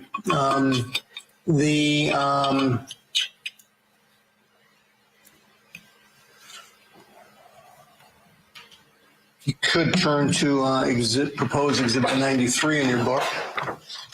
That's it. Tell us what that is. This is a photograph of Barry Croft, Dan Harris, and Ty Garvin, members of the Wolverine Watchmen, building an IED or an improvised explosive device on Saturday at the FTX in Cambria. Okay, and when you say, what is an improvised, I mean, what does that mean to you? When you use that word improvised explosive device, I mean, what is that? It's a bomb. Okay, and did they attempt to detonate it? Yes. And were they successful? No, I wouldn't say they were successful. It fizzled out. They put it inside an oven and to test the shrapnel and contain it, and it fizzled out and didn't go off properly. Okay. Again, is this another example of explosives? You encountering explosives during the course of your investigation? Yes, sir. Okay. Okay. Can you tell us what proposed exhibit 94 is?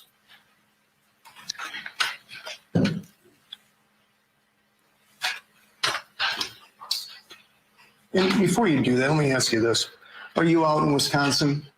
Yes. Okay, Dan is there. Yes. Okay, and Are you live monitoring in any way? Yes. Okay, and does Dan have a recording device? Yes, he does. Okay. Was there any OPSEC being used at this FTX, operational security?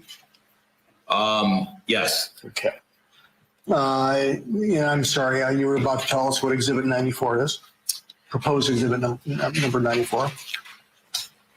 And just, did we enter 93 and publish it? I'm sorry. I don't think we. Oh, we did. I'm sorry. I'll move for admission of 93, please. Thank you. Mr. Mundy? No, Second. I'll stand on the objection. Mr. Whitmer? no objection. 93 is the. Thank you. Describe what we're seeing here. This is Ty Garvin, Johnny, this is Dan Harris, Beaker, and this is Barry Croft. These are the bomb-making components here, where they're pouring black powder and putting shrapnel around the improvised explosive device that they'd be testing. Okay. Thank you. And now we can turn to 94, please, and tell us what that is.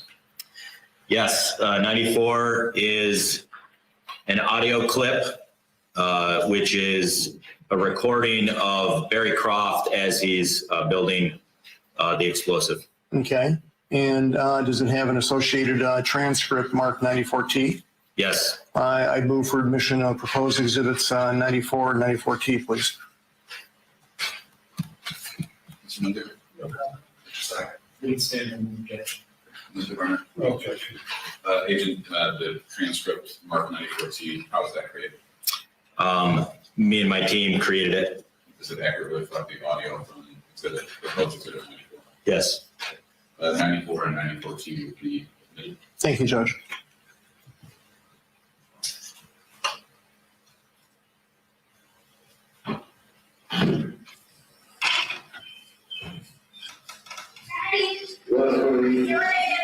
How many wind explosives do you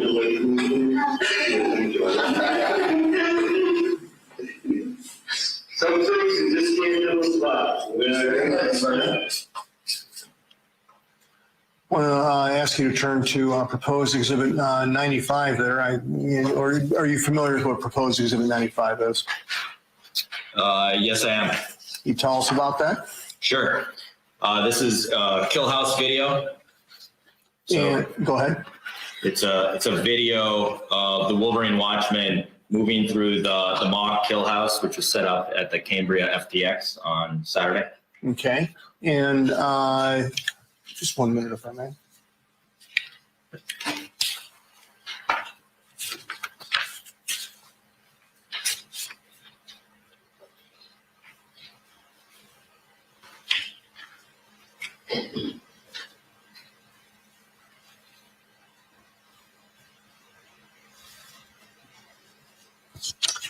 Thank you. How was the video obtained? It was obtained through a Facebook search warrant. And for whose account? It was contained on a number of different accounts. I got it from Paul Bellar's account. I also obtained it through actively monitoring permission on CHS Dan's account. Okay. Did CHS Dan's Facebook account receive this from somebody else? Yes, it was sent out from a member of the Wisconsin Patriot 3%ers who was documenting the event. Okay. Can you tell me who's depicted in the video and what are they doing? It's 4 members of the Wolverine Watchmen team breaching the Kill House and moving through it. Okay. I would move for admission of proposed exhibit number 95, please. May I have one here briefly, or? Sure. This Kill House that you're describing for the jury, Mr. Impala, excuse me. Impala, excuse me. That's not a replica of the governor's vacation home, is it? Not to my knowledge. Okay. In other words, plans, how it's situated, that kind of thing, right? I don't have any information about how it was set up, but I also have nothing to my knowledge that indicated this was set up specific to the governor at this time. Okay. So this supposed kill house as you've described, it doesn't fit for purposes of the governor's residence, right? It's not the same document. In other words, the layout, the plans. Yeah, it's a general room. You'll see it's plywood. It's a general mock-up. It's got a door. It's pretty general to any room, but I have no information that this room was set to swing or the door to open in the same way that the governor's house does. Fair enough, thank you. No. Thank you, Mr. Snyder. If we have any questions or any objections, we stand up. Mr. Varner. Yeah, I would object to the word of the shoot house is, excuse me, kill house, it's a shoot house, and it's being sort of like a tack line. It's just not being formulated as a kill house. I can concur with that unless your foundation may not have done that. Okay, Mr. Wallman. May I?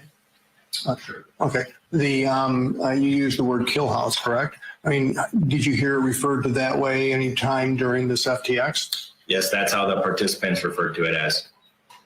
Certainly the objections are noted for the record, but on that testimony, that portion of the objections will be discussed. The others will be as well. 95. Before you play that, Adam, let me ask you a couple of questions, Agent Employer. I think you told us on Wednesday that some of your training experience involved actually being a medic on some type of FBI SWAT team. Yes, sir. Okay, and in terms of, do you have any experience or training in the entry into, buildings to try to secure them? Yes. Okay, and is before a SWAT team goes in, I mean, do they have an exact replica of what the environment is going to be before they go in every instance?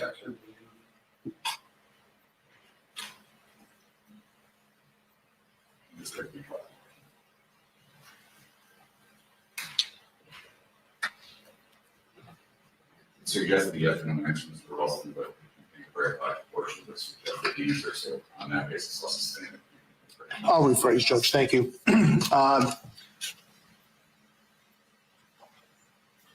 When, in terms of the practice of entering, or breaching a door, you've used that term before, correct? Yes, sir. And tell the ladies and gentlemen what that means when you breach a doorway. Breaching a doorway is the process of opening the doorway and then moving through it in a safe manner. The doorway is typically referred to as a fatal funnel. So if there's a firefight, you want to move through the doorway and not be contained in the doorway when the firefight happens. So you need to breach the doorway, and then your team has to move through that doorway. In terms of, do you have experience in terms of what to do once you're inside a home? Yes, sir. Okay. Do hallways present a certain environment that you need to be trained in? So hallways, multiple doors, stairs, moving through rooms and covering danger areas as you move through rooms all requires specific training and team movement. And this is in terms of entering a building and taking it over, is that, that's regardless of the layout, is there value in training in these different things you're talking about, breaching, hallways, doorways, these different environments inside of all buildings? Yeah, so as a team, when you move through a structure and you enter a room, you find out the dynamics of the room when you get in it. You find out what the furniture is, if it's heavy to the left, if it's heavy to the right, and then depending on what the first person into the room does, the other team members flow into the room and control that area and control the danger areas in that room based on what the first person does and the second person does and the third person. And so a team will flow through a structure and clear a room. It's a dynamic entry, so it's moving and reading as a team. Okay. All right. And Judge, forgive me, it's 95 admitted, I think it is. Thank you. Go ahead, Adam. Thank you.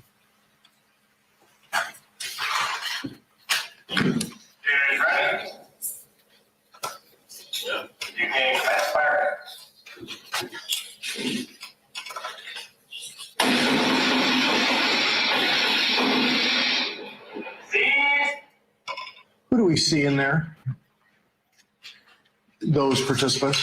You can bring it up, I'll Yeah, yeah. point them out. Okay, that's a good idea. Then just pause it if you would, Adam. Thank you.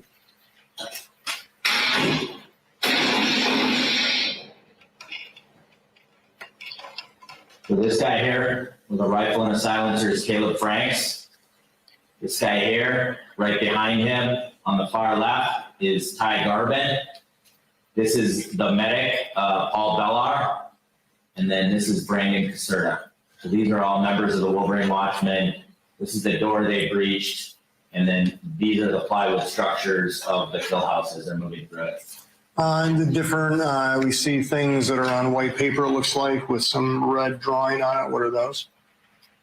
These are don't shoot targets that are put up prior to the breach And what's the purpose of those? to make the operators make a decision on whether to pull the trigger or not as they enter the room.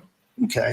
As you're live monitoring and during the course of the FTX, did you hear Mr. Fox ever comment on, and these are all Wolverine Watchmen, right? Yes, Did you ever hear Mr. Fox comment on their performance in the kill house? yes, I heard Mr. Fox and Mr. Croft compliment the Wolverine Watchmen. They were impressed with how they moved as a team. They stood out amongst all the other operators based on the training they had together. Okay.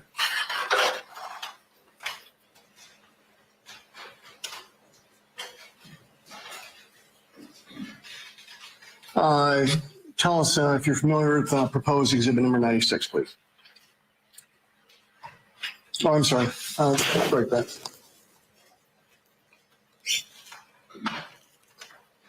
Number 97, please. Yes, I am. And what is that? That is an audio recording made by CHS Dan. It's at Dino's Diner following the training. And generally, what is the topic being discussed? Adam Fox is there with Barry Croft and the Wolverine Watchmen, and Adam Fox brings up his contact, the Baker, who was the unknown explosives expert that Adam Fox knew. Okay. And again, is this another instance of Mr. Fox talking about explosives? Yes. Okay. Has UC Red been brought into the investigation yet? No. Okay. And just so that the jury understands, I mean, in terms of an undercover agent being brought into an investigation, I mean, is that just something you pick up the phone and say, hey, I need you over here tomorrow? No. Okay. Is it more, how involved in that is that? You have to make sure you understand the role he's going to play and the background he has. Everything he has in his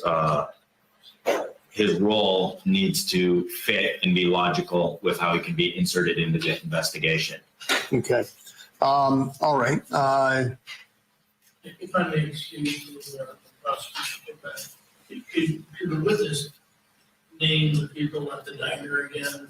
His voice kind of trailed down, if you don't mind. Not at all. Tell us who is at the diner and we're talking about the audio clip, proposed exhibit number 97. Sure. Testing my memory here. So the Wolverine Watchmen members were there. So Brandon Caserta, Dan Harris, Ty Garvin, Paul Bellar, CHS Dan, Adam Fox was there. Amanda Keller was there. The Knoll brothers were not there at Dino's Diner. Was Caleb Franks there as well? Oh yes, Caleb Franks was there as well. Okay. Thank you. I'm just using voice trailed up. Thank you very much. Yes. Thank you, Mr. Olson. No, not at all. Does 97 also have an associated transcript with it, 97T? It does. And is 97T an accurate transcription of the audio clip that's in 97? Yes. Okay, move for admission of 97 if I already haven't, Judge. As to 97 and 97T as well. Yes, sir. Mr. Manzini, Mr. Sider, Who would stand on that objection? Mr. Barnett. No objection. Okay, what will be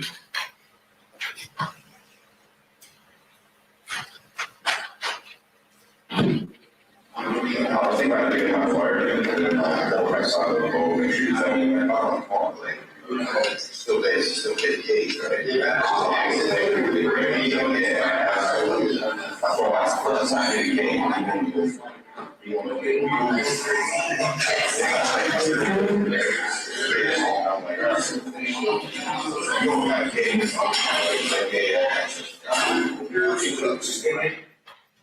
Okay. Another instance of Mr. Fox talking about trying to get explosives, right? Yes, Okay, is the dangerous level going up or down at this point? it's increasing. Okay. Thank you. Can you turn please to proposed exhibit number 99? Yes.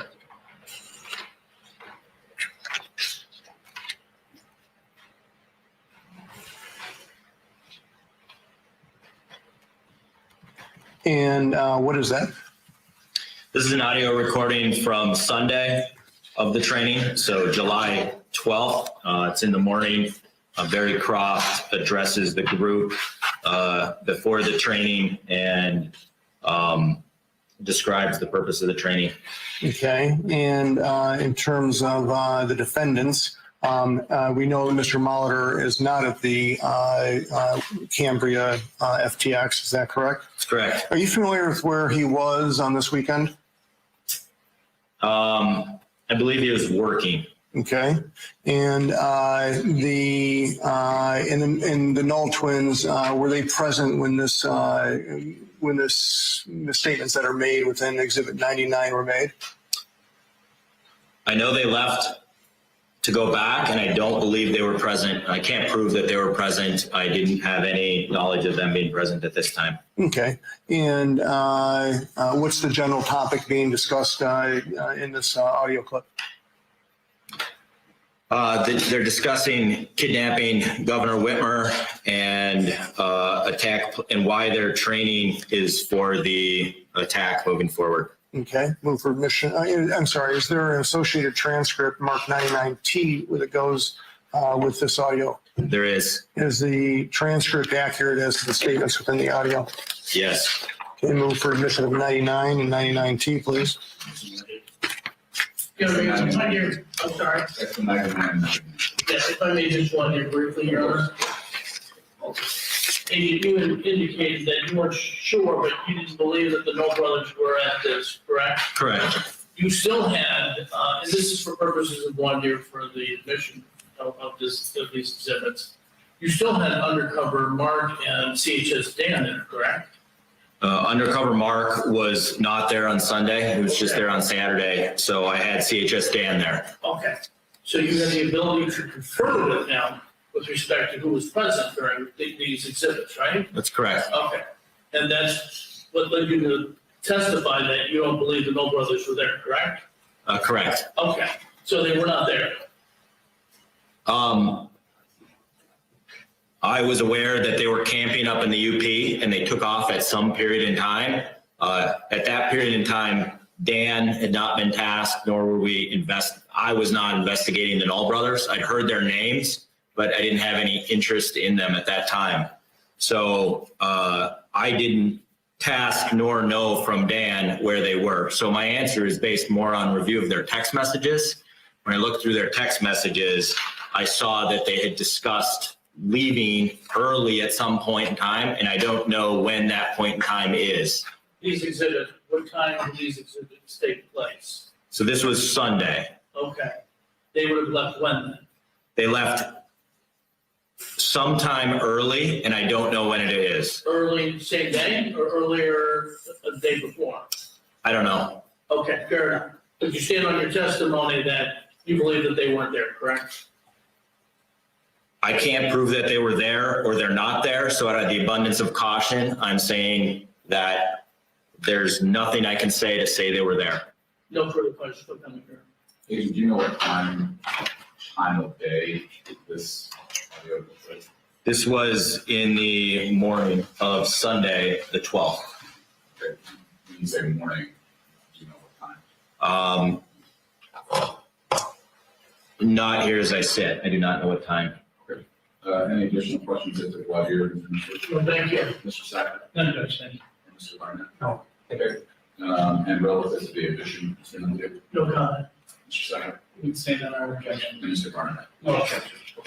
99 and 99T, Ridley.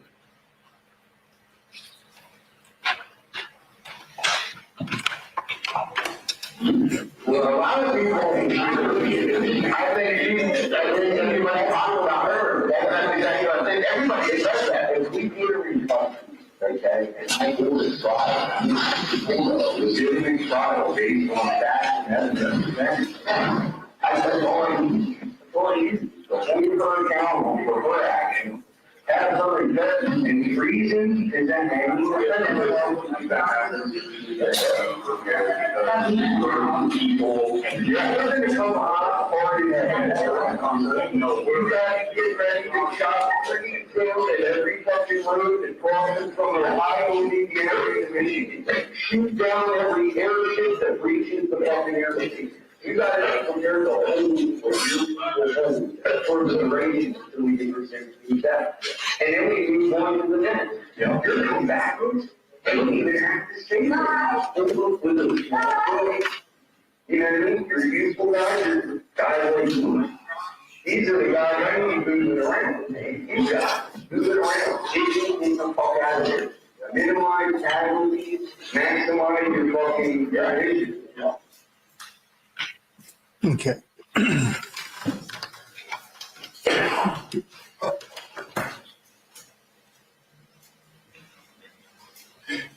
Agent Impel, if you can turn to proposed exhibit 104 in your book.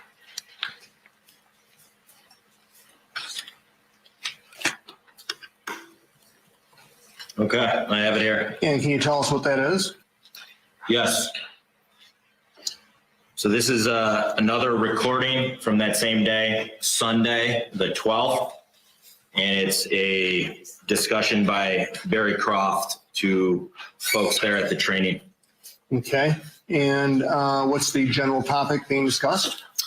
Governor Whitmer as the subject of the attack plans. Okay. And is there an associated transcript of 104 marked 104T? Yes. And does that transcript accurately reflect the conversation in the audio clip? Yes. Okay. Move for admission on 104 and 104T, please. Agent Flip, does this recording take place on after the one in 99? Yes, sir. Okay. Mr. Nunzio, any voir dire or addition to the admission of exhibit 104 and 114? Just again, this is the same day as in Cambria, right? It's the same day where I don't know if the nulls were there. I have nothing to indicate they were there at that time. I know these are clips or snippets, so to speak, but is this later than the other one that we just heard? Or is this earlier? If you know, Yeah, let me, please take your time. sure.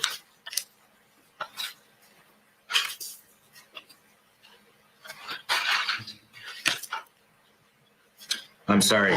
This is actually before the other one, right before the other one. Okay, I had said that it was after. It's not the case. okay. But you're just, you don't know if the notes are there or not, correct? That's correct. Fair enough. Thank you, Ron. And no comment, I assume no conclusion. That's correct. Mr. Cyber, Should we stand on our written objection? and Mr. Barnett? No. Okay, 104 and 114.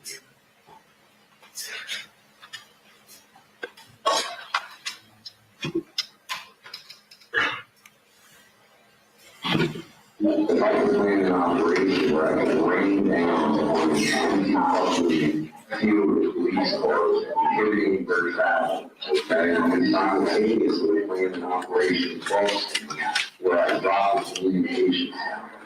And all the while, have teams standing by grab a fucking gun, while all that news was going on, while all that the fucking communication that we have left out of the Roman towers running up. Oh my God, there's artillery raining down on this precinct. This tower just dropped over here on this fucking municipal airport runway. The kids are going first, the choppers are on.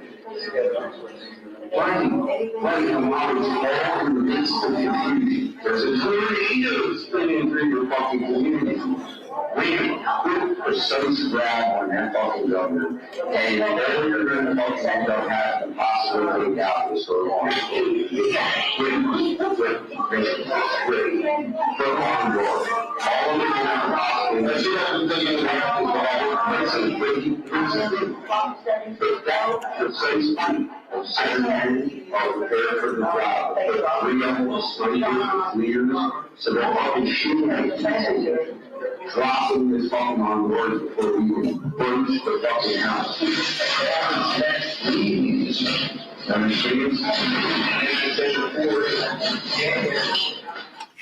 Leave that up, please. Mr. Croft uses a polite word there, neutralize. What's he talking about?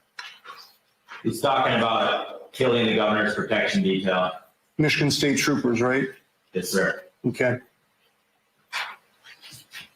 And he says, all I'm going to have to possibly neutralize, right? Yes.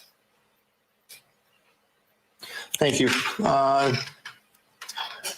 Agent Impala, can you turn to proposed exhibit 105, please? Yes. Tell us what that is. Yes, this is a group photograph posted on Facebook, and it's of the members of the Wisconsin Cambria FTX, and it's from Saturday, July 11th. Okay, how was it obtained? It was obtained in a number of different ways through Facebook search warrants. It was emailed to CHS Dan, and then I also found it on most of the participants' phones. Okay, and I'm going to move for admission of proposed exhibit 105, please. Agent, are any of the three defendants here contained in the book? Yes, Bill Null and Mike Null are contained in the photo. He said yes, if I understood the testimony correctly. Yes, sir. Could you please identify who's in the photograph of these two? Yes, Mike Null and Bill Null are in the photograph. Eric Molitor is not. And then you just said you got it a number of ways, one of which it was on several of the participants' phones. Did I hear you correctly? Yes. When you say participants, what do you mean? I mean, the individuals involved in the field training exercise. Mr. Nunzio, any voir dire? If you need a minute, that's perfect. You just want to, Yeah.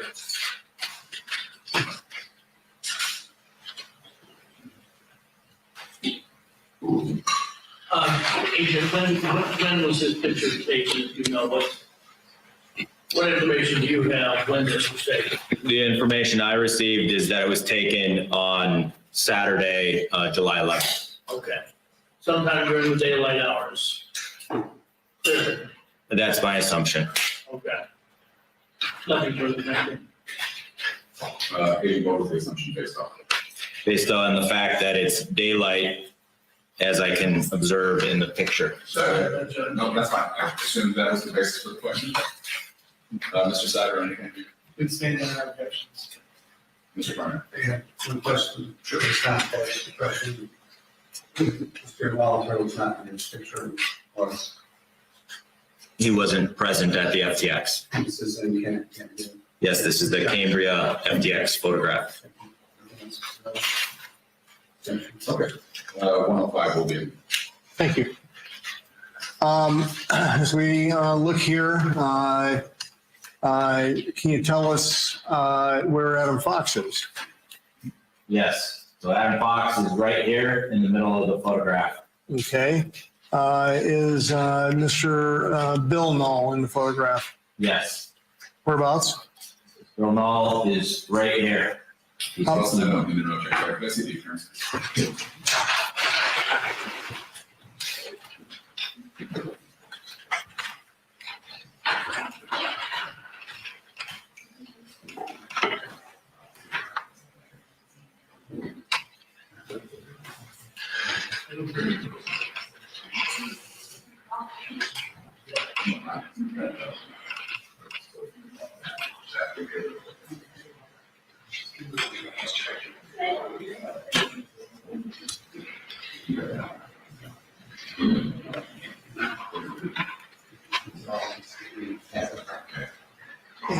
Just this have?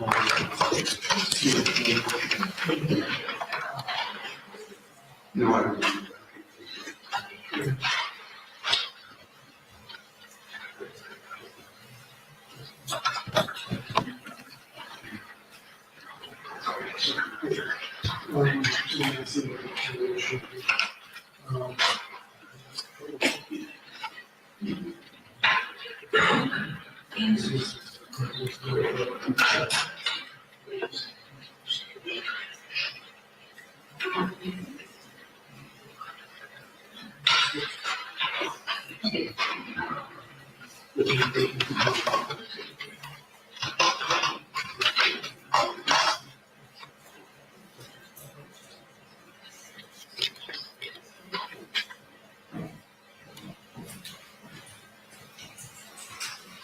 Thank you, Judge. Back on the record, Mr. Wilson will address that for the end of the day. Thank you. Yep.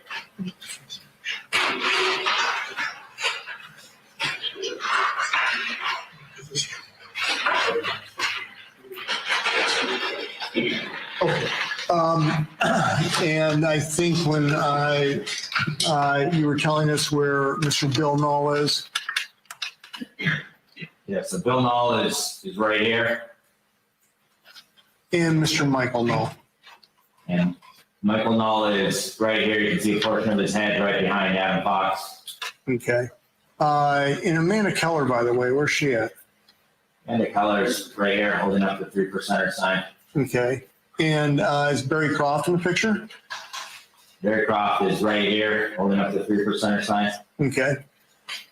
The same thing he was doing down in Dublin, right? Yes, sir. Okay. Thank you. Turning to proposed exhibit number 106, can you tell us what that is, Agent Impla?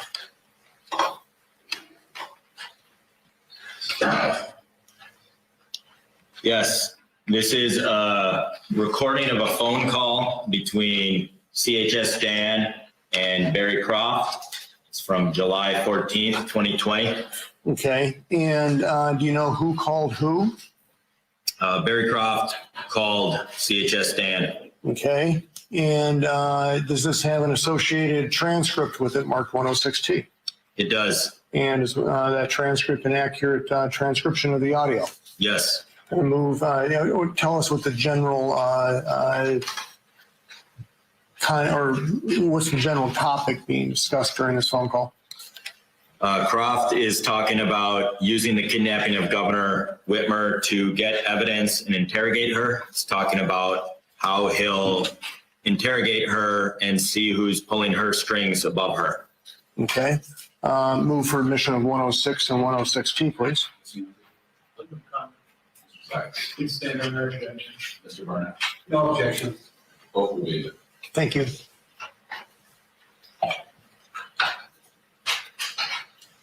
In December, I was calling for riots. I was saying, well, guys, get these arguments gathered up, these secondary gatherings, get that gathered up, go to the Capitol, raise a bunch of hell, turn that thing into a riot, then let me take the election and grab that fucking governor right where he lives at. Well, you guys got the police sign up and all the attention in the county center. I'll go out here and grab this satellite and wait until that is. Right. Because I didn't want to give a fair trial. I was like to present evidence. First of all, I need the interrogation. And I need the volunteer. Right. To you, really, what are you doing here? Who's above you? Who's calling your strings? Exactly. I need to know. Now listen, I can already for your financials and tell you that you're living outside your means. Just like you would have me to know if I showed up with money that didn't belong in my account. I need you to explain that to me. How are you a millionaire and you need $100 a year? Right. Tell it.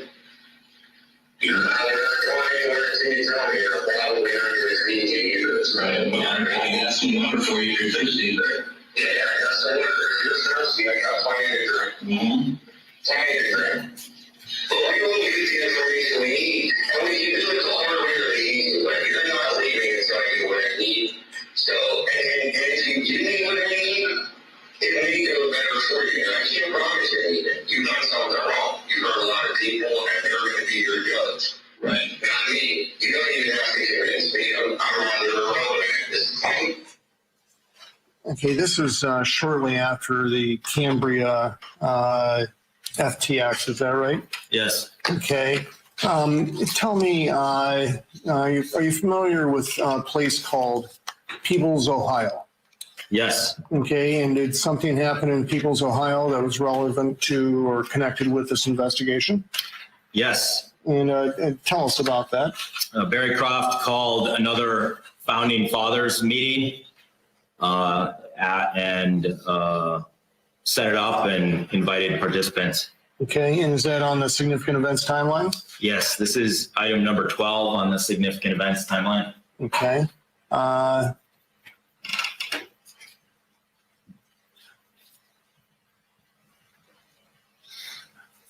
Proposed exhibit 107, are you familiar with that? I am. What is it?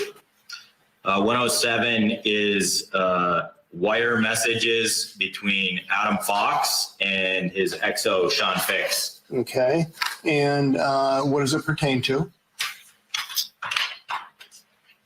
It pertains to the Peebles Founding Fathers Meeting 2. Okay. Who attended that meeting? The Wolverine Watchman attended the meeting. Adam Fox attended the meeting.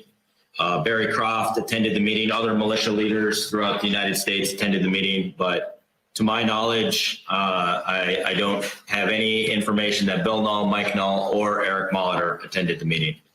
Now, you told us that your main work experience has been in terrorism investigations. Is that right? Yes. Okay, when you get these different threat streams coming together, I mean, is it common and do they all meet at every meeting every time? No. Okay. I mean, are there times that some people are there and some people are not? Yes. Okay.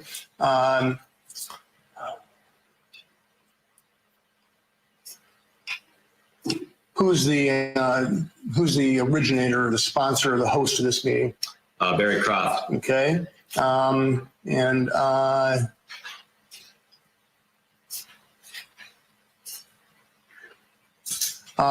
Adam Fox attend the meeting? Yes. Okay. And where's the meeting held at? Peebles, Ohio. Okay.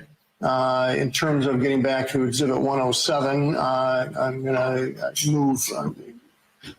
Tell us what I think you told us text message. Is that correct, between Fox and Mr. Fix? It's a wire message. A wire message, thank you. And the general topic within that message? The general topic is Adam Fox telling Sean Fix how the final plans and for the mission, the attack, will be determined at the meeting and discussed. Okay. Move for admission of proposed Exhibit 107, please. Stand on the objection. Mr. Barnett? No objection. 107 will be good.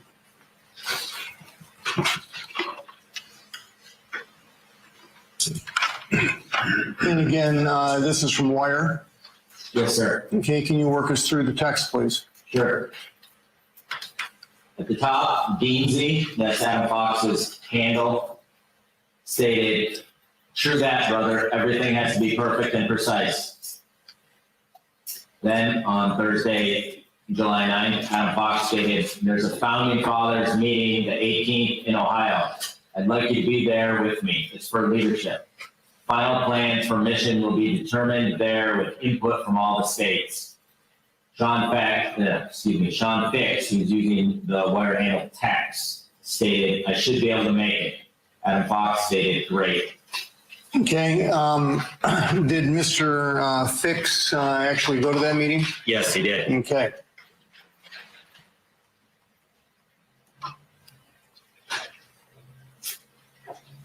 In terms of the outcome of that meeting, was there a definitive plan that was arrived at by the people that were there? No, there were a number of attack plans discussed, but there was no final attack plan that was solidified. Okay, and afterwards, after the meeting, did you ever hear Mr. Fox discussing what he was going to do after that meeting? I did. Tell us about that. He said he was going to take the lead and go first with Michigan on their own attack plans. Okay. Attack plans on what target? Governor Whitmer.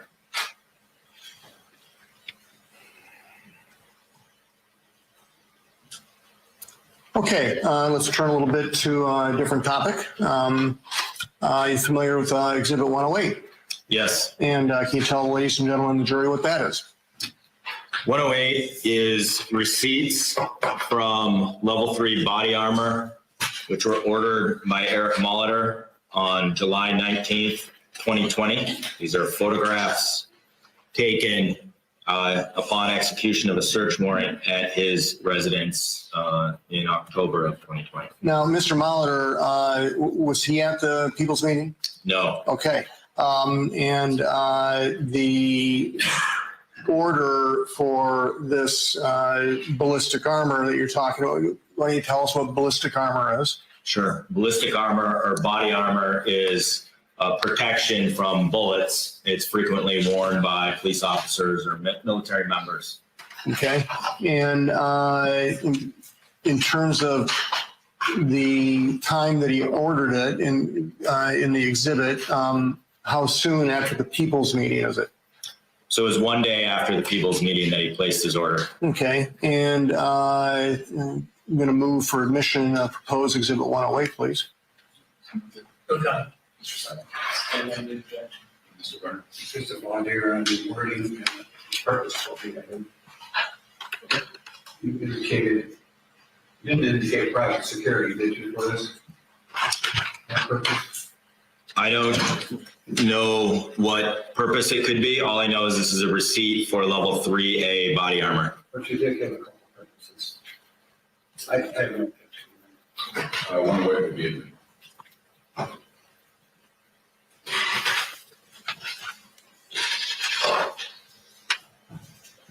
Okay. Can you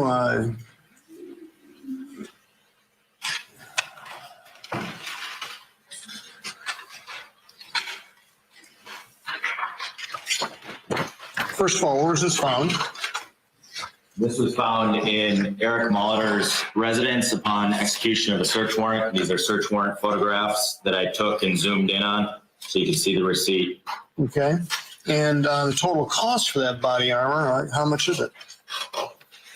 It's $640.24. Okay. And on the right side of the page there, that's basically the shipping receipt. Is that kind of shipping sticker? Is that right? Yes, this is the sticker off a box of where it is shipped to. Okay. And he ordered it, the date of the order again is July 19th, 2020, one day after Peebles. Is that right? That's correct. Okay. Thank you. I want to draw your attention to proposed exhibit 109, please. Familiar with that? Yes, What is it? this is the search warrant photograph from Eric Molitor's residence with the receipt and the body armor. Okay. And was that during the search warrant of his home? Yes, Okay. And I'm going to move for admission of 109, please. Mr. Nunzio. Mr. Simon. Since then, any objection. Mr. Byrne. Whatever, please, Your Honor. Sure. What was the date of the search warrant? Was it executed? October 7th, 2020. Night of his arrest? Yes, Eric's arrest? Was there a consent search offered by Mr. Monmouth? I know that he consented for his phone, and I know there was discussion about consent on the vehicle. I don't know if there was discussion about consent for the premises or the residence, which is where this was found. I see in here, it looks like the same receipt that we just talked about. Yes, I zoomed into this receipt for the previous exhibit. All right. So that was the 719 order. Do you know when those things came in?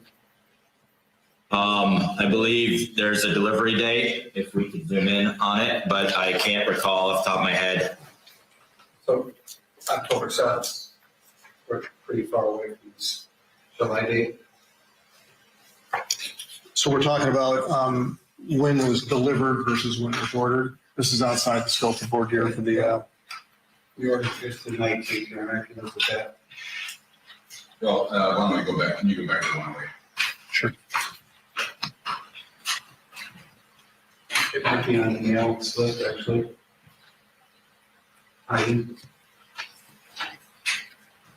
It's below the order date. Can you zoom in there, Adam, on the order date or ship date?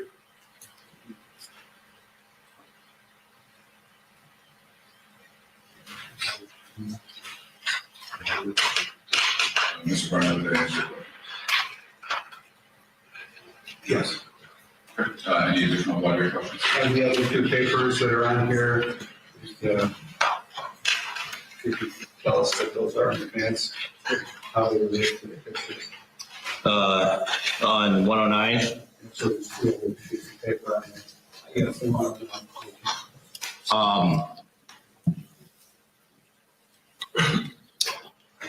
sure. What what are the dates of those? I can't read the dates from this picture. I can tell you what they are. Possible it's 2017, one of them, I have no idea. September 29th, 2017. I'm not sure I understand what he's asking about. I'm sorry. You're asking him about what That's date? the attorney.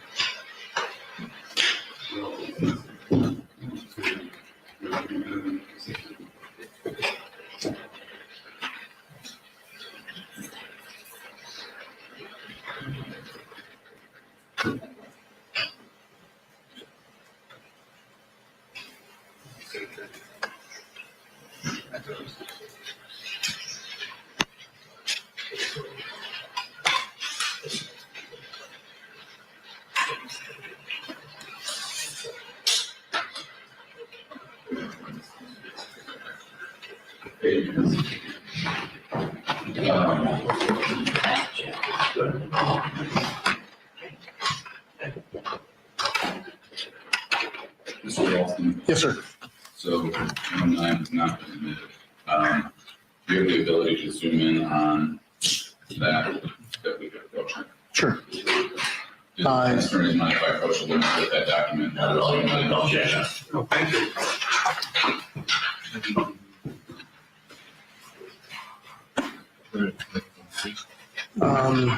Adam, yeah, we have to put it up on, we're all plugged in. Yeah, I understand. That's fine. You know what, Dan, can you pull it up on yours? And then zoom in on that for the judge. It's just nice to stand up. Yeah. And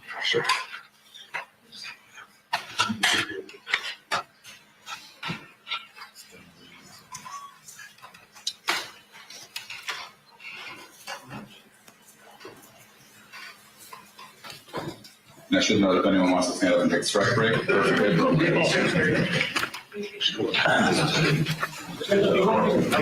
No, that's okay. We're going through some stuff.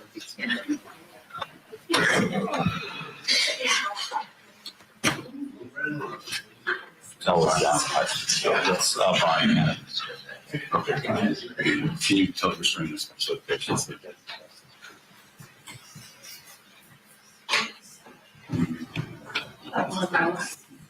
Yeah.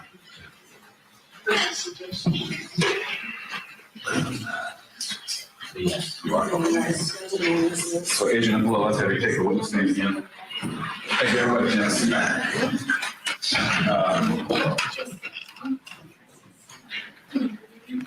Mr. Brown, I'm going to try to do my best to summarize your question. If I don't get there, I'll obviously give you an opportunity. So, Agent Impala, and looking at proposals that are 1-9, there's a document, what I'll call the one on the left. What document for you? Yes, sir. After having viewed it zoomed in, were you able to read the date on that document? Yes, What is it? September 29th, 2017. Mr. Burnett, do you have any additional questions for what I? Thank you. What is the document? It's kind of hard to read, so that. It's the lab testing results from the company. They ship it with the ballistic armor, and it tells you when the rating of the armor and the results of shooting a bullet, the penetration testing of the ballistic armor, when that occurred, when it was certified. Thank you. The other third document design on the right side. I think that's a general letter from the owner of the company thanking you for purchasing his product. It's a form letter that comes with the ballistic armor. The other items you see in here, briefly, are vest, long vest. So there's the level 3A body armor, the safe life vest. Then there's what I'd call a carrier. And it's got an attachment to the MOLLE portion. MOLLE is webbing and fabric that you use to hold gear on your carrier. And it's a drop holster or a drop attachment that's removable from your vest. And this is the same thing you've seen Mr. Mahler to wear personally or something else? I've seen him wearing a similar black carrier. I can't tell you who owns it. I think you can understand, Chairman. I appreciate it. Clear. 109 will be. You.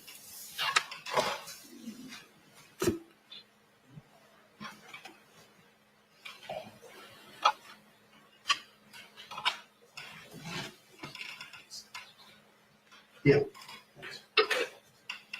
Okay, Agent Impala, what are we looking at here?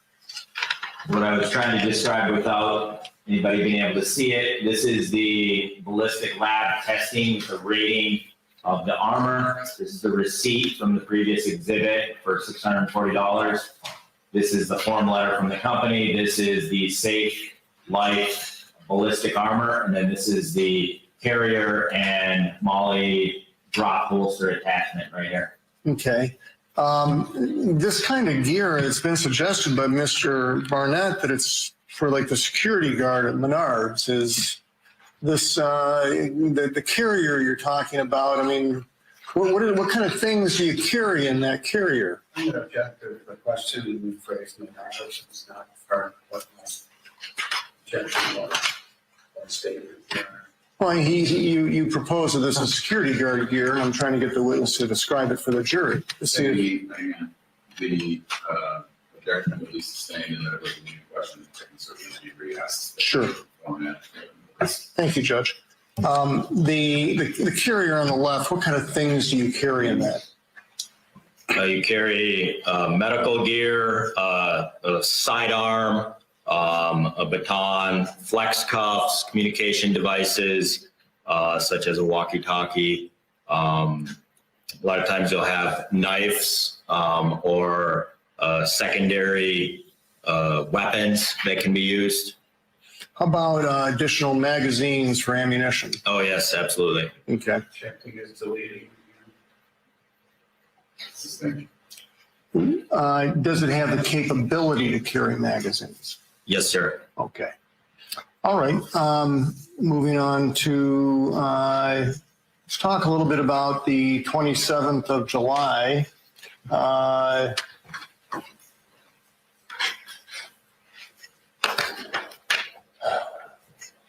That date, did you ask Dan to meet with anybody? Yes, Who was that? Adam Fox. And why did you ask Dan to meet with Adam Fox? Adam Fox had told Dan following the the Peebles meeting that he was going to be continuing forward with attack planning in Michigan, and they were going to be the first state to kick it off. And so I was worried that we didn't have coverage of any of Adam Fox's plans. So I tasked Dan to go meet with Adam Fox and see what he was planning. Okay. And was that meeting recorded? Yes, Okay. And did you live monitor it? I did. Okay. And where did the meeting take place? It took place in the basement of the vac shack. So the same vacuum cleaner store and the trap door that we saw in an earlier exhibit. Okay. I mean, Dan's not a trained agent, right? Correct. And did he go down through the trap door into the basement with Adam Fox? Yes, he did. Okay. Tell us, if you will, what proposed exhibit number 110 is. Sure. 110 is a recording. It's the one-on-one conversation with Adam Fox and CHS Dan at the vac shack from July 27, 2020. Okay. And is there an associated transcript with this marked 110T? Yes. And is that transcript an accurate transcription of the audio? Yes. Okay. Move for admission of proposed exhibit 110 and 110T. City Council approach.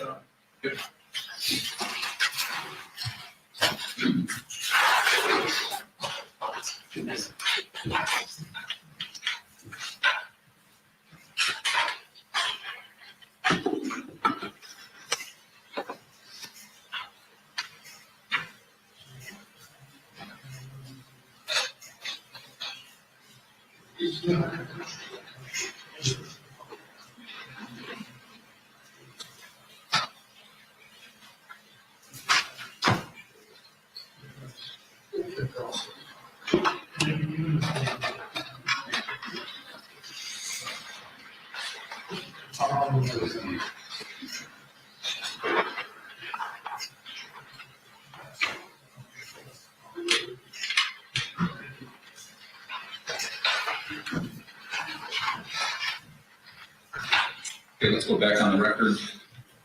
Mr. Wilson.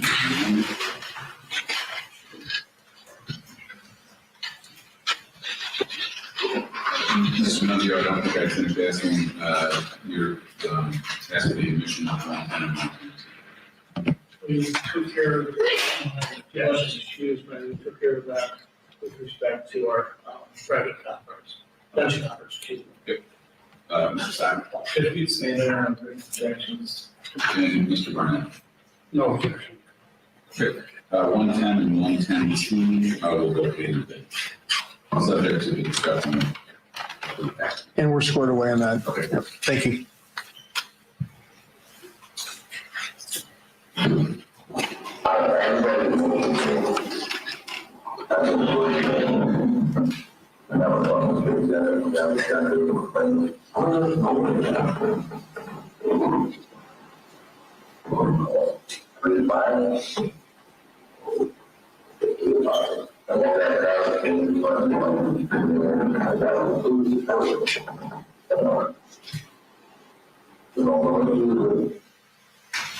Okay, thank you.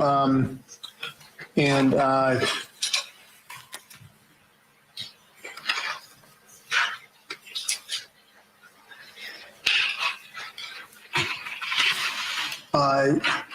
proposed exhibit 111. Are you familiar with that, Agent Nickel? Yes, Tell us what that is. that's a statement by Adam Fox. It's an 11-second clip. It's part of the audio recording from July 27th when Dan is in the back shack basement having a conversation with Adam Fox. And what's the general topic of the conversation? Adam Fox lists out members he has on his team, and he includes Eric Molitor. Okay, and is there a transcript associated with this audio? Yes, Is that marked 111T? yes, And is that transcript accurate as to what's in the audio? yes. Move for admission of 111 and 111T. Please vote. Yes. What is your concern at the bench conference? Thank you. Mr. Snyder? There can stand on written objections. Mr. Barnett? We have the same objection, Mr. Anzio, yeah, about what we talked about on this exhibit here. Wilson, and Mr. Wilson, that has been addressed, is that correct? Yes, sir. Subject to that, Sure. That's all. sure. His name's on here, Sean, is that just a fix presumably, or is that another Sean? I believe it's Sean Fix. Mikey? I believe that is a reference to Mike Moray. James Paul, is that how does that fit into this? I don't know who James Bowen is. Well, James Paul showed up for this investigation. I don't know if he did or if he didn't. I've never heard the name before. Objection, Your Honor. Thank you. Subject to the conditions we talked about, 111, 111T. Thank you.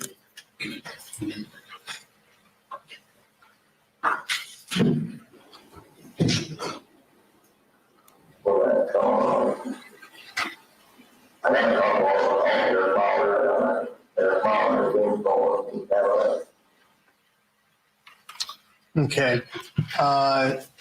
Proposed exhibit number 112. Can you tell us what that is? Sure. This is a discussion from the same day on July 27, 2020 in the back shack. This is the one-on-one conversation between CHS Dan and Adam Fox. And is there a transcript marked 112T that is an associated transcript of this exhibit? Yes, Is the transcript accurately reflect what's said in the audio? yes. Move for admission of 112 and 112T, please. Mr. Nancy? Sure.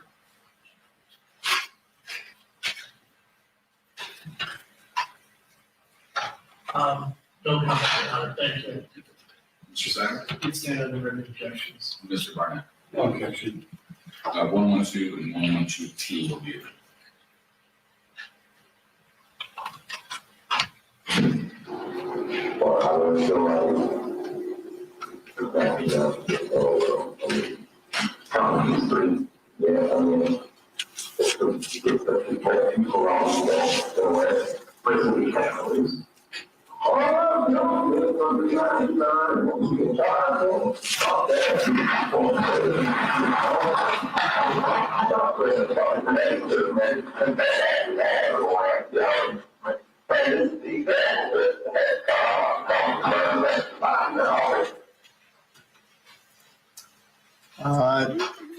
That's Mr. Fox talking about our governor.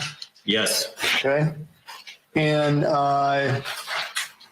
if you would, turn to your book and propose exhibit 113. You're familiar with that? I am. Tell us what that is.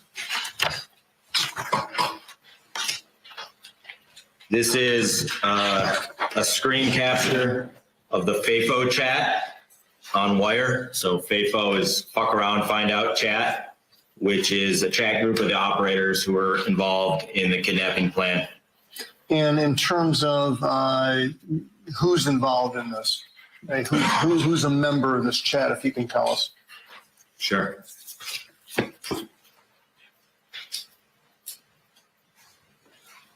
So there's at least 10 members of the chat who are listed on the right side of the exhibit. It includes Barricade, which is the handle for Eric Molitor. Okay. Are either of the Knoll twins part of this chat? No. Very good. Tell us what the general content of the chat is, please. This is the creation of the chat where Adam Fox describes or asks who's down for kidnapping. Okay.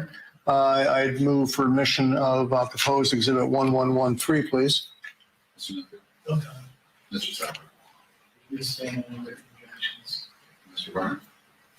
Jim, I want to point here, Agent Emplot, this is not a complete exhibit. I didn't hear the question. Not a complete exhibit, is that what he said? That's correct. There's more chatting that goes on after the cut off from this exhibit, correct? This is one screen capture that I selected for this exhibit. The chat continues, so this is not all of the chat. The chat continues beyond July 29th. Would it be complete, accurate, and an absolute accurate exhibit, as you're indicating, Barricade's on this to show whether or not Barricade is engaged in this chat as well. In other words, completed the additional 2 or 3 other comments that are made after that aren't included in this exhibit.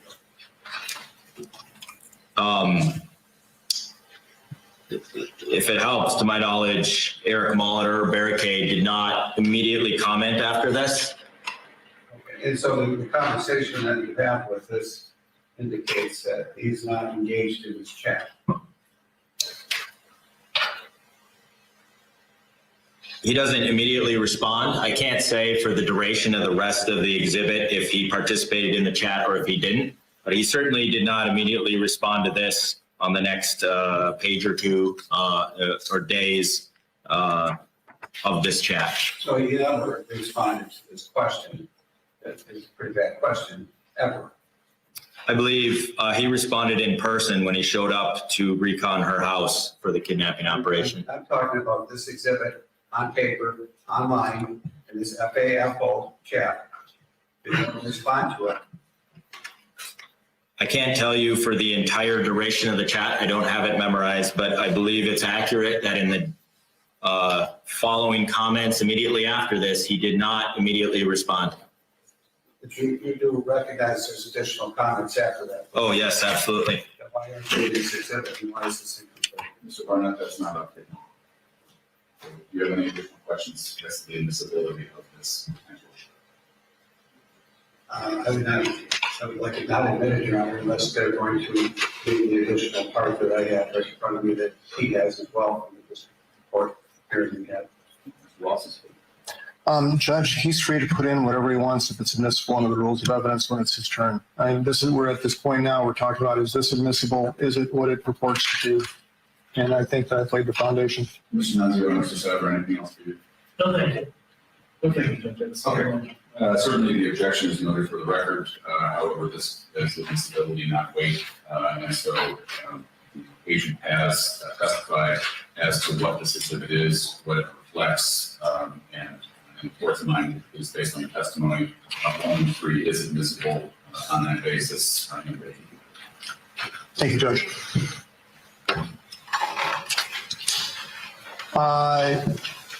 Just so we're clear, go ahead and the date is July 29th, 2020, correct? Yes, sir. And this is on wire, is that right? Yes. Is that part of the operational security? Yes. Okay, and we see on the right there the name Barricade, right? Yes. Okay, so he's a member of this chapter, correct? That's correct. I mean, whether he responds or doesn't respond, I mean, he's at least he's receiving these messages, is that right? Yes. Okay, can you zoom in on the lower box, please, there, Adam? Thank you. And Beansy, remind us who Beansy is. Beansy is Adam Fox. Okay. And what is the question, or questions rather, that he asked there? Adam Fox asked, okay, well, how's everyone feel about kidnapping? Not kids, high profile scum. And then he's got some emojis. Okay. Very good. Thank you. Judge, I know we spoke this morning about ending at 4:30. I think this is probably an appropriate place.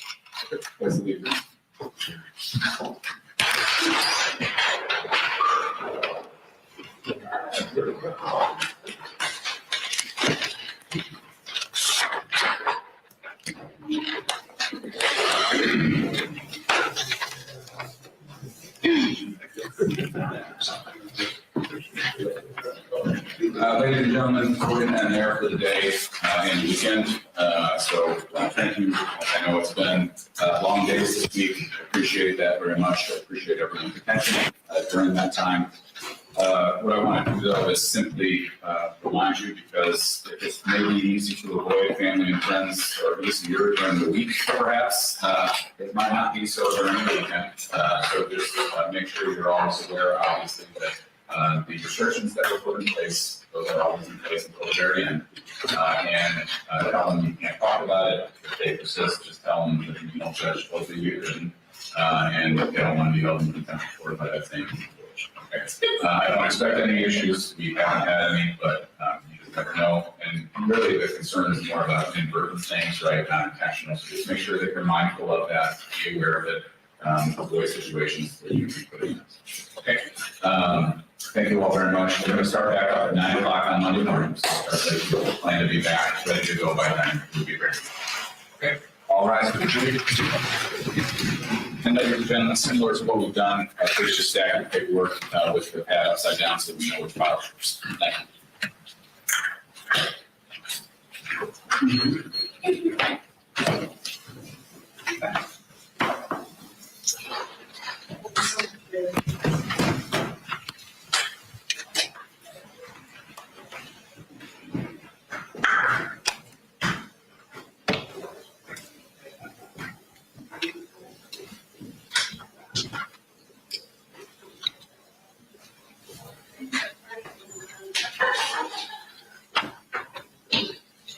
Okay, the record, everybody can see, thank you.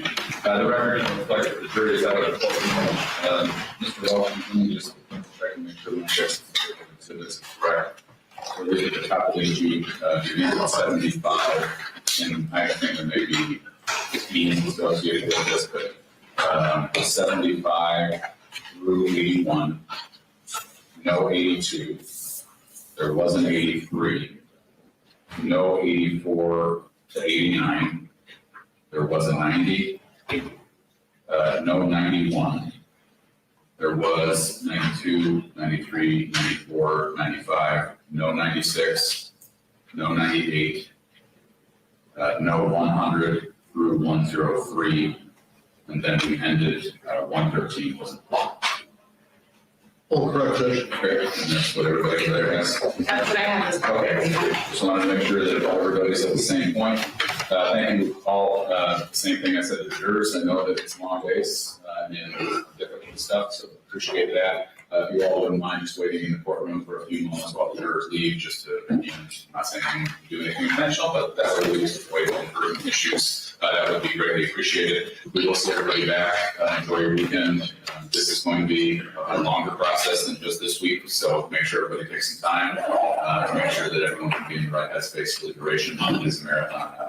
Okay, see everybody back. Thank you. All guys. Okay. Thank you, Judge. Oh, I'm sorry, before we go, you still have that up. Yep. Just to put on the record what we discussed in the sidebar, I made a note. It dealt with, we had a couple for Exhibit 105.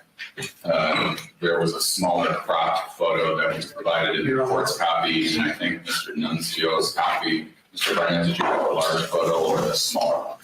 I was not eligible for a little crowd, so whatever that is. That was, talking to Mr. Ralston, I believe, inadvertent. The full-size photograph is the one that was identified as 105 to the jurors. That's the one that they saw. So what we determined is he's simply going to replace the copy in our binders with that photo, so there's no issue there.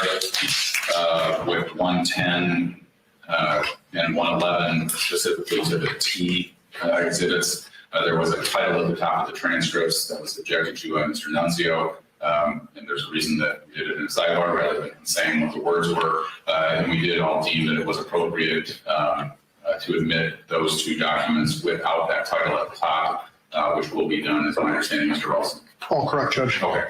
And then just for you, Ms. James, Molly is MOLL. Okay. Anything? No, sir. Okay, thank you all. Thank you. Is that?